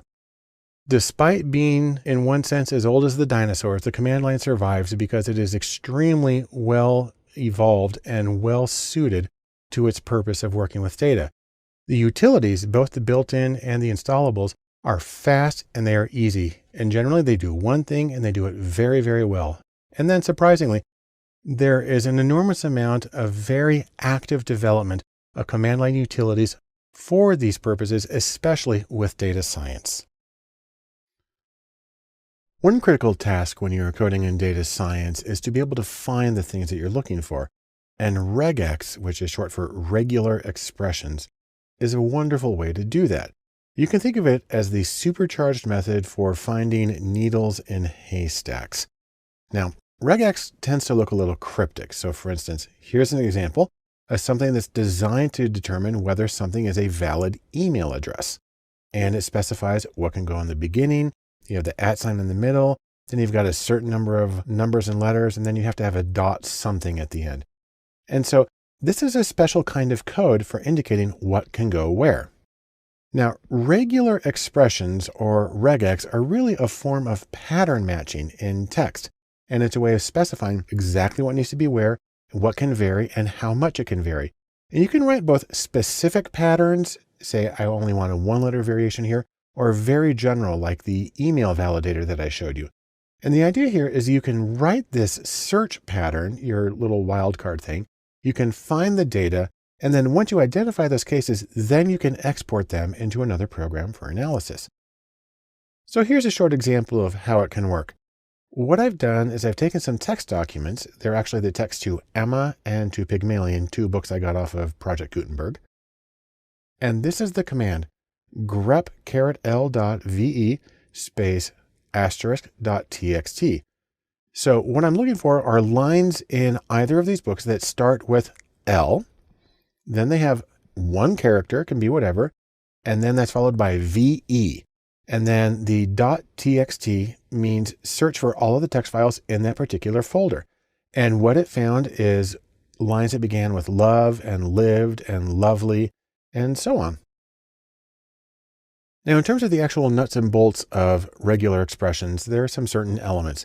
There are literals, and those are things that mean exactly what they are. You type the letter L, you're looking for the letter L. There are also meta characters, which specify, for instance, things needs to go here. They're characters, but they actually really code that give representations. There are also escape sequences, which are something that you use to say, well, normally this character is used as a variable, but I actually want to really look for a period as opposed to a placeholder. Then you have the entire search expression that you create, and then you have the target string, the thing that it's searching through. So let me give a few very short examples. This is the caret. It's sometimes called a hat, or in French, a circonflexe. And what that means is you're looking for something that's at the beginning of the text that you're searching. So for example, you can have caret and capital M. That means you need something that begins with a capital M. So for instance, the word Mac, true, it will find that. But if you have iMac, there's a capital M, but it's not the first thing. So that'll be false. It won't find that. The $sign means you're looking for something that is at the end of the string. So for example, ing and then $sign, that'll find the word fling because it ends with ing, but it won't find the word flings because it actually ends with an S. And then the dot, the period, simply means we're looking for 1 letter, and it can be anything. So for example, you can write AT period, and that will find data because it has an A, a T, and then 1 letter after it. But it won't find flat because flat doesn't have anything after the AT. And so these are extremely simple examples of how it can work. Obviously, it gets more complicated, and the real power is when you start combining these bits and elements. Now, one interesting thing about this is you can actually treat this as a game. I love this website. It's called Regex Golf, and it's at regex.alf.nu. And what it does is it brings up lists of words, 2 columns, and your job is to write a regular expression in the top that matches all the words on the left column and none of the words on the right, and that uses the fewest characters possible. And you get a score. And it's a great way of learning how to do regular expressions and learning how to search in a way that's going to get you the data that you need for your projects. So, in sum, regex or regular expressions help you find the right data for your project. They're very powerful and they're very flexible. Now, on the other hand, they are cryptic, at least when you first look at them. But at the same time, it's like a puzzle, and it can be a lot of fun if you practice it and you see how you can find what you need. I want to thank you for joining me in coding and data science, and we'll wrap up this course by talking about some of the specific next steps that you can take for working in data science. The idea here is that you want to get some tools and you want to start working with those tools. Now, please keep in mind something that I've said at another time. Data tools and data science are related. They're important, but don't make the mistake of thinking that if you know the tools that you have done the same thing as actually conducted data science. That's not true. People sometimes get a little enthusiastic and they get a little carried away. What you need to remember is the relationship really is this. Data tools are an important part of data science, but data science itself is much bigger than just the tools. Now, speaking of tools, remember there's a few kinds that you can use and that you might want to get some experience with these. Number one, in terms of apps or just specific built applications, Excel and Tableau are really fundamental for both getting the data from clients or doing some basic data browsing. And Tableau is really wonderful for interactive data visualization. I strongly recommend that you get very comfortable with both of those. In terms of code, it's a good idea to learn either R or Python, or ideally to learn both because you can use them hand in hand. In terms of utilities, it's a great idea to learn how to work with Bash, the command line utility, and to use regular expressions or regex. You can actually use those in lots and lots of programs, regular expressions. And so they can have a very wide application. And then finally, data science requires some kind of domain expertise. You're going to need some sort of field experience or intimate understanding of a particular domain and the challenges that come up and what constitutes workable answers and the kind of data that's available. Now, as you go through all of this, you don't need to build this monstrous list of things. Remember, you don't need everything. You don't need every tool. You don't need every function. You don't need every approach. Instead, remember, get what's best for your needs and for your style. But no matter what you do, remember, tools are tools. They're a means to an end. Instead, you want to focus on the goal of your data science project, whatever it is. And I can tell you really, the goal is meaning, extracting meaning out of your data to make informed choices. In fact, I'll say a little more. The goal is always meaning. And so with that, I strongly encourage you, get some tools, get started in data science, and start finding meaning in the data that's around you. Welcome to Mathematics and Data Science. I'm Barton Polson, and we're going to talk about how mathematics matters for data science. Now, you may be saying to yourself, why math? And computers can do it. I don't need to do it. And really, fundamentally, I don't need math. I'm just here to do my work. Well, I'm here to tell you, no, you need math. That is, if you want to be a data scientist, and I assume that you do. So we're going to talk about some of the basic elements of mathematics, really at a conceptual level, and how they apply to data science. There are a few ways that math really matters to data science. Number one, it allows you to know which procedures to use and why, so you can answer your questions in a way that's the most informative and most useful. Two, if you have a good understanding of math, then you know what to do when things don't work right, that you get impossible values or things won't compute, and that makes a huge difference. And then three, an interesting thing is that some mathematical procedures are easier and quicker to do by hand than by actually firing up the computer. And so for all three of these reasons, it's helpful to have at least a grounding in mathematics if you're going to do work in data science. Now, probably the most important thing to start with is algebra. And there are three kinds of algebra that we want to mention. The first is elementary algebra. That's the regular x plus y. Then there's linear or matrix algebra, which looks more complex, but is conceptually simpler and is used by computers to actually do the calculations. And then finally, I'm going to mention systems of linear equations where you have multiple equations simultaneously that you're trying to solve. Now, there's more math than just algebra. A few other things that I'm going to cover in this course. A little bit of calculus. A little bit of big O or order, which has to do with the speed or the complexity of operations. A little bit of probability theory. And a little bit of Bayes' theorem, which is used for getting posterior probabilities and changes the way that you interpret the results of an analysis. And for the purposes of this course, I'm going to demonstrate the procedures by hand. Of course, you would use software to do this in the real world, but we're dealing with simple problems at conceptual levels. And really the most important thing to remember is, even though a lot of people get put off by math, really, you can do it. And so in sum, let's say these three things about math. First off, you do need some math to do good data science.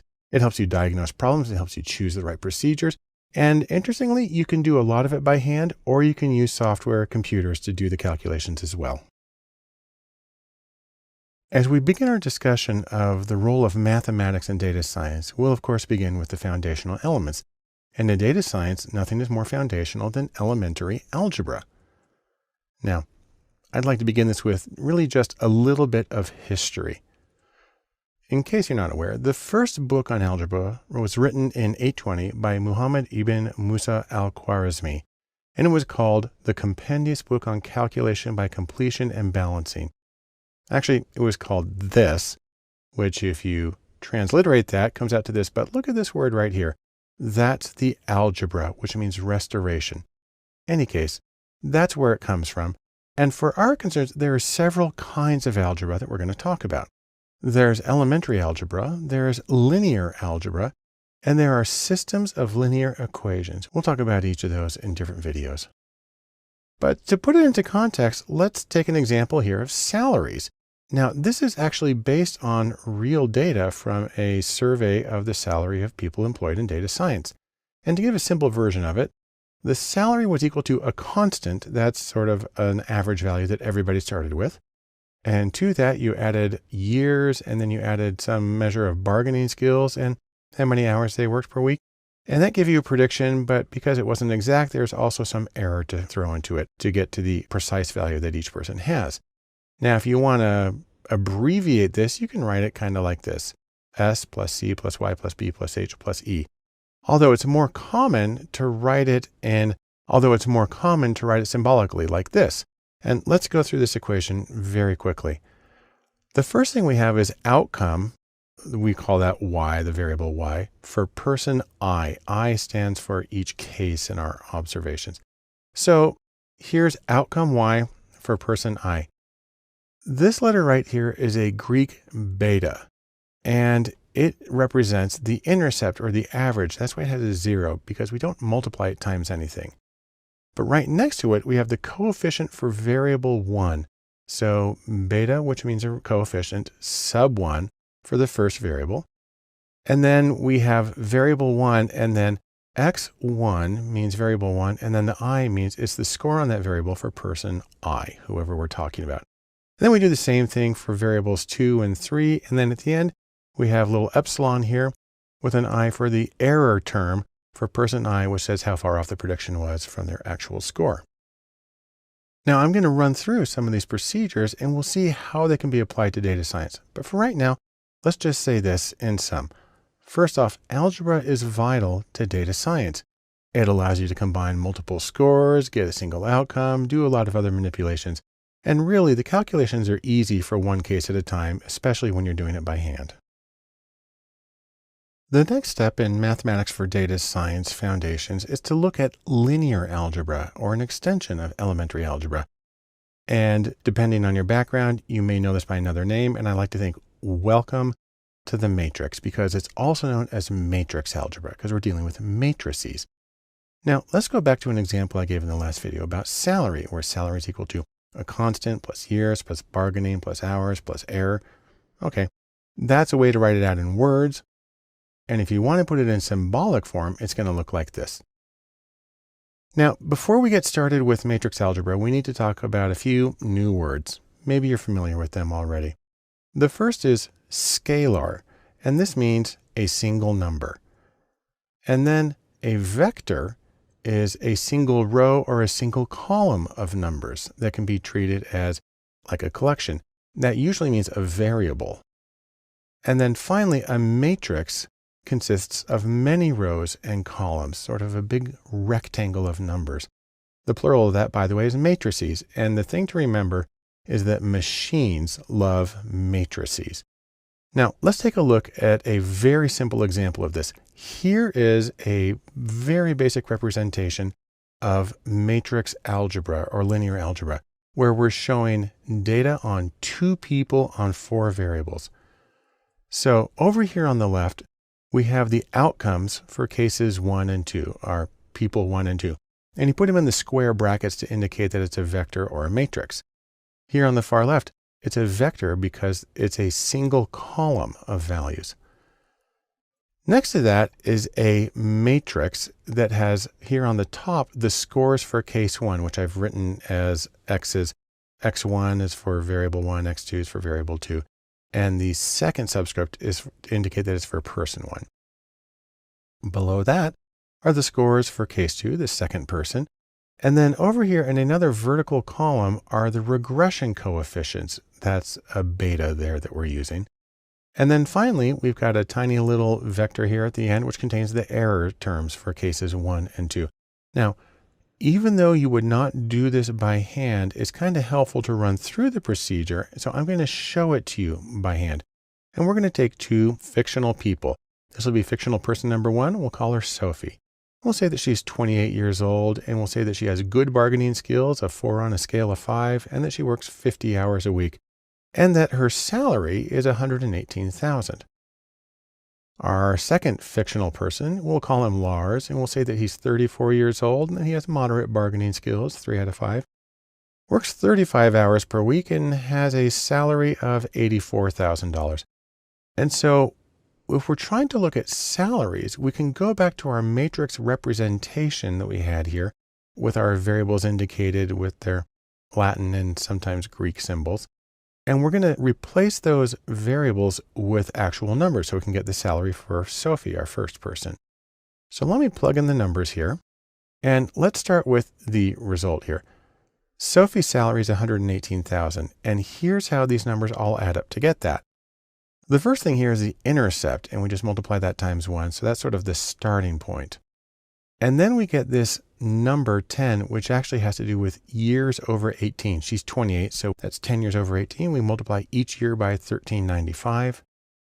Next is bargaining skill. She's got a 4 out of 5, and for each step up, you get $5,900.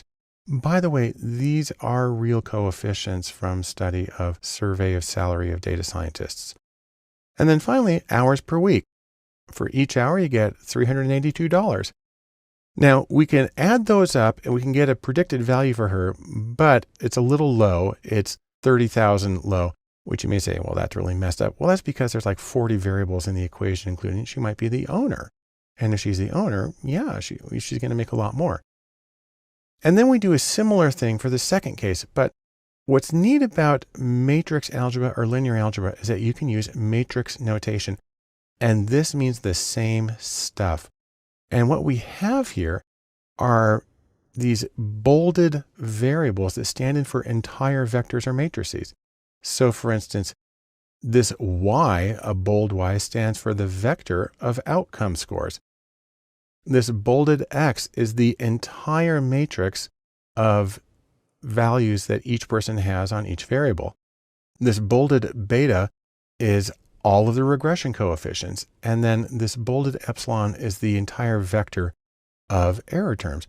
And so it's really super compact way of representing the entire collection of data and coefficients that you use in predicting values. So in sum, let's say this. First off, computers use matrices. They like to do linear algebra to solve problems. And it's conceptually simpler because you can put it all there in this tight formation. In fact, it's a very compact notation and it allows you to manipulate entire collections of numbers pretty easily. And that's the major benefit of learning a little bit about linear or matrix algebra. Our next step in mathematics for data science foundations is systems of linear equations. And maybe you're familiar with this, but maybe you're not. And the idea here is there are times when you actually have many unknowns and you're trying to solve for all of them simultaneously. And what makes this really tricky is a lot of these are interlocked. Specifically, that means X depends on Y, but at the same time, Y depends on X. What's funny about this is it's actually pretty easy to solve these by hand, and you can also use linear matrix algebra to do it. So let's take a little example here of sales. Let's imagine that you've got a company and you've sold 1,000 iPhone cases so they're not running around naked like in this picture. And that some of the cases sold for $20 and others sold for $5. You made a total of $5,900, and so the question is, how many were sold at each price? Now, hopefully you were keeping your records, but you can also calculate it from this little bit of information. And to show you, I'm going to do it by hand.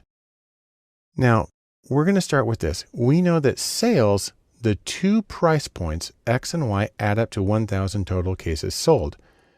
And for revenue, we know that if you multiply a certain number times $20 and another number times $5, that it all adds up to $5,900. Between the two of those, we can figure out the rest. Let's start with sales. Now, what I'm going to do is I'm going to try to isolate the values, and I'm going to do that by putting in this minus Y on both sides. And then I can take that and I can subtract it. So I'm left with X is equal to 1,000 minus Y. Normally you solve for Y, but I solve for X. You'll see why in just a second. Then we go to revenue, and we know from earlier that our sales at these two price points add up to $5,900 total. Well, what we're going to do is we're going to take this X that's right here, and we're going to replace it with the equation we just got, which is 1,000 minus Y. Then we multiply that through, and we get 20,000 minus 20Y plus 5Y equals 5,900. Well, we can subtract these two because they're on the same thing. So 20Y, and we get 15Y. And then we subtract 20,000 from both sides. So there it is right there on the left. And that disappears. And then I get it over on the right side. And I do the math there, and I get minus $14,100. Well, then I divide both sides by negative $15. And when we do that, we get Y is equal to 940. Okay, so that's one of our values for sales. So let's go back to sales. We have X plus Y equals 1,000. We take the value that we just got, 940, we stick that into the equation, and then we can solve for X. Just subtract 940 from each side. There we go. We get X is equal to 60. So let's put it all together just to recap what happened. What this tells us is that 60 cases were sold at $20 each, and that 940 cases were sold at $5 each. Now, what's interesting about this is you can also do this graphically. We're going to draw it. So I'm going to graph the two equations. Here are the original ones we had. This one predicts sales. This one gives price. The problem is these really aren't in the canonical form for creating graphs. That needs to be Y equals something else. So we're going to solve both of these for Y. We subtract X from both sides. There it is on the left. We subtract that, and then we have Y is equal to minus X plus 1,000. That's something that we can graph. Then we do the same thing for price. Let's divide by 5 all the way through. That gets rid of that. And then we've got this 4X, and then let's subtract 4X from each side. And what we're left with is minus 4X plus 1180. That's also something that we can graph. So here's the first line. This indicates cases sold. It originally said X plus Y equals 1,000, but we rearranged it to Y is equal to minus X plus 1,000. And so that's the line we have here. And then we have another line, which indicates earnings. And this one was originally written as $20 times X plus $5 times Y equals $5,900 total. We rearrange that to Y equals minus 4X plus 1180. That's the equation for the line. And then the solution is right here at the intersection. There's our intersection, and it's at 60 on the number of cases sold at $20 and 940 on the number of cases sold at $5. And that also represents the solution of these joint equations. And so it's a graphical way of solving a system of linear equations. So in sum, systems of linear equations allow us to balance several unknowns and find the unique solution. And in many cases, it's easy to solve by hand. And it's really easy with linear algebra when you use software to do it at the same time. As we continue our discussion of mathematics and data science and the foundational principles, the next thing we want to talk about is calculus. And I'm going to give a little more history right here. The reason I'm showing you pictures of stones is because the word calculus is Latin for stone, as in a stone used for tallying, where people would actually have a little bag of stones and they would move them and they would use it to count sheep or whatever. And the system of calculus was formalized in the 1600s simultaneously, independently by Isaac Newton and Gottfried Wilhelm Leibniz. And there are three reasons why calculus is important for data science. Number one, it's the basis of most of the procedures that we do. Things like least squares regression and probability distributions, they use calculus in getting those answers. Second one is if you're studying anything that changes over time. So if you're measuring quantities or rates that change over time, then you have to use calculus. Calculus is used in finding the maxima and the minima of functions, especially when you're optimizing, which is something I'll show you separately. Also, it's important to keep in mind there are two kinds of calculus. The first is differential calculus, which talks about rates of change at a specific time. It's also known as the calculus of change. The second kind of calculus is integral calculus, and this is where you're trying to calculate the quantity of something at a specific time given the rate of change. And it's also known as the calculus of accumulation. So let's take a look at how this works, and we're going to focus on differential calculus. So I'm going to graph an equation here. I'm going to do y is equal to x squared, a very simple one, but it's a curve, which makes it harder to calculate things like the slope. So let's take a point here that's at -2. That's my little red dot. We have it x is equal to -2. And because y is equal to x squared, if we want to get the y value, all we got to do is take that -2 and square it, and that gives us 4. So that's pretty easy. So the coordinates for that red point are -2 on x and +4 on y. Here's a harder question. What is the slope of the curve at that exact point? Well, it's actually a little tricky because the curve is always curvy and there's no flat part on it. But we can get the answer by getting the derivative of the function. Now, there are several different ways of writing this. I'm using the one that's easiest to type. And let's start by this. What we're going to do is the n here. And that is the squared part. So we had x squared. And you see that same n turns into the squared. And then we come over here and we put that same value 2 in right there. And we put the 2 in right here.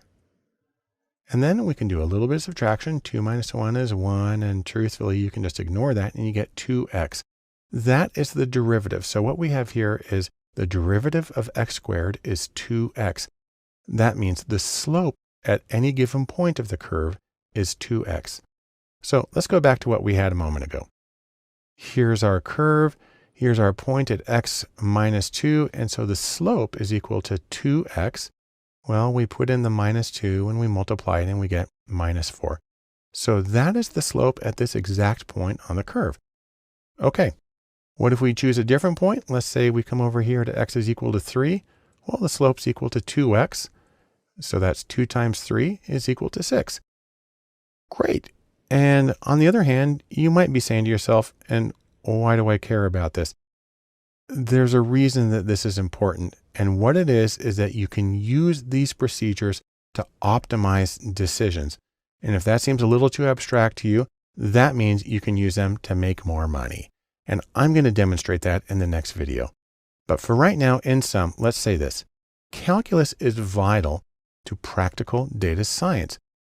It's the foundation of statistics, and it forms the core that's needed for doing optimization. In our discussion of mathematics and data science foundations, the last thing I want to talk about right here is calculus and how it relates to optimization.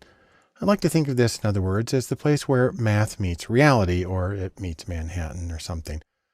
Now, if you remember this graph I made in the last video, y is equal to x squared. That shows this curve here, and we have the derivative that the slope can be given by 2x. And so when x is equal to 3, the slope is equal to 6. Fine. And this is where this comes into play. Calculus makes it possible to find values that maximize or minimize outcomes. And if you want to make something a little more concrete out of this, let's think of an example here. By the way, that's Cupid and Psyche. Let's talk about pricing for online dating. Let's assume you've created a dating service and you want to figure out how much can you charge for it that will maximize your revenue. So let's get a few hypothetical parameters involved. First off, let's say that annual subscriptions currently cost $500 a year. and you can charge that for a dating service. And let's say you sell 180 new subscriptions every week. On the other hand, based on your previous experience manipulating prices around, you have some data that suggests that for each $5 you discount from the price of $500, you will get 3 more sales. Also, because it's an online service, let's just make our lives a little simpler right now and assume that there is no increase in overhead. It's not really how it works, but we'll do it for now. And I'm actually going to show you how to do all this by hand. Now, let's go back to price first. We have this $500 is the current annual subscription price.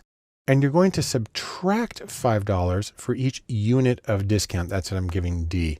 So 1 discount is $5, 2 discounts is $10, and so on. And then we have a little bit of data about sales, that you're currently selling 180 new subscriptions per week, and that you will add 3 more for each unit of discount that you give. So what we're going to do here is we're going to find sales as a function of price. Now, to do that, the first thing we have to do is get the y-intercept. So we have price here, $500 is the current annual subscription price minus $5 times D. And what we're going to do is we're going to get the y-intercept by solving when does this equal 0. Okay, well, we take the 500, we subtract that from both sides, and then we end up with minus 5D is equal to minus 500. Divide both sides by minus 5, and we're left with D is equal to 100. That is, when D is equal to 100, X is 0, and that tells us how we can get the y-intercept. But to get that, we have to substitute this value into sales. So we take D is equal to 100, and the intercept is equal to 180 plus 3. 180 is the number of new subscriptions per week. And then we take the 3, and then we multiply that times our 100. So 180 times 3 times 100 is equal to 300. Add those together, and you get 480. And that is the y-intercept in our equation. So when we've discounted sort of price to 0, when price is 0, then the expected sales is 480. Of course, that's not going to happen in reality, but it's necessary for finding the slope of the line. And so now let's get the slope. The slope is equal to the change in y on the y-axis divided by the change in x. One way we can get this is by looking at sales. We get our 180 new subscriptions per week plus 3 for each unit of discount. And we take our information on price, $500 per year minus $5 for each unit of discount. And then we take the 3D and the 5D, and those will give us the slope. So it's plus 3 divided by minus 5, and that's just minus 0.6. And so that is the slope of the line. The slope is equal to minus 0.6. And so what we have from this is sales as a function of price, where sales is equal to 480, because that's the y-intercept when x is equal to 0, when price is 0, minus 0.6 times price.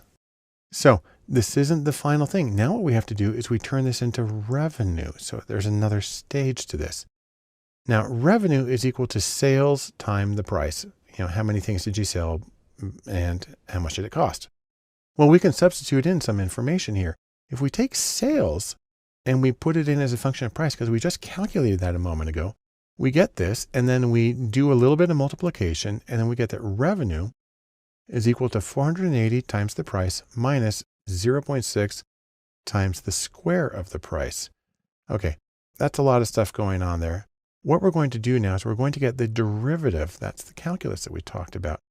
Well, the derivative of 480 in the price, where price is sort of the x, the derivative is simply 480.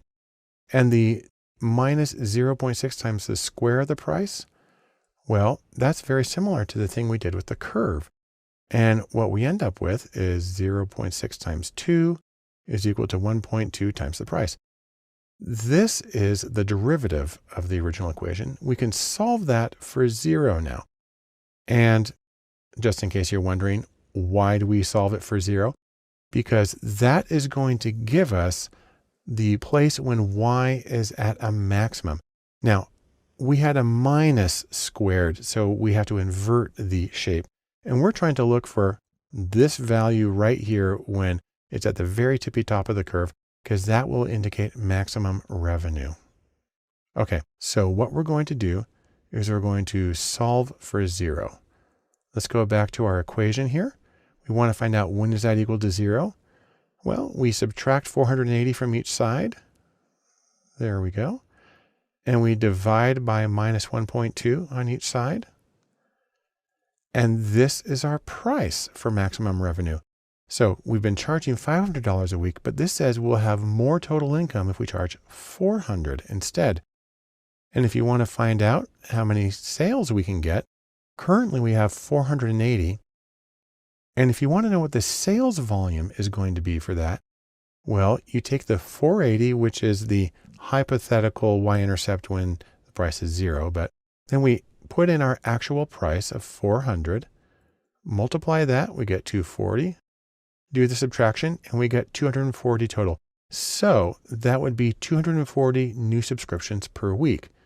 So let's compare this. The current revenue is 180 new subscriptions per week at $500 per year. And that means that our current revenue is $90,000 per year. I know it sounds really good, but we can do better than that because the formula for maximum revenue is 240 times 400. When you multiply those, you get 96,000. And so the improvement is just the ratio of those two. 96,000 divided by 90,000 is equal to 1.07. And what that means is a 7% increase, and anybody would be thrilled to get a 7% increase in their business simply by changing the price and increasing the overall revenue. So let's summarize what we found here. If you lower the cost by 20%, go from $500 per year to $400 per year, assuming all of our other information is correct, then you can increase sales by 33%. That's more than the 20 that you had. And that increases total revenue by 7%. And so we can optimize the price to get the maximum total revenue. And it has to do with this little bit of calculus and the derivative of a function. So in sum, calculus can be used to find the minima and the maxima of functions, including prices. It allows for optimization, and that in turn allows you to make better business decisions. Our next topic in mathematics and data principles is something called Big O. And if you're wondering what Big O is all about, well, it is about time. Or you can think of it as how long does it take to do a particular operation? It's the speed of the operation. If you want to be really precise, the growth rate of a function, how much more it requires as you add elements, is called its order. That's why it's Big O. That's for order. And Big O gives the rate of how things grow as the number of elements grows. And what's funny is there can be really surprising differences. Let me show you how it works with a few different kinds of growth rates, or Big O. First off, there's the ones that I say are sort of just on the spot. You can get stuff done right away. The simplest one is O1, and that is a constant order, and that's something that takes the same amount of time no matter what. You can send out an email to 10,000 people, just hit one button. It's done. The number of elements, the number of people, the number of operations, it just takes the same amount of time.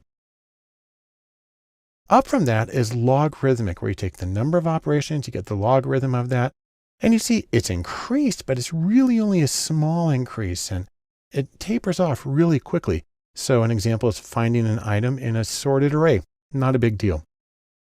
Next one up from that. Now, this looks like a big change, but in the grand schemes, it's not a big change.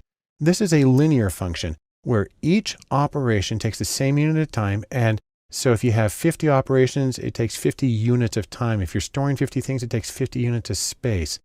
So find an item in an unsorted list. It's usually going to be linear time. Then we have the functions where I say, you better just pack a lunch because it's going to take a little while. The best example of this is what's called log linear. That's where you take the number of items and you multiply that number times the log of the items. And an example of this is something called a fast Fourier transform, which is used for dealing, for instance, with sound or anything that's over time. You can see it takes a lot longer. If you got 30 elements, you're way up there at the top of this particular chart at 100 units of time or 100 units of space, or however you want to put it. And it looks like a lot. But really, that's nothing compared to the next set where I say, you're just going to be camping out. You might as well go home. That includes something like the quadratic. You square the number of elements. And see how that just kind of shoots straight up. That's quadratic growth. And so multiplying two n-digit numbers. So if you're multiplying two numbers that each have 10 digits, it's going to take you that long. It's going to take a long time. Even more extreme is this one. This is the exponential, 2 raised to the power of the number of items you have. You'll see, by the way, the red line here doesn't even go to the top. That's because the graphing software that I'm using doesn't draw it when it goes above my upper limit there. So it kind of cuts it off. But this is a really demanding kind of thing. It's, for instance, finding an exact solution to what's called the traveling salesman problem using dynamic programming. That's an example of exponential rate of growth. And then one more I want to mention, which is sort of catastrophic, is factorial. You take the number of elements and you raise that to the exclamation point factorial. And you see that one cuts off really soon because it basically goes straight up. You have any number of elements of any size, it's going to be hugely demanding. And for instance, if you're familiar with the traveling salesman problem, that's trying to find a solution through the brute force search. It just takes an extraordinary amount of time. And so, before something like that's done, you're probably just going to, turn to stone and wish you never even started. The other thing to know about this is not only do some things take longer than others, some of these methods, some functions are more variable than others. So for instance, if you're working with data that you want to sort, there are different kinds of sorts or sorting methods. So for instance, there's something called an insertion sort. And what you find is that on its best day, it's linear. It's O of n. That's not bad. On the other hand, the average is quadratic, and that's a huge difference between the two. Selection sorts, on the other hand, the best is quadratic and the average is quadratic. It's always consistent. So it's kind of funny. It takes a long time, but at least you know how long it's going to take versus the variability of something like an insertion sort. So in sum, let me say a few things about Big O. Number one, you need to know that certain functions or procedures vary in speed. And the same thing applies to making demands on a computer's memory or storage space or whatever. They vary in their demands. Also, some of them are inconsistent. Some of them are really efficient sometimes and really slow or really difficult the others. Probably the most important thing here is to be aware of the demands of what you're doing, that you can't, for instance, just run through every single possible solution or your company will be dead before you get an answer. So be mindful of that so you can use your time well and get the insight you need in the time that you need it.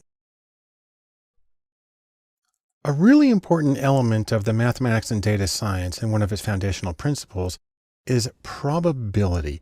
Now, one of the things that probability comes in intuitively for a lot of people is something like rolling dice or looking at sports outcomes. And really the fundamental question, what are the odds of something? That gets at the heart of probability. Now, let's take a look at some of the basic principles. We got our friend Albert Einstein here to explain things. The principles of probability work this way. Probabilities range from 0 to 1. That's like 0% to 100% chance.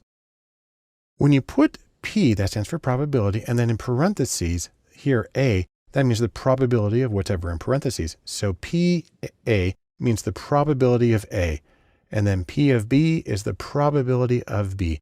When you take all of the probabilities together, you get what's called the probability space, and that's why we have S. And it all adds up to 1 because you've now covered 100% of the possibilities. Also, you can talk about the complement. The tilde here is used to say probability of not A is equal to 1 minus the probability of A, because those have to add up. So let's take a look at something also about conditional probabilities, which is really important in statistics. A conditional probability is the probability of something if something else is true. You write it this way, the probability of, and that vertical line is called a pipe, and it's read as assuming that or given that. So you can read this as probability of A given B is the probability of A occurring if B is true. And so you can say, for instance, what's the probability if something's orange? What's the probability that's a carrot given in this picture? Now, the place where this comes in really important for a lot of people is the probabilities of type 1 and type 2 errors in hypothesis testing, which we'll mention at some other point. But I do want to say a few things about arithmetic with probabilities because it doesn't always work the way that people think it will. Let's start by talking about adding probabilities. Let's say you have two events A and B. And let's say you want to find the probability of either one of those events. So that's like adding the probabilities of the two events. Well, it's kind of easy. You take the probability of event A and you add the probability of event B. However, you may have to subtract something. You may have to subtract this little piece because maybe there is some overlap between the two of them. On the other hand, if A and B are disjoint, which means they never occur together, then that's equal to 0. And then you can, subtract 0, which is you get back to the original probabilities. But let's take a really easy example of this. I've created my super simple sample space. I have 10 shapes. I got 5 squares on the top, 5 circles on the bottom. I've got a couple of red shapes on the right side. Let's say we want to find the probability of a square or a red shape. So we are adding the probabilities, but we have to adjust for the overlap between the two. Well, here's our squares on top. 5 out of the 10 are squares. And over here on the right, we have 2 red shapes, 2 out of 10. So let's go back to our formula here. And let's change a little bit. Change the A and the B to S and R for square and red. Now we can start this way. Let's get the probability that something is a square. Well, we go back to our probability space. You see we have 5 squares out of 10 shapes total. So we do 5 over 10, that reduces to 0.5. Okay, next up, the probability of something red in our sample space. Well, we have 10 shapes total. 2 of them on the far right are red. So that's 2 over 10, and you do the division, you get 0.2. Now the trick is the overlap between these two categories. Do we have anything that is both square and red? Because we don't want to count that twice, so we have to subtract it. So let's go back to our sample space, and we're looking for something that is square. There's the squares on top, and there's the things that are red on the side, and you see they overlap. And this is our little overlapping red square. So there's one shape that meets both of those, 1 out of 10. So we come back here, we do 1 out of 10, that reduces to 0.1.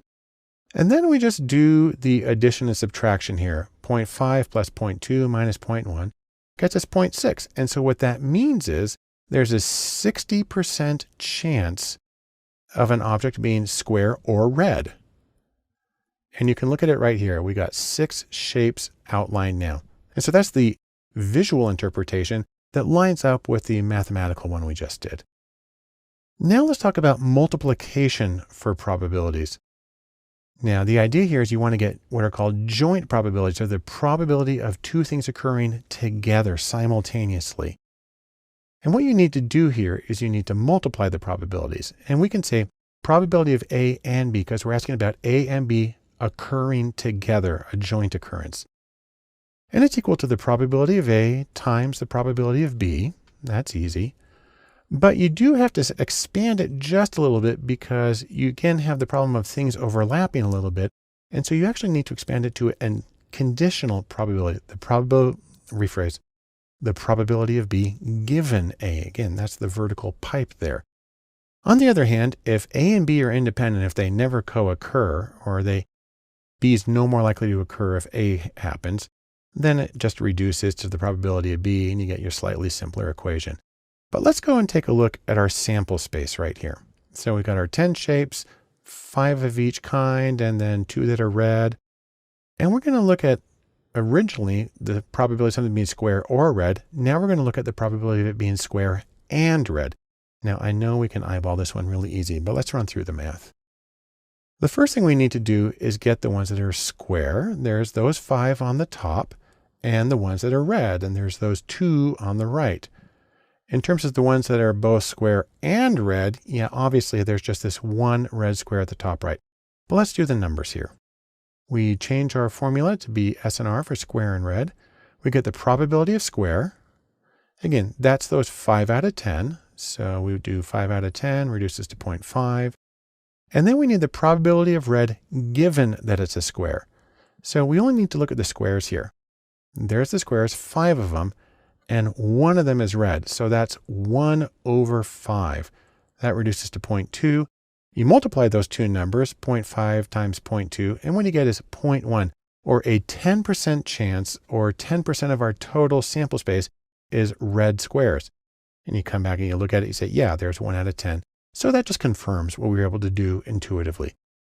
So that's our short presentation on probabilities. And in sum, what do we get out of that? Number one, probability, it's not always intuitive. And also the idea that conditional values can help in a lot of situations, but they may not work the way you expect them to. And really, the arithmetic of probability can surprise people. So pay attention when you're working with it so you can get a more accurate conclusion in your own calculations.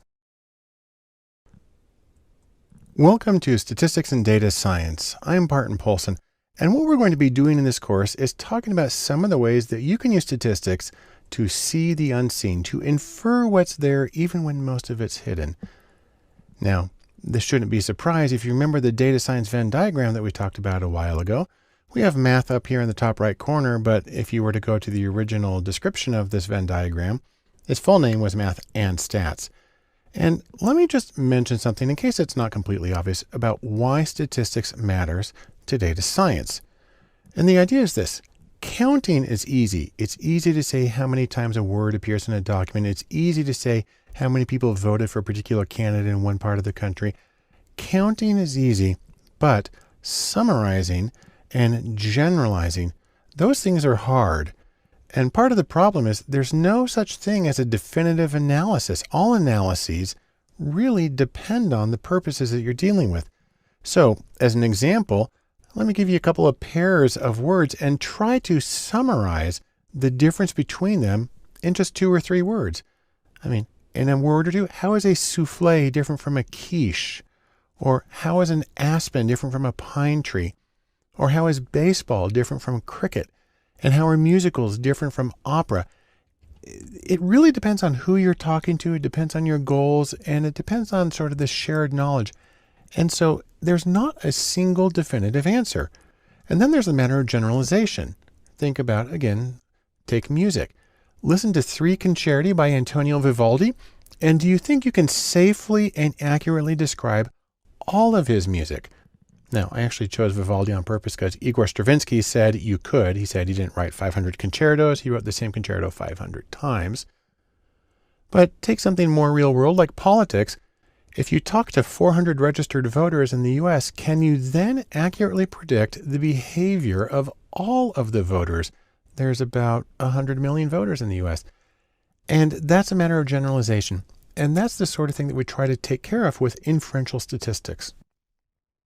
Now, there are different methods that you can use in statistics, and all of them are designed to give you sort of a map, a description of the data you're working with. There are descriptive statistics, there are inferential statistics, there's the inferential procedure, hypothesis testing, and there's also estimation. And I'll talk about each of those in more depth. There are a lot of choices that have to be made, and some of the things I'm going to discuss in detail are, for instance, the choice of estimators, that's different from estimation, different measures of fit, feature selection for knowing which variables are the most important in predicting your outcome, also common problems that arise when trying to model data, and the principles of model validation. But through this all, the most important thing to remember is that analysis is functional. It's designed to serve a particular purpose. And there's a very wonderful quote within the statistics world that says, all models are wrong. All statistical descriptions of reality are wrong because they're not exact depictions, they're summaries. But some are useful. And that's from George Box. And so really the question is, you're not trying to be totally, completely accurate, because in that case, you just wouldn't do an analysis. The real question is, are you better off doing your analysis than not doing it? And truthfully, I bet you are. So in sum, we can say 3 things. Number 1, you want to use statistics to both summarize your data and to generalize from one group to another if you can. On the other hand, there's no one true answer with data. You got to be flexible in terms of what your goals are and the shared knowledge. And no matter what you're doing, the utility of your analysis should guide you in your decisions. The first thing we want to cover in statistics and data science is the principle of exploring data. And this video is just designed to give an exploration overview.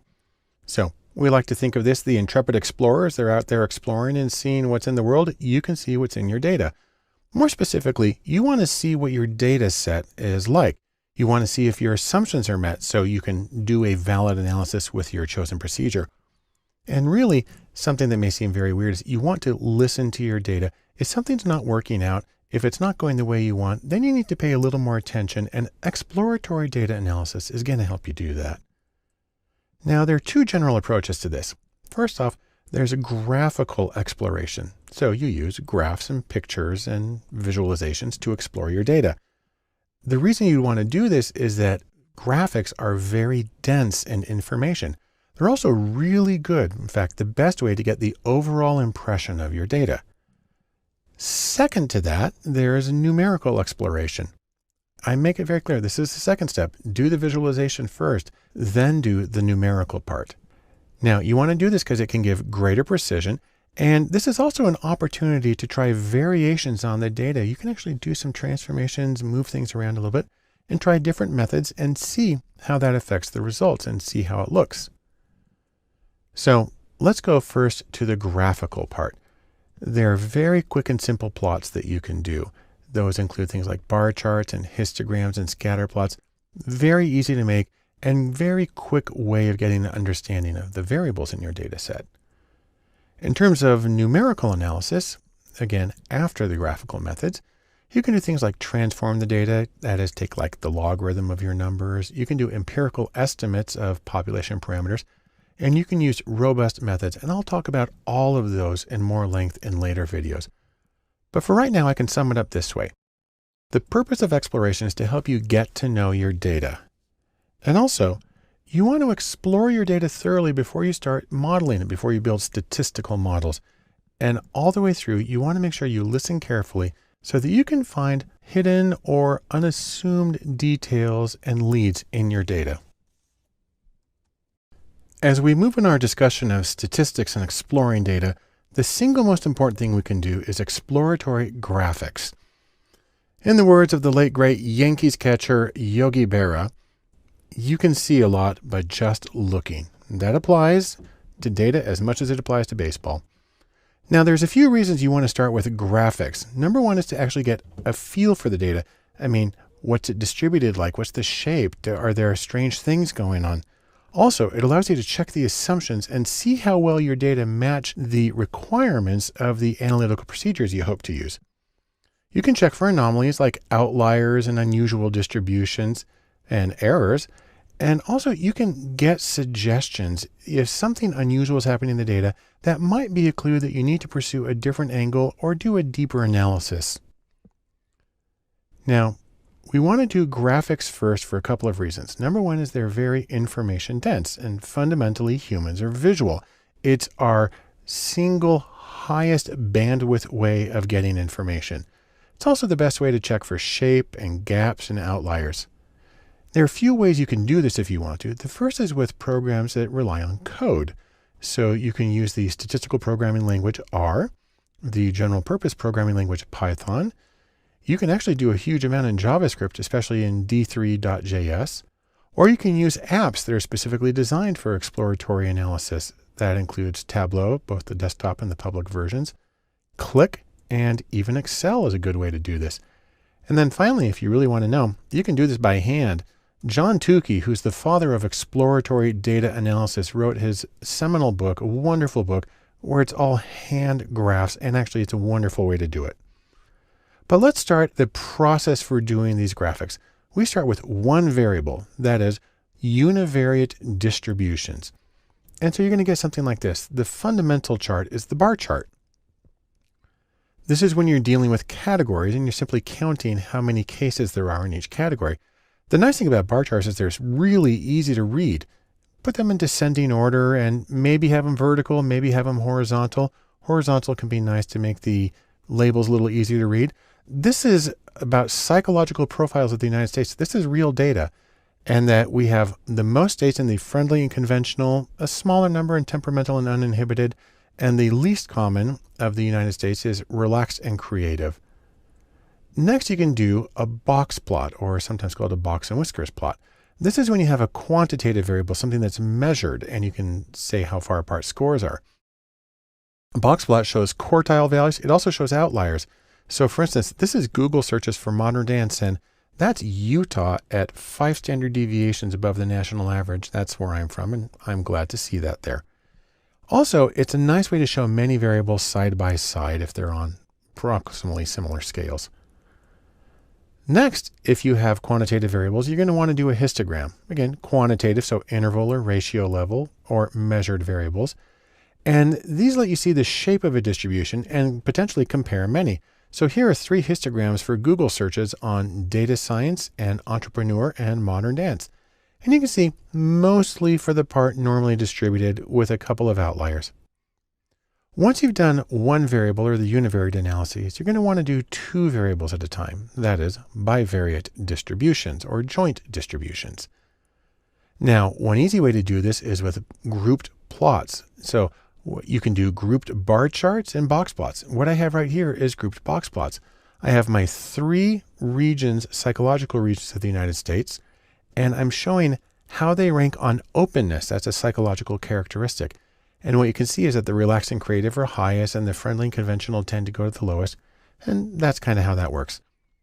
It's also a good way of seeing the association between a categorical variable like region of the United States psychologically and a quantitative outcome, which is what we have here with openness. Next, you can also do a scatter plot. That's where you have 2 quantitative variables. And what you're looking for here is it a straight line? That is it linear? Do we have outliers? And also the strength of association. How closely do the dots all come to the regression line that we have here in the middle?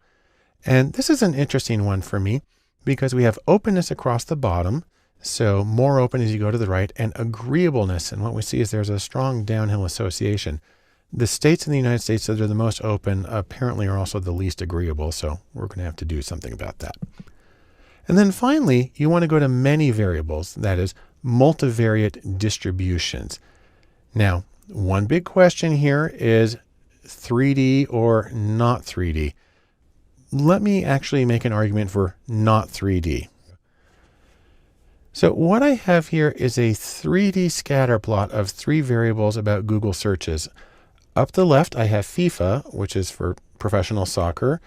Down there on the bottom left, I have searches for NFL, and on the right, I have searches for NBA. Now, I did this in R, and what's neat about this is you can click and drag and move it around. And that's kind of fun. You kind of spin around, and it gets kind of nauseating as you look at it. And this particular version, I'm using Plotly in R. It allows you to actually click on a point and see, let me see if I can get the floor in the right place. You got to click on a point and see where it ranks on each of these characteristics. You can see, however, this thing's hard to control. And once it stops moving, it's not much fun. And truthfully, most 3D plots I've worked with are just kind of nightmares. They seem like they're a good idea, but not really. So here's the deal. 3D graphics, like the one I just showed you, because they're actually being shown in 2D, they have to be in motion for you to tell what's going on at all. And fundamentally, they're hard to read and confusing. Now, it's true they might be useful for finding clusters in 3 dimensions. We didn't see that in the data we had. But generally, I just avoid them like the plague. What you want to do, however, is see the connection between several variables. You might want to use a matrix of plots. This is where you have, for instance, many quantitative variables. You can use markers for group membership if you want. And I find it to be much clearer than 3D. So here I have the relationship between 4 search terms: NBA, NFL, MLB for Major League Baseball, and FIFA. You can see the individual distributions. You can see the scatter plots. You can get the correlation. Truthfully, this for me is a much easier kind of chart to read and get the richness that we need from a multidimensional display. So the questions you're trying to answer overall are, number 1, do you have what you need? Do you have the variables you need? Do you have the variability that you need? Are there clumps or gaps in the distributions? Are there exceptional cases, anomalies that are really far out from everybody else, or spikes in the scores? And are there errors in data? Were there mistakes in coding? Did people forget to answer questions? Are there impossible combinations? And these kinds of things are easiest to see with a visualization that'll really just kind of puts it right there in front of you. And so in sum, I can say this about graphical exploration of data. It's a critical first step. This is basically where you always want to start. And you want to use the quick and easy methods. Again, bar charts, scatter plots are really easy to make, and they're very easy to understand. And once you're done with the graphical exploration, then you can go to the second step, which is exploring the data through numbers. The next step in statistics and exploring data is exploratory statistics, or numerical exploration of data. I like to think of this as go in order. First you do visualization, then you do the numerical part. And a couple of things to remember here. Number one is you're still exploring the data. You're not modeling yet, but you are doing a quantitative exploration. This might be an opportunity to get empirical estimates, that is, of population parameters as opposed to theoretically based ones. It's a good time to manipulate the data and explore the effects of manipulating the data, looking at subgroups, looking at transforming variables. Also, it's an opportunity to check the sensitivity of your results. Do you get the same general results if you test under different circumstances? So we're going to talk about things like robust statistics and resampling data and transforming data. So we'll start with robust statistics. This, by the way, is Hercules, a robust mythical character. And the idea with a robust statistics is that they are stable, is that even when the data varies in sort of unpredictable ways, you still get the same general impression. This is a class of statistics, it's an entire category, that's less affected by outliers and by skewness and kurtosis and other abnormalities in the data. So let's take a quick look. This is a very skewed distribution I created. The median, which is the dark line there in the box, is right around 1.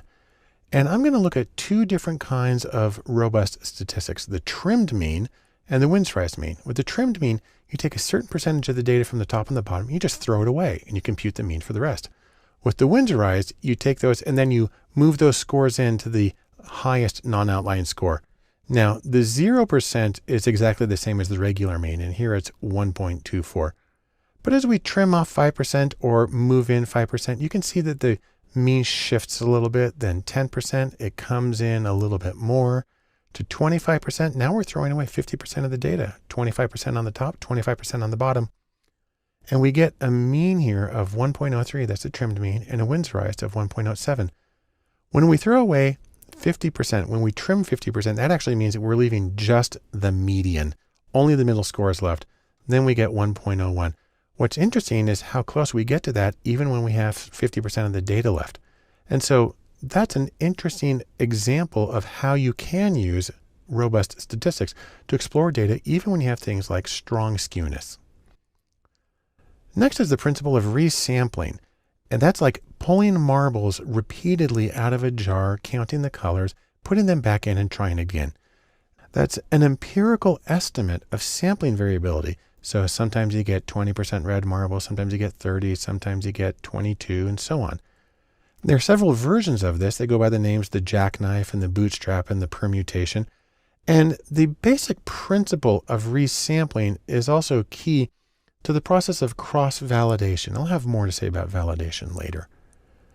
And then finally, there's transforming variables. Here's our caterpillars in the process of transforming into butterflies. But the idea here is you take a sort of difficult data set and then you do what's called a smooth function. There's no jumps in it, and something that preserves the order and it allows you to work on the full data set. So you can fix skewed data, and in a scatter plot, you might have a curved line. You can fix that. And probably the best way to look at this is with something called Tukey's ladder of powers.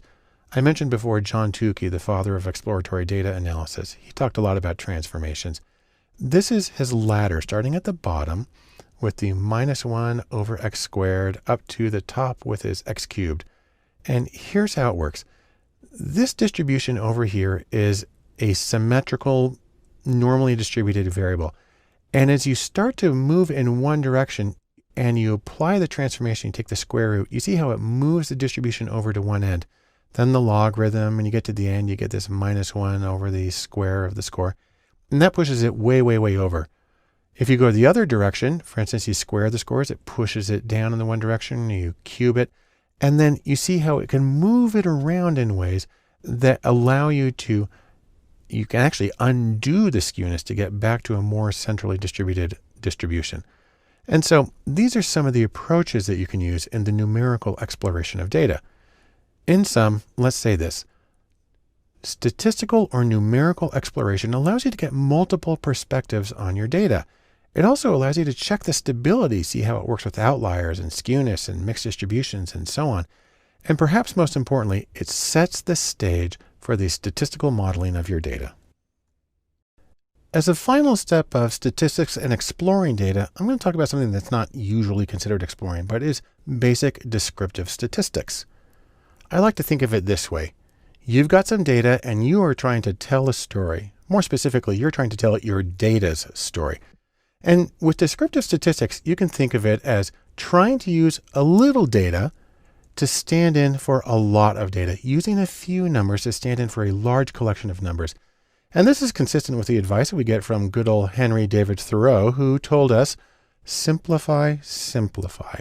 If you can tell your story with more carefully chosen and more informative data, go for it. So there's a few different procedures for doing this. Number one, you want to describe the center of your distribution of data. That's if you're going to pick a single number, use that. Two, if you can give a second number, give something about the spread or the dispersion or the variability. And three, it's also nice to be able to describe the shape of the distribution. Let me say more about each of these in turn. First, let's talk about center. We have the center of our rings here. Now, there are a few very common measures of center or location or central tendency of a distribution. There's the mode, and there's the median, and there's the mean. Now, there are many, many others, but those are the ones that are going to get you most of the way. Let's talk about the mode first. Now, I'm going to create a little data set here on a scale from 1 to 11, and I'm going to put individual scores. There is a 1 and another 1 and another 1 and another 1. Then we have a 2, 2. Then we have a score way over at 9 and another score over at 11. So we have 8 scores, and this is the distribution. This is actually a histogram of the data set. The mode is the most commonly occurring score or the most frequent score. Well, if you look at how tall each of these go, we've got more 1s than anything else. And so 1 is the mode because it occurs 4 times and nothing else comes close to that. The median is a little different. The median is looking for the score that is at the center if you split it into 2 equal groups. We have 8 scores, so we want to get one group of 4, that's down here. And then the other group of 4 is this really big one because it ranges way out. And the median is going to be the place on the number line that splits those into 2 groups. That's going to be right here at 1.5. Now the mean's a little more complicated, even though people understand means in general. It's the first one we have here that actually has a formula where m for the mean is equal to the sum of x, that's our scores on the variable, divided by n, the number of scores. You can also write it out with Greek notation if you want, like this, where that's sigma, a capital sigma is the summation sign, sum of x divided by n. And with our little data set, that works out to this. 1 plus 1 plus 1 plus 1 plus 2 plus 2 plus 9 plus 11. Add those all up and divide by 8 because that's how many scores there are. Well, that reduces to 28 divided by 8, which is equal to 3.5. If you go back to our little chart here, 3.5 is right over here. You'll notice there aren't any scores really exactly right there. That's because the mean tends to get very distorted by outliers. It follows the extreme scores. But a really nice, I say it's more than just a visual analogy, is that if this number line were a seesaw, then the mean is exactly where the balance point or the fulcrum would be for these to be equal. People understand that. If somebody weighs more, they got to sit in closer to balance somebody who weighs less, who has to sit further out. And that's how the mean works. Now, let me give a little bit of the pros and cons of each of these. For the mode's really easy to do. You just count how common it is. On the other hand, it may not be close to what appears to be the center of the data. The median, it splits the data into 2 same-size groups, the same number of scores in each. And that's pretty easy to deal with, but unfortunately, it's hard to use that information in many statistics after that. And then finally, the mean. Of these 3, it's the least intuitive, it's the most effective by outliers and skewness, and that may really strike against it, but it is, however, the most useful statistically, and so it's the one that gets used the most often. Next, there's the issue of spread your tail feathers. And we have a few measures here that are very common also. There's the range, there are percentiles and interquartile range, and there's the variance and the standard deviation. I'll talk about each of those. First, the range. The range is simply the maximum score minus the minimum score. And in our case, that's just 11 minus 1, which is equal to 10. So we have a range of 10. And I can show you that here on our chart. It's just that line there at the bottom from the 11 down to the 1. That's a range of 10. The interquartile range, which actually is usually referred to simply as the IQR, is the distance between Q3, which is the third quartile score, and Q1, which is the first quartile score. If you're not familiar with quartiles, it's the same as the 75th percentile score and the 25th percentile score. Really what it is you're going to throw away some of the data. So let's go to our distribution here. First thing we're going to do is we're going to throw away the two highest scores. There they are. They're grayed out now. And then we're going to throw away two of the lowest scores. They're out there. And then we're going to get the range for the remaining ones. Now, this is complicated by the fact that I've got this big gap in between 2 and 9. And different methods of calculating quartiles do something with that gap. So if you use a spreadsheet, it's actually going to do an interpolation process, and it'll give you a value of 3.75, I believe, and then down to 1 for the first quartile. So not so intuitive with this graph, but that is how it works usually. If you want to write it out, you can do it like this. The interquartile range is equal to Q3 minus Q1. And in our particular case, that's 3.75 minus 1. And that, of course, is equal to just 2.75, and there you have it. Now, our final measure of spread or variability or dispersion is two related measures, the variance and the standard deviation. These are a little harder to explain and a little harder to show. But the variance, which is at least the easiest formula, is this. The variance is equal to, that's the sum, the capital sigma is the sum of x minus m. That's how far each individual score is from the mean. And then you take that deviation there and you square it, you add up all the deviations, and then you divide by the number. So the variance is the average squared deviation from the mean. I'll try to show you that graphically. So here's our data set, and there's our mean right there at 3.5. Let's go to one of these 2's. We got a deviation there of 1.5. And if we make a square that's 1.5 points on each side, well, there it is. We can do a similar square for the other score at 2. If we're going down to 1, then it's going to be 2.5 squared, and it's going to be that much bigger. And we can draw one of these squares for each of our 8 points. The squares for the scores at 9 and 11 are going to be huge and go off the page, so I'm not going to show them. But once you have all those squares, you add up the area, and you get the variance. So this is the formula for the variance, but now let me show the standard deviation, which is also a very common measure, is closely related to this. Specifically, it's just the square root of the variance. Now, there's a catch here. The formulas for the variance and the standard deviation are slightly different for populations and samples in that they use different denominators. But they give similar answers, not identical, but similar if the sample is reasonably large, say over 30 or 50, then it's going to be really just a negligible difference. So let's do a little pro and con of these three things. First, the range. It's very easy to do. It only uses two numbers, the high and the low, but it's determined entirely by those two numbers. And if they're outliers, you've got really a bad situation.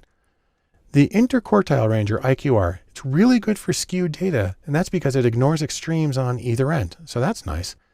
And the variance and the standard deviation, while they are the least intuitive and they are the most affected by outliers, they are also generally the most useful because they feed into so many other procedures that are used in data science. Finally, let's talk a little bit about the shape of a distribution.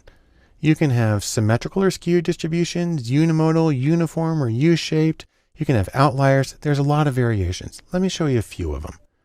First off is a symmetrical distribution. Pretty easy. They're the same on the left and on the right. And this little pyramid shape is an example of a symmetrical distribution. There are also skewed distributions where most of the scores are on one end and then they taper off. This right here is a positively skewed distribution where most of the scores are at the low end and the outliers are on the high end. This is unimodal. It's our same pyramid shape. Unimodal means it has one mode, or really kind of one hump in the data. That's contrasted, for instance, to bimodal, where you have two modes. And that usually happens when you have two distributions that got mixed together. There's also uniform distributions where every response is equally common. There's U-shaped distributions where people tend to pile up at one end or the other and a big dip in the middle. And so there's a lot of different variations, and You want to get the shape of the distribution to help you understand and put the numerical summaries like the mean and like the standard deviation and put those into context. In sum, we can say this. When you use descriptive statistics, that allows you to be concise with your data, tell the story and tell it succinctly. You want to focus on things like the center of the data, the spread of the data, the shape of the data. And above all, watch out for anomalies because they can exercise really undue influence on your interpretations. But this will help you better understand your data and prepare you for the steps that follow. The next step in our discussion of statistics and inference is hypothesis testing, a very common procedure in some fields of research. I like to think of it as put your money where your mouth is and test your theory. Here's the Wright brothers out testing their plane. Now, the basic idea behind hypothesis testing is this. You start with a question, and it's something like, what is the probability of X occurring by chance if randomness or meaningless sampling variation is the only explanation? Well, the response is this. If the probability of that data arising by chance when nothing's happening is low, then you reject randomness as a likely explanation. Okay, there's a few things I can say about this. Number one, it's really common in scientific research. Say, for instance, in the social sciences, it's used all the time. Number two, this kind of approach can be really helpful in medical diagnostics where you're trying to make a yes-no decision, does a person have a particular disease? And three, really, anytime you're trying to make a go, no-go decision, which might be made, for instance, with a purchasing decision for a school district or implementing a particular law, you base it on the data and you have to make a yes-no. Hypothesis testing might be helpful in those situations. Now, you have to have hypotheses to do hypothesis testing. You start with H sub 0, which is the shorthand version for the null hypothesis. And what that is in And what that is in lengthier terms is that there is no systematic effect between groups. There's no association between variables, and random sampling error is the only explanation for any observed differences that you see. And then contrast that with H sub A, which is the alternative hypothesis. And this really just says that there's a systematic effect, that there is in fact a correlation between variables, that there is in fact a difference between two groups, that this variable does in fact predict the other one. Let's take a look at the simplest version of this, statistically speaking. Now, what I have here is a null distribution. This is a bell curve. It's actually the standard normal distribution, which shows z-scores and relative frequency. And what you do with this is you mark off what are called regions of rejection. And so I've actually shaded off the highest 2.5% of the distribution and the lowest 2.5%. What's funny about this is even though I draw it to plus and minus 3 and it looks like it hits 0, it's actually infinite and asymptotic. But that's the highest and lowest 2.5%. Collectively, that leaves 95% in the middle. Now, the idea is then you gather your data, you calculate a score for your data, and you see where it falls in this distribution. And I like to think of that as you have to go down one path or the other. You have to make a decision. And you have to decide whether to retain your null hypothesis, maybe it is random, or reject it and decide, no, I don't think it's random. The trick is things can go wrong. You can get a false positive. And this is when the sample shows some kind of statistical effect, but it's really randomness. And so, for instance, this scatter plot I have right here, you can see a little downhill association here, but this is in fact drawn from data that has a true correlation of 0. And I just kind of randomly sampled from it until I got this. It took about 20 rounds, but it looks negative, but there's really nothing happening. The trick about false positives is that's conditional on rejecting the null. The only way you can get a false positive is if you actually conclude that there's a positive result. It goes by the highly descriptive name of a type 1 error, but you get to pick a value for it, and 0.05 or 5% risk if you reject the null hypothesis. That's the most common value. Then there's a false negative. This is when the data looks random, but in fact it is systematic or there's a relationship. So for instance, this scatter plot, it looks like it's pretty much a 0 relationship, but in fact, this came from two variables that were correlated at 0.25. That's a pretty strong association. Again, I randomly sampled from the data until I got a set that happened to look pretty flat. And a false negative is conditional on not rejecting the null. You can only get a false negative if you get a negative. You say there's nothing there. It's also called a type 2 error. And this is a value that you have to calculate based on several elements of your testing framework. So it's something to be thoughtful of. Now, I do have to mention one thing, big security notice, but wait. The problem with hypothesis testing, there's a few. Number one, it's really easy to misinterpret it. A lot of people say, well, if you get a statistically significant result, it means that it's something big and meaningful. And that's not true because it's confounded with sample size and a lot of other things that just don't really matter. Also, a lot of people take exception with the assumption of a null effect or even a nil effect, that there's zero difference at all. And that could be, in certain situations, it could be an absurd claim. So got to watch out for that. There's also bias from the use of a cutoff. Anytime you have a cutoff, you're going to have problems where you have cases that would have been just slightly higher, slightly lower. It would have switched on the dichotomous outcome. So that is a problem. And then a lot of people say that it just answers the wrong question because of what it's telling you is, what's the probability of getting this data at random? Well, that's not what most people care about. They want it the other way, which is why I mentioned previously Bayes' theorem, and I'll say more about that later. That being said, hypothesis testing is still very deeply ingrained, very useful in a lot of questions, and it's gotten us really far in a lot of domains. So in sum, let me say this. Hypothesis testing is very common for yes-no outcomes, and it's the default in many fields. And I'd argue that it is still useful and informative despite many of the well-substantiated critiques. We'll continue in statistics and inference by discussing estimation. Now, as opposed to hypothesis testing, estimation is designed to actually give you a number, give you a value, not just a yes, no, go, no go, but give you an estimate for a parameter that you're trying to get. I like to think of it as sort of a new angle, looking at something from a different way. The most common approach to this is confidence intervals. Now, the important thing to remember is this is still an inferential procedure. You're still using sample data and trying to make conclusions about a larger group or population. The difference here is instead of coming up with a yes, no, you instead focus on likely values for the population value. Most versions of estimation are closely related to hypothesis testing, sometimes seen as the flip side of the coin, and we'll see how that works in later videos. Now, I like to think of this as an ability to estimate any sample statistic, and there's a few different versions. We have parametric versions of estimation and bootstrap versions. That's why I got the boots here. And that's where you just kind of randomly sample from the data in an effort to get an idea of the variability. You can also have what are called central versus non-central confidence intervals in estimation, but we're not going to deal with those. Now, there are three general steps to this. First, you need to choose a confidence level, anywhere from, say, well, you can't have 0. It has to be more than 0, and it can't be 100%. Choose something in between. 95% is the most common. And what it does is it gives you a range of numbers, a high and a low. And the higher your level of confidence, the more confident you want to be, the wider the range is going to be between your high and your low estimates. Now, there's a fundamental trade-off in what's happening here, and it's the trade-off between accuracy, which means you're on target, or more specifically, that your interval contains the true population value. And the idea is that leads you to the correct inference.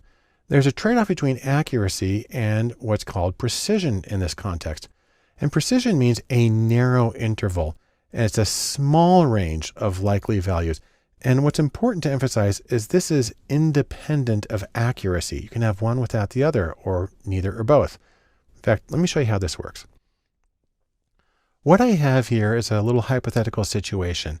I've got a variable that goes from maybe 10 to 90, and I've drawn a thick black line at 50. If you think of this in terms of percentages and political polls, it makes a very big difference if you're on the left or the right at 50%. And then I've drawn a dotted vertical line at 55 to say that that's our theoretical true population value. Then what I have here is a distribution that shows possible values based on our sample data. And what you get here is it's not accurate because it's centered on the wrong thing. It's actually centered on 45 as opposed to 55. And it's not precise because it's spread way out from maybe 10 up to almost 80. So this situation, the data is no help really at all. Now here's another one. This is accurate because it's centered on the true value. That's nice, but it's still really spread out. And you see that about 40% of the values are going to be on the other side of 50%. It might lead you to reach the wrong conclusion. So that's a problem. Now here's the nightmare situation. This is when you have a very, very precise estimate, but it's not accurate. It's wrong. And this leads you to a very false sense of security and understanding of what's going on. And you're going to totally blow it all the time. The ideal situation is this. You have an accurate estimate where the distribution of sample values is really close to the true population value and is precise. It's really tightly knit, and you can see that just about 95% of it is on the correct side of 50, and that's good. If you want to see all four of them here at once, we have the precise two on the bottom, the unprecise ones on the top, the accurate ones on the right, the inaccurate ones on the left. And so that's a way of comparing it. But no matter what you do, you have to interpret a confidence interval. Now, the statistically accurate way that has very little interpretation is this.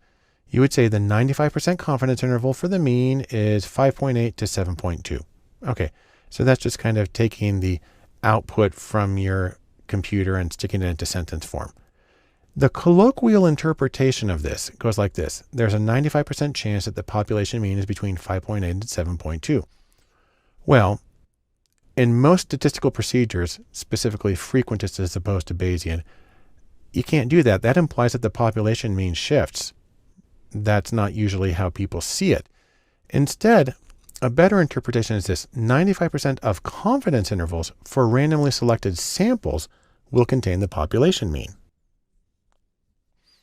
Now I can show you this really easily with a little demonstration. This is where I randomly generated data from a population with a mean of 55, and I got 20 different samples. And I got the confidence interval for each sample, and I've charted the high and the low. And the question is, did it include the true population value? And you can see that of these 20, 19 of them included it. Some of them barely made it. If you look at sample number 1 on the far left, barely made it. Sample number 8, it doesn't look like it made it. Sample 20 on the far right, barely made it on the other end. Only one of them missed it completely, that sample number 2, which is shown in red on the left.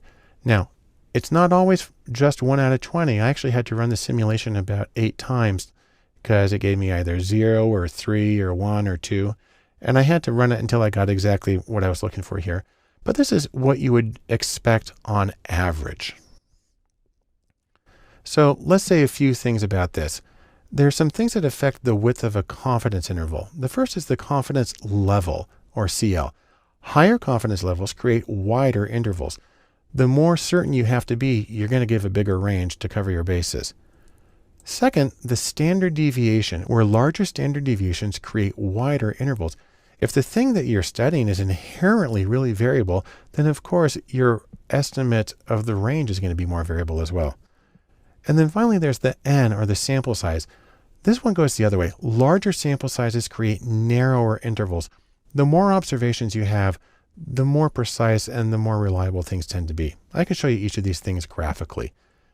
Here we have a bunch of confidence intervals where I'm simply changing the confidence level from 0.50 at the left side up through 0.999.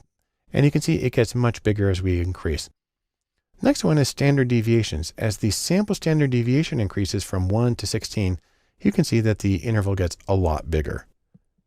And then we have sample size going from just 2 up to 512. I'm doubling it at each point. And you can see how the interval gets more and more and more precise as we go through.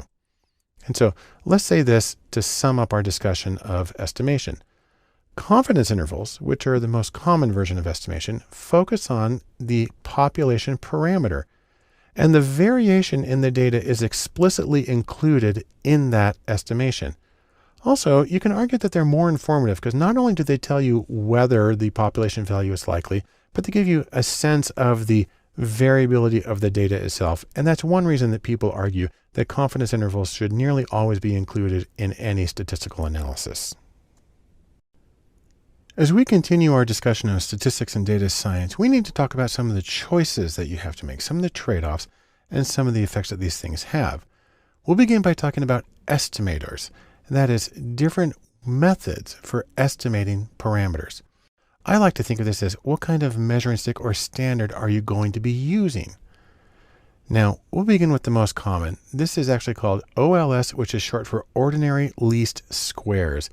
This is a very common approach. It's used in a lot of statistics, and it's based on what's called the sum of squared errors. And it's characterized by an acronym called BLUE, which stands for Best Linear Unbiased Estimator. Let me show you how that works. Let's take a scatter plot here of an association between two variables. This is actually the speed of a car and the distance to stop from about the 20s, I think. We have a scatter plot here, and we can draw a straight regression line through it. Now, the line that I've used is in fact the best linear unbiased estimate, but the way that you can tell that is by getting what are called the residuals. If you take each data point and draw a perfectly vertical line up or down to the regression line, because the regression line predicts what the value would be for that value on the x-axis, those are the residuals. Each of those individual vertical lines is a residual.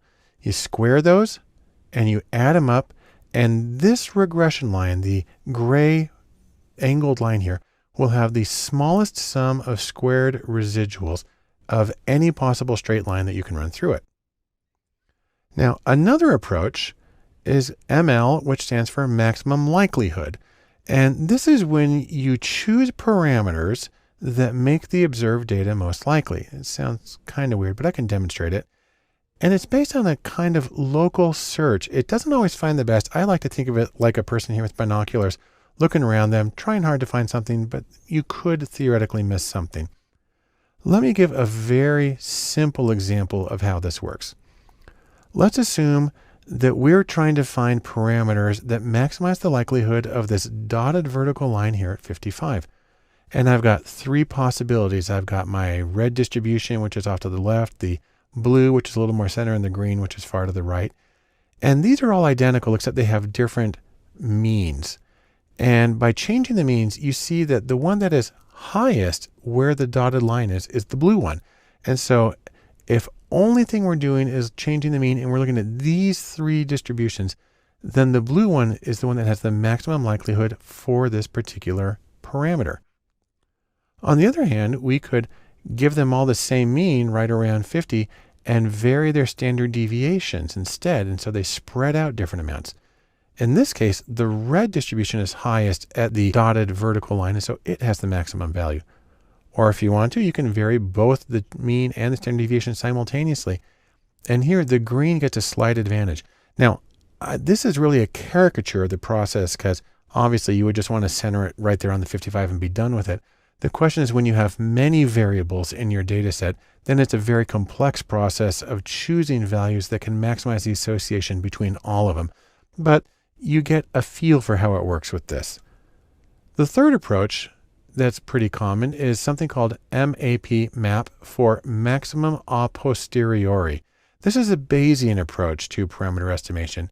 And what it does is it adds the prior distribution, and then it goes through sort of an anchoring and adjusting process. What happens, by the way, is that stronger prior estimates exert more influence on the estimate. And that might mean, for instance, a larger sample or more extreme values. And those have a greater influence on the posterior estimate of the parameters. Now, what's interesting is that these three methods all connect with each other. Let me show you exactly how they connect. The ordinary least squares, OLS, this is equivalent to maximum likelihood when it has normally distributed error terms. And maximum likelihood, ML, is equivalent to maximum a posteriori, or MAP, with a uniform prior distribution. You want to put it another way, ordinary least squares, or OLS, is a special case of maximum likelihood.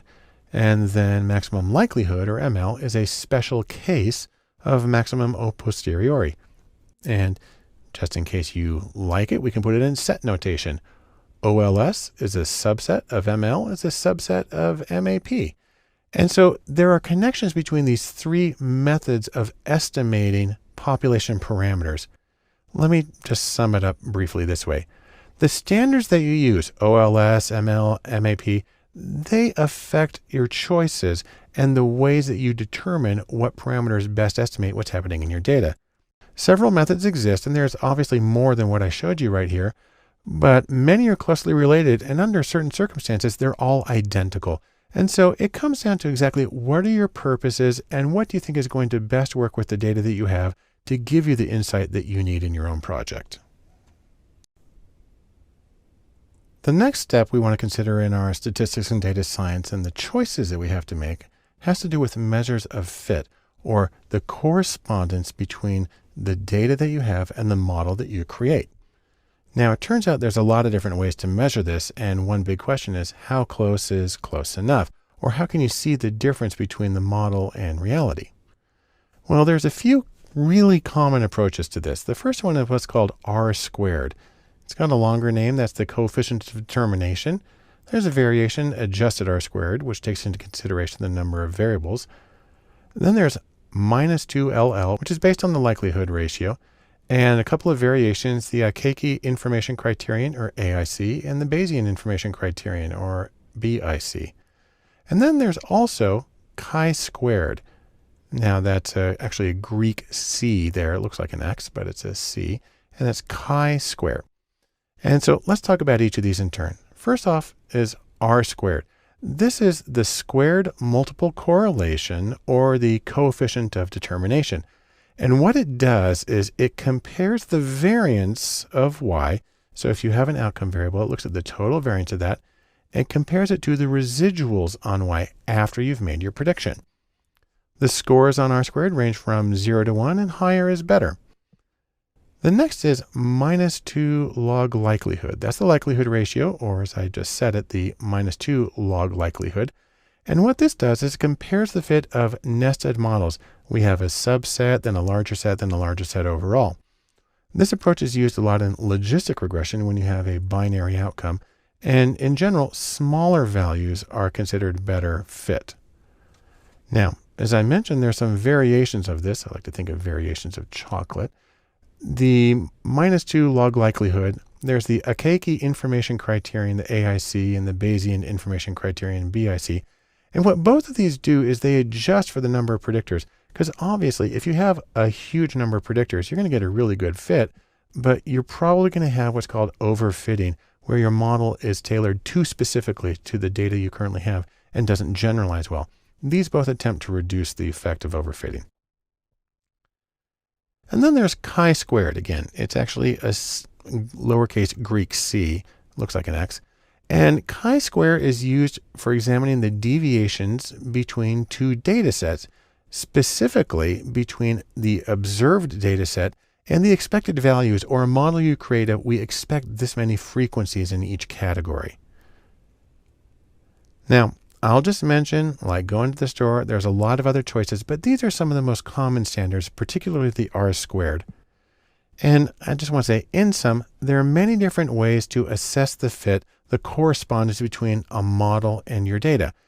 And the choices affect the model, especially, are you going to penalize for throwing in too many variables relative to your number of cases? Are you dealing with a quantitative or a binary outcome? Those things all matter. And so the most important thing, as always, my standing advice is keep your goals in mind and choose a method that seems to fit best with your analytical strategy and the insight you're trying to get from your data. The statistics and data science offers a lot of different choices. One of the most important is going to be feature selection, or the choice of variables to include in your model. It's sort of like confronting this enormous range of information and trying to choose what matters most, trying to get the needle out of the haystack. The goal of feature selection is to select the best features or variables and get rid of uninformative and noisy variables and simplify the statistical model that you're creating, because that helps avoid overfitting or getting a model that works too well with the current data and works less well with other data. The major problem here is multicollinearity, a very long word that has to do with the relationship between the predictors and the model. I can show it to you graphically here. Imagine, for instance, we've got a big circle here to represent the variability in our outcome variable. We're trying to predict it. And we've got a few predictors. So we've got predictor number 1 over here, and you see it's got a lot of overlap. That's nice. Then we've got predictor number 2 here. It also has some overlap with the outcome, but it also overlaps with predictor 1. And then finally down here, we've got predictor 3, which overlaps with both of them. And the problem arises the overlap between the predictors and the outcome variable. Now, there's a few ways of dealing with this. Some of these are pretty common. So for instance, there's the practice of looking at probability values in regression equations. There are standardized coefficients, and there's variations on sequential regression. There are also newer procedures for dealing with the disentanglement of the association between the predictors. There's something called commonality analysis. There's dominance analysis, and there are relative importance weights. Of course, there are many other choices in both the common and the newer, but these are a few that are worth taking a special look at. First is p-values or probability values. This is the simplest method because most statistical packages will calculate probability values for each predictor, and they'll put little asterisks next to it. And so what you're doing is you're looking at the p-values, the probabilities for each predictor, or more often the asterisks next to it, which sometimes give it the name of star search. You're just kind of cruising through a large output of data and just looking for the stars or asterisks. This is fundamentally a problematic approach for a lot of reasons. The problem here is you're looking individually and it inflates false positives. Say you have 20 variables, each is entered and tested with an alpha or false positive of 5%. You end up with nearly a 65% chance of at least one false positive in there. It's distorted by sample size because with a large enough sample, anything becomes statistically significant.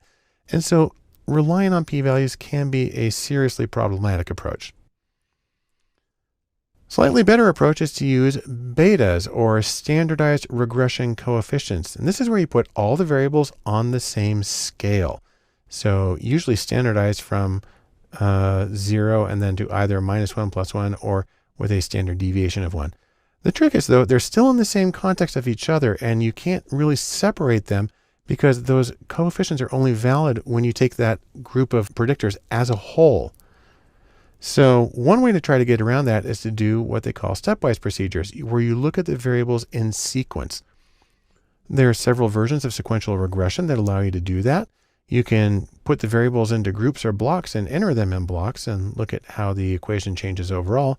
You can examine the change in fit at each step. The problem with a stepwise procedure like this is it dramatically increases the risk of overfitting, which again is a bad thing if you want to generalize your data. And so to deal with this, there's a whole collection of newer methods. A few of them include commonality analysis, which provides separate estimates for the unique and shared contributions of each variable. Well, that's a neat statistical trick, but the problem is it just moves the problem of disentanglement to the analyst, so you're really not better off than you were as far as I can tell. There's dominance analysis, which compares every possible subset of predictors. Again, sounds really good, but you have the problem known as the combinatorial explosion.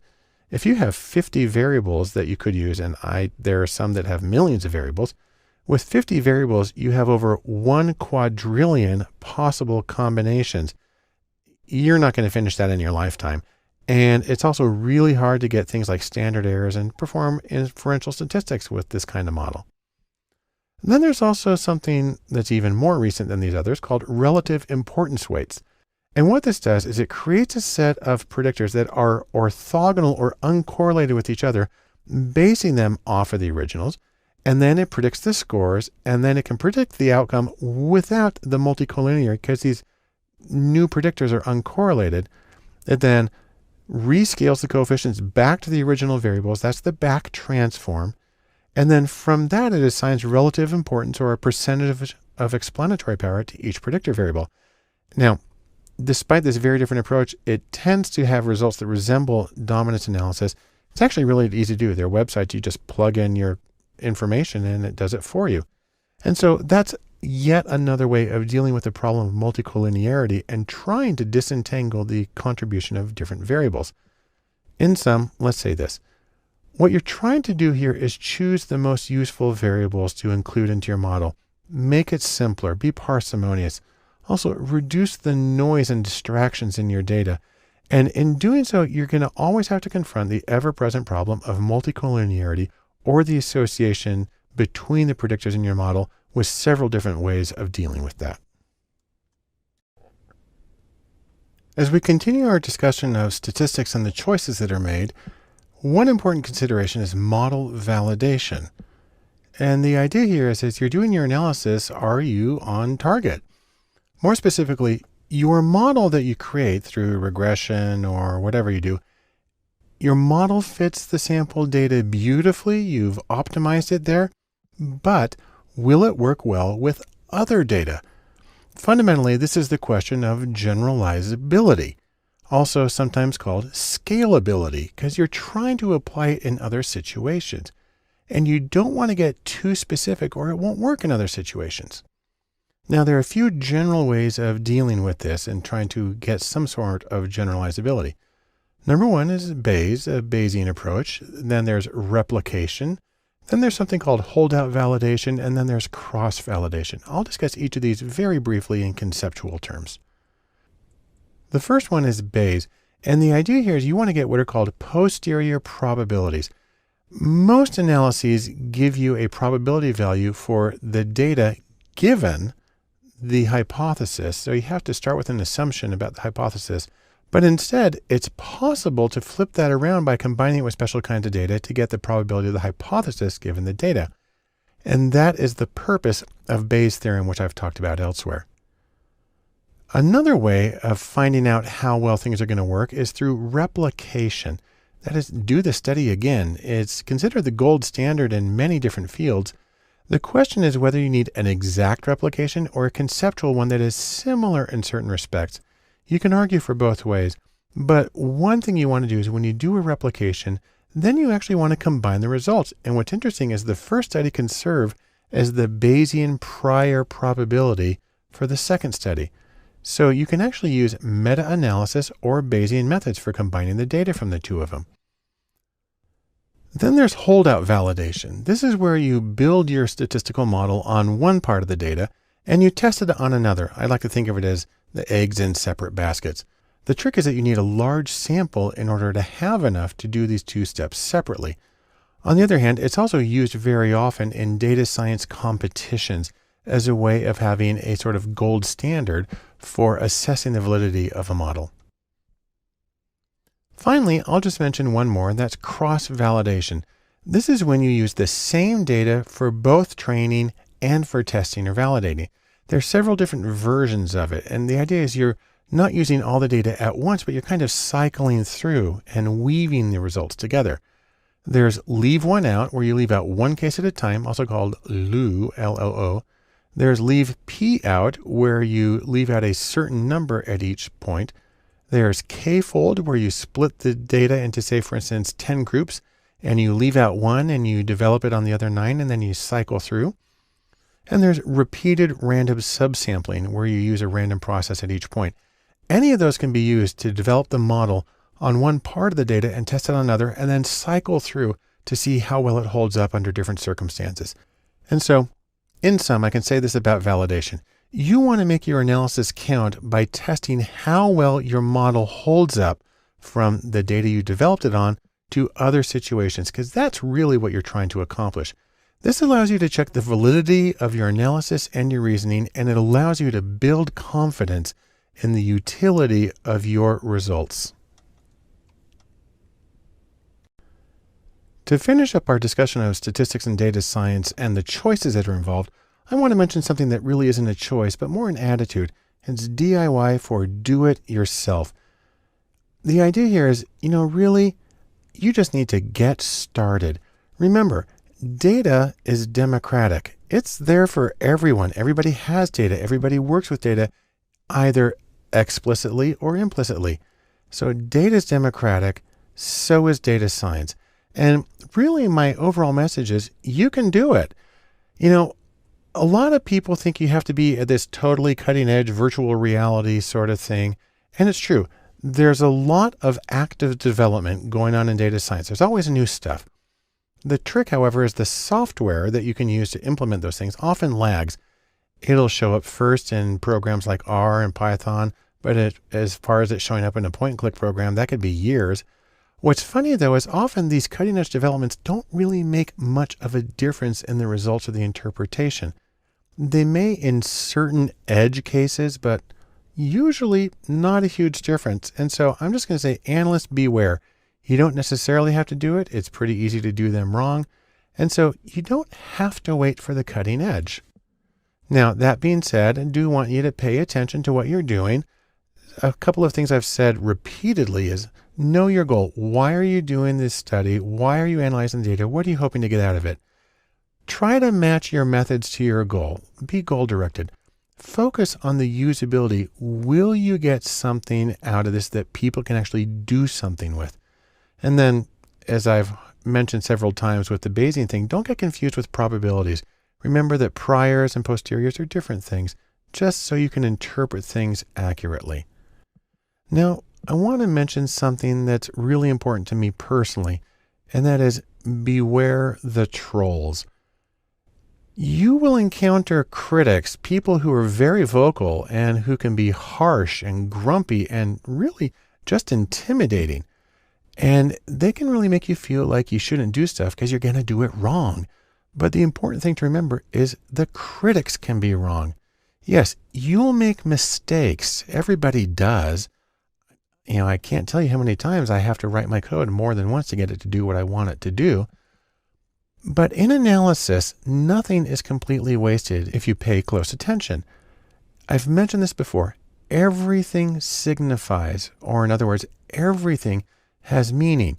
The trick is that the meaning might not be what you expected it to be. So you're going to have to listen carefully. And I just want to reemphasize, all data has value, so make sure you're listening carefully. In sum, let's say this, no analysis is perfect. The real question is not, is your analysis perfect, but can you add value? And I'm sure that you can. And fundamentally, data is democratic. So I'm going to finish with one more picture here. And that is, just jump right in and get started. You'll be glad you did. To wrap up our course, Statistics and Data Science, I want to give you a short conclusion and some next steps. Mostly, I want to take a little piece of advice I learned from a professional saxophonist, Kirk Whalum. And he says, there's always something to work on. There's always something you can do to try things differently to get better. It works when practicing music. It also works when you're dealing with data. Now, there are additional courses here at datalab.cc that you might want to look at. There are conceptual courses, additional high-level overviews on things like machine learning, data visualization, and other topics. And I encourage you to take a look at those as well to round out your general understanding of the field. There are also, however, many practical courses. These are hands-on tutorials on the statistical procedures I've covered, and you learn how to do them in R and Python and SPSS and other programs. But whatever you're doing, keep this other little piece of advice from writers in mind, and that is write what you know. And I'm going to say it this way, explore and analyze and delve into what you know. Remember, when we talked about data science and the Venn diagram, we've talked about the coding and the stats, but don't forget this part here on the bottom. Domain expertise is just as important to good data science as the ability to work with computer coding and the ability to work with the numbers and quantitative skills. But all through it, remember this, you don't have to know everything. Your work doesn't have to be perfect. The most important thing is just get started. You'll be glad you did. Thanks for joining me and good luck.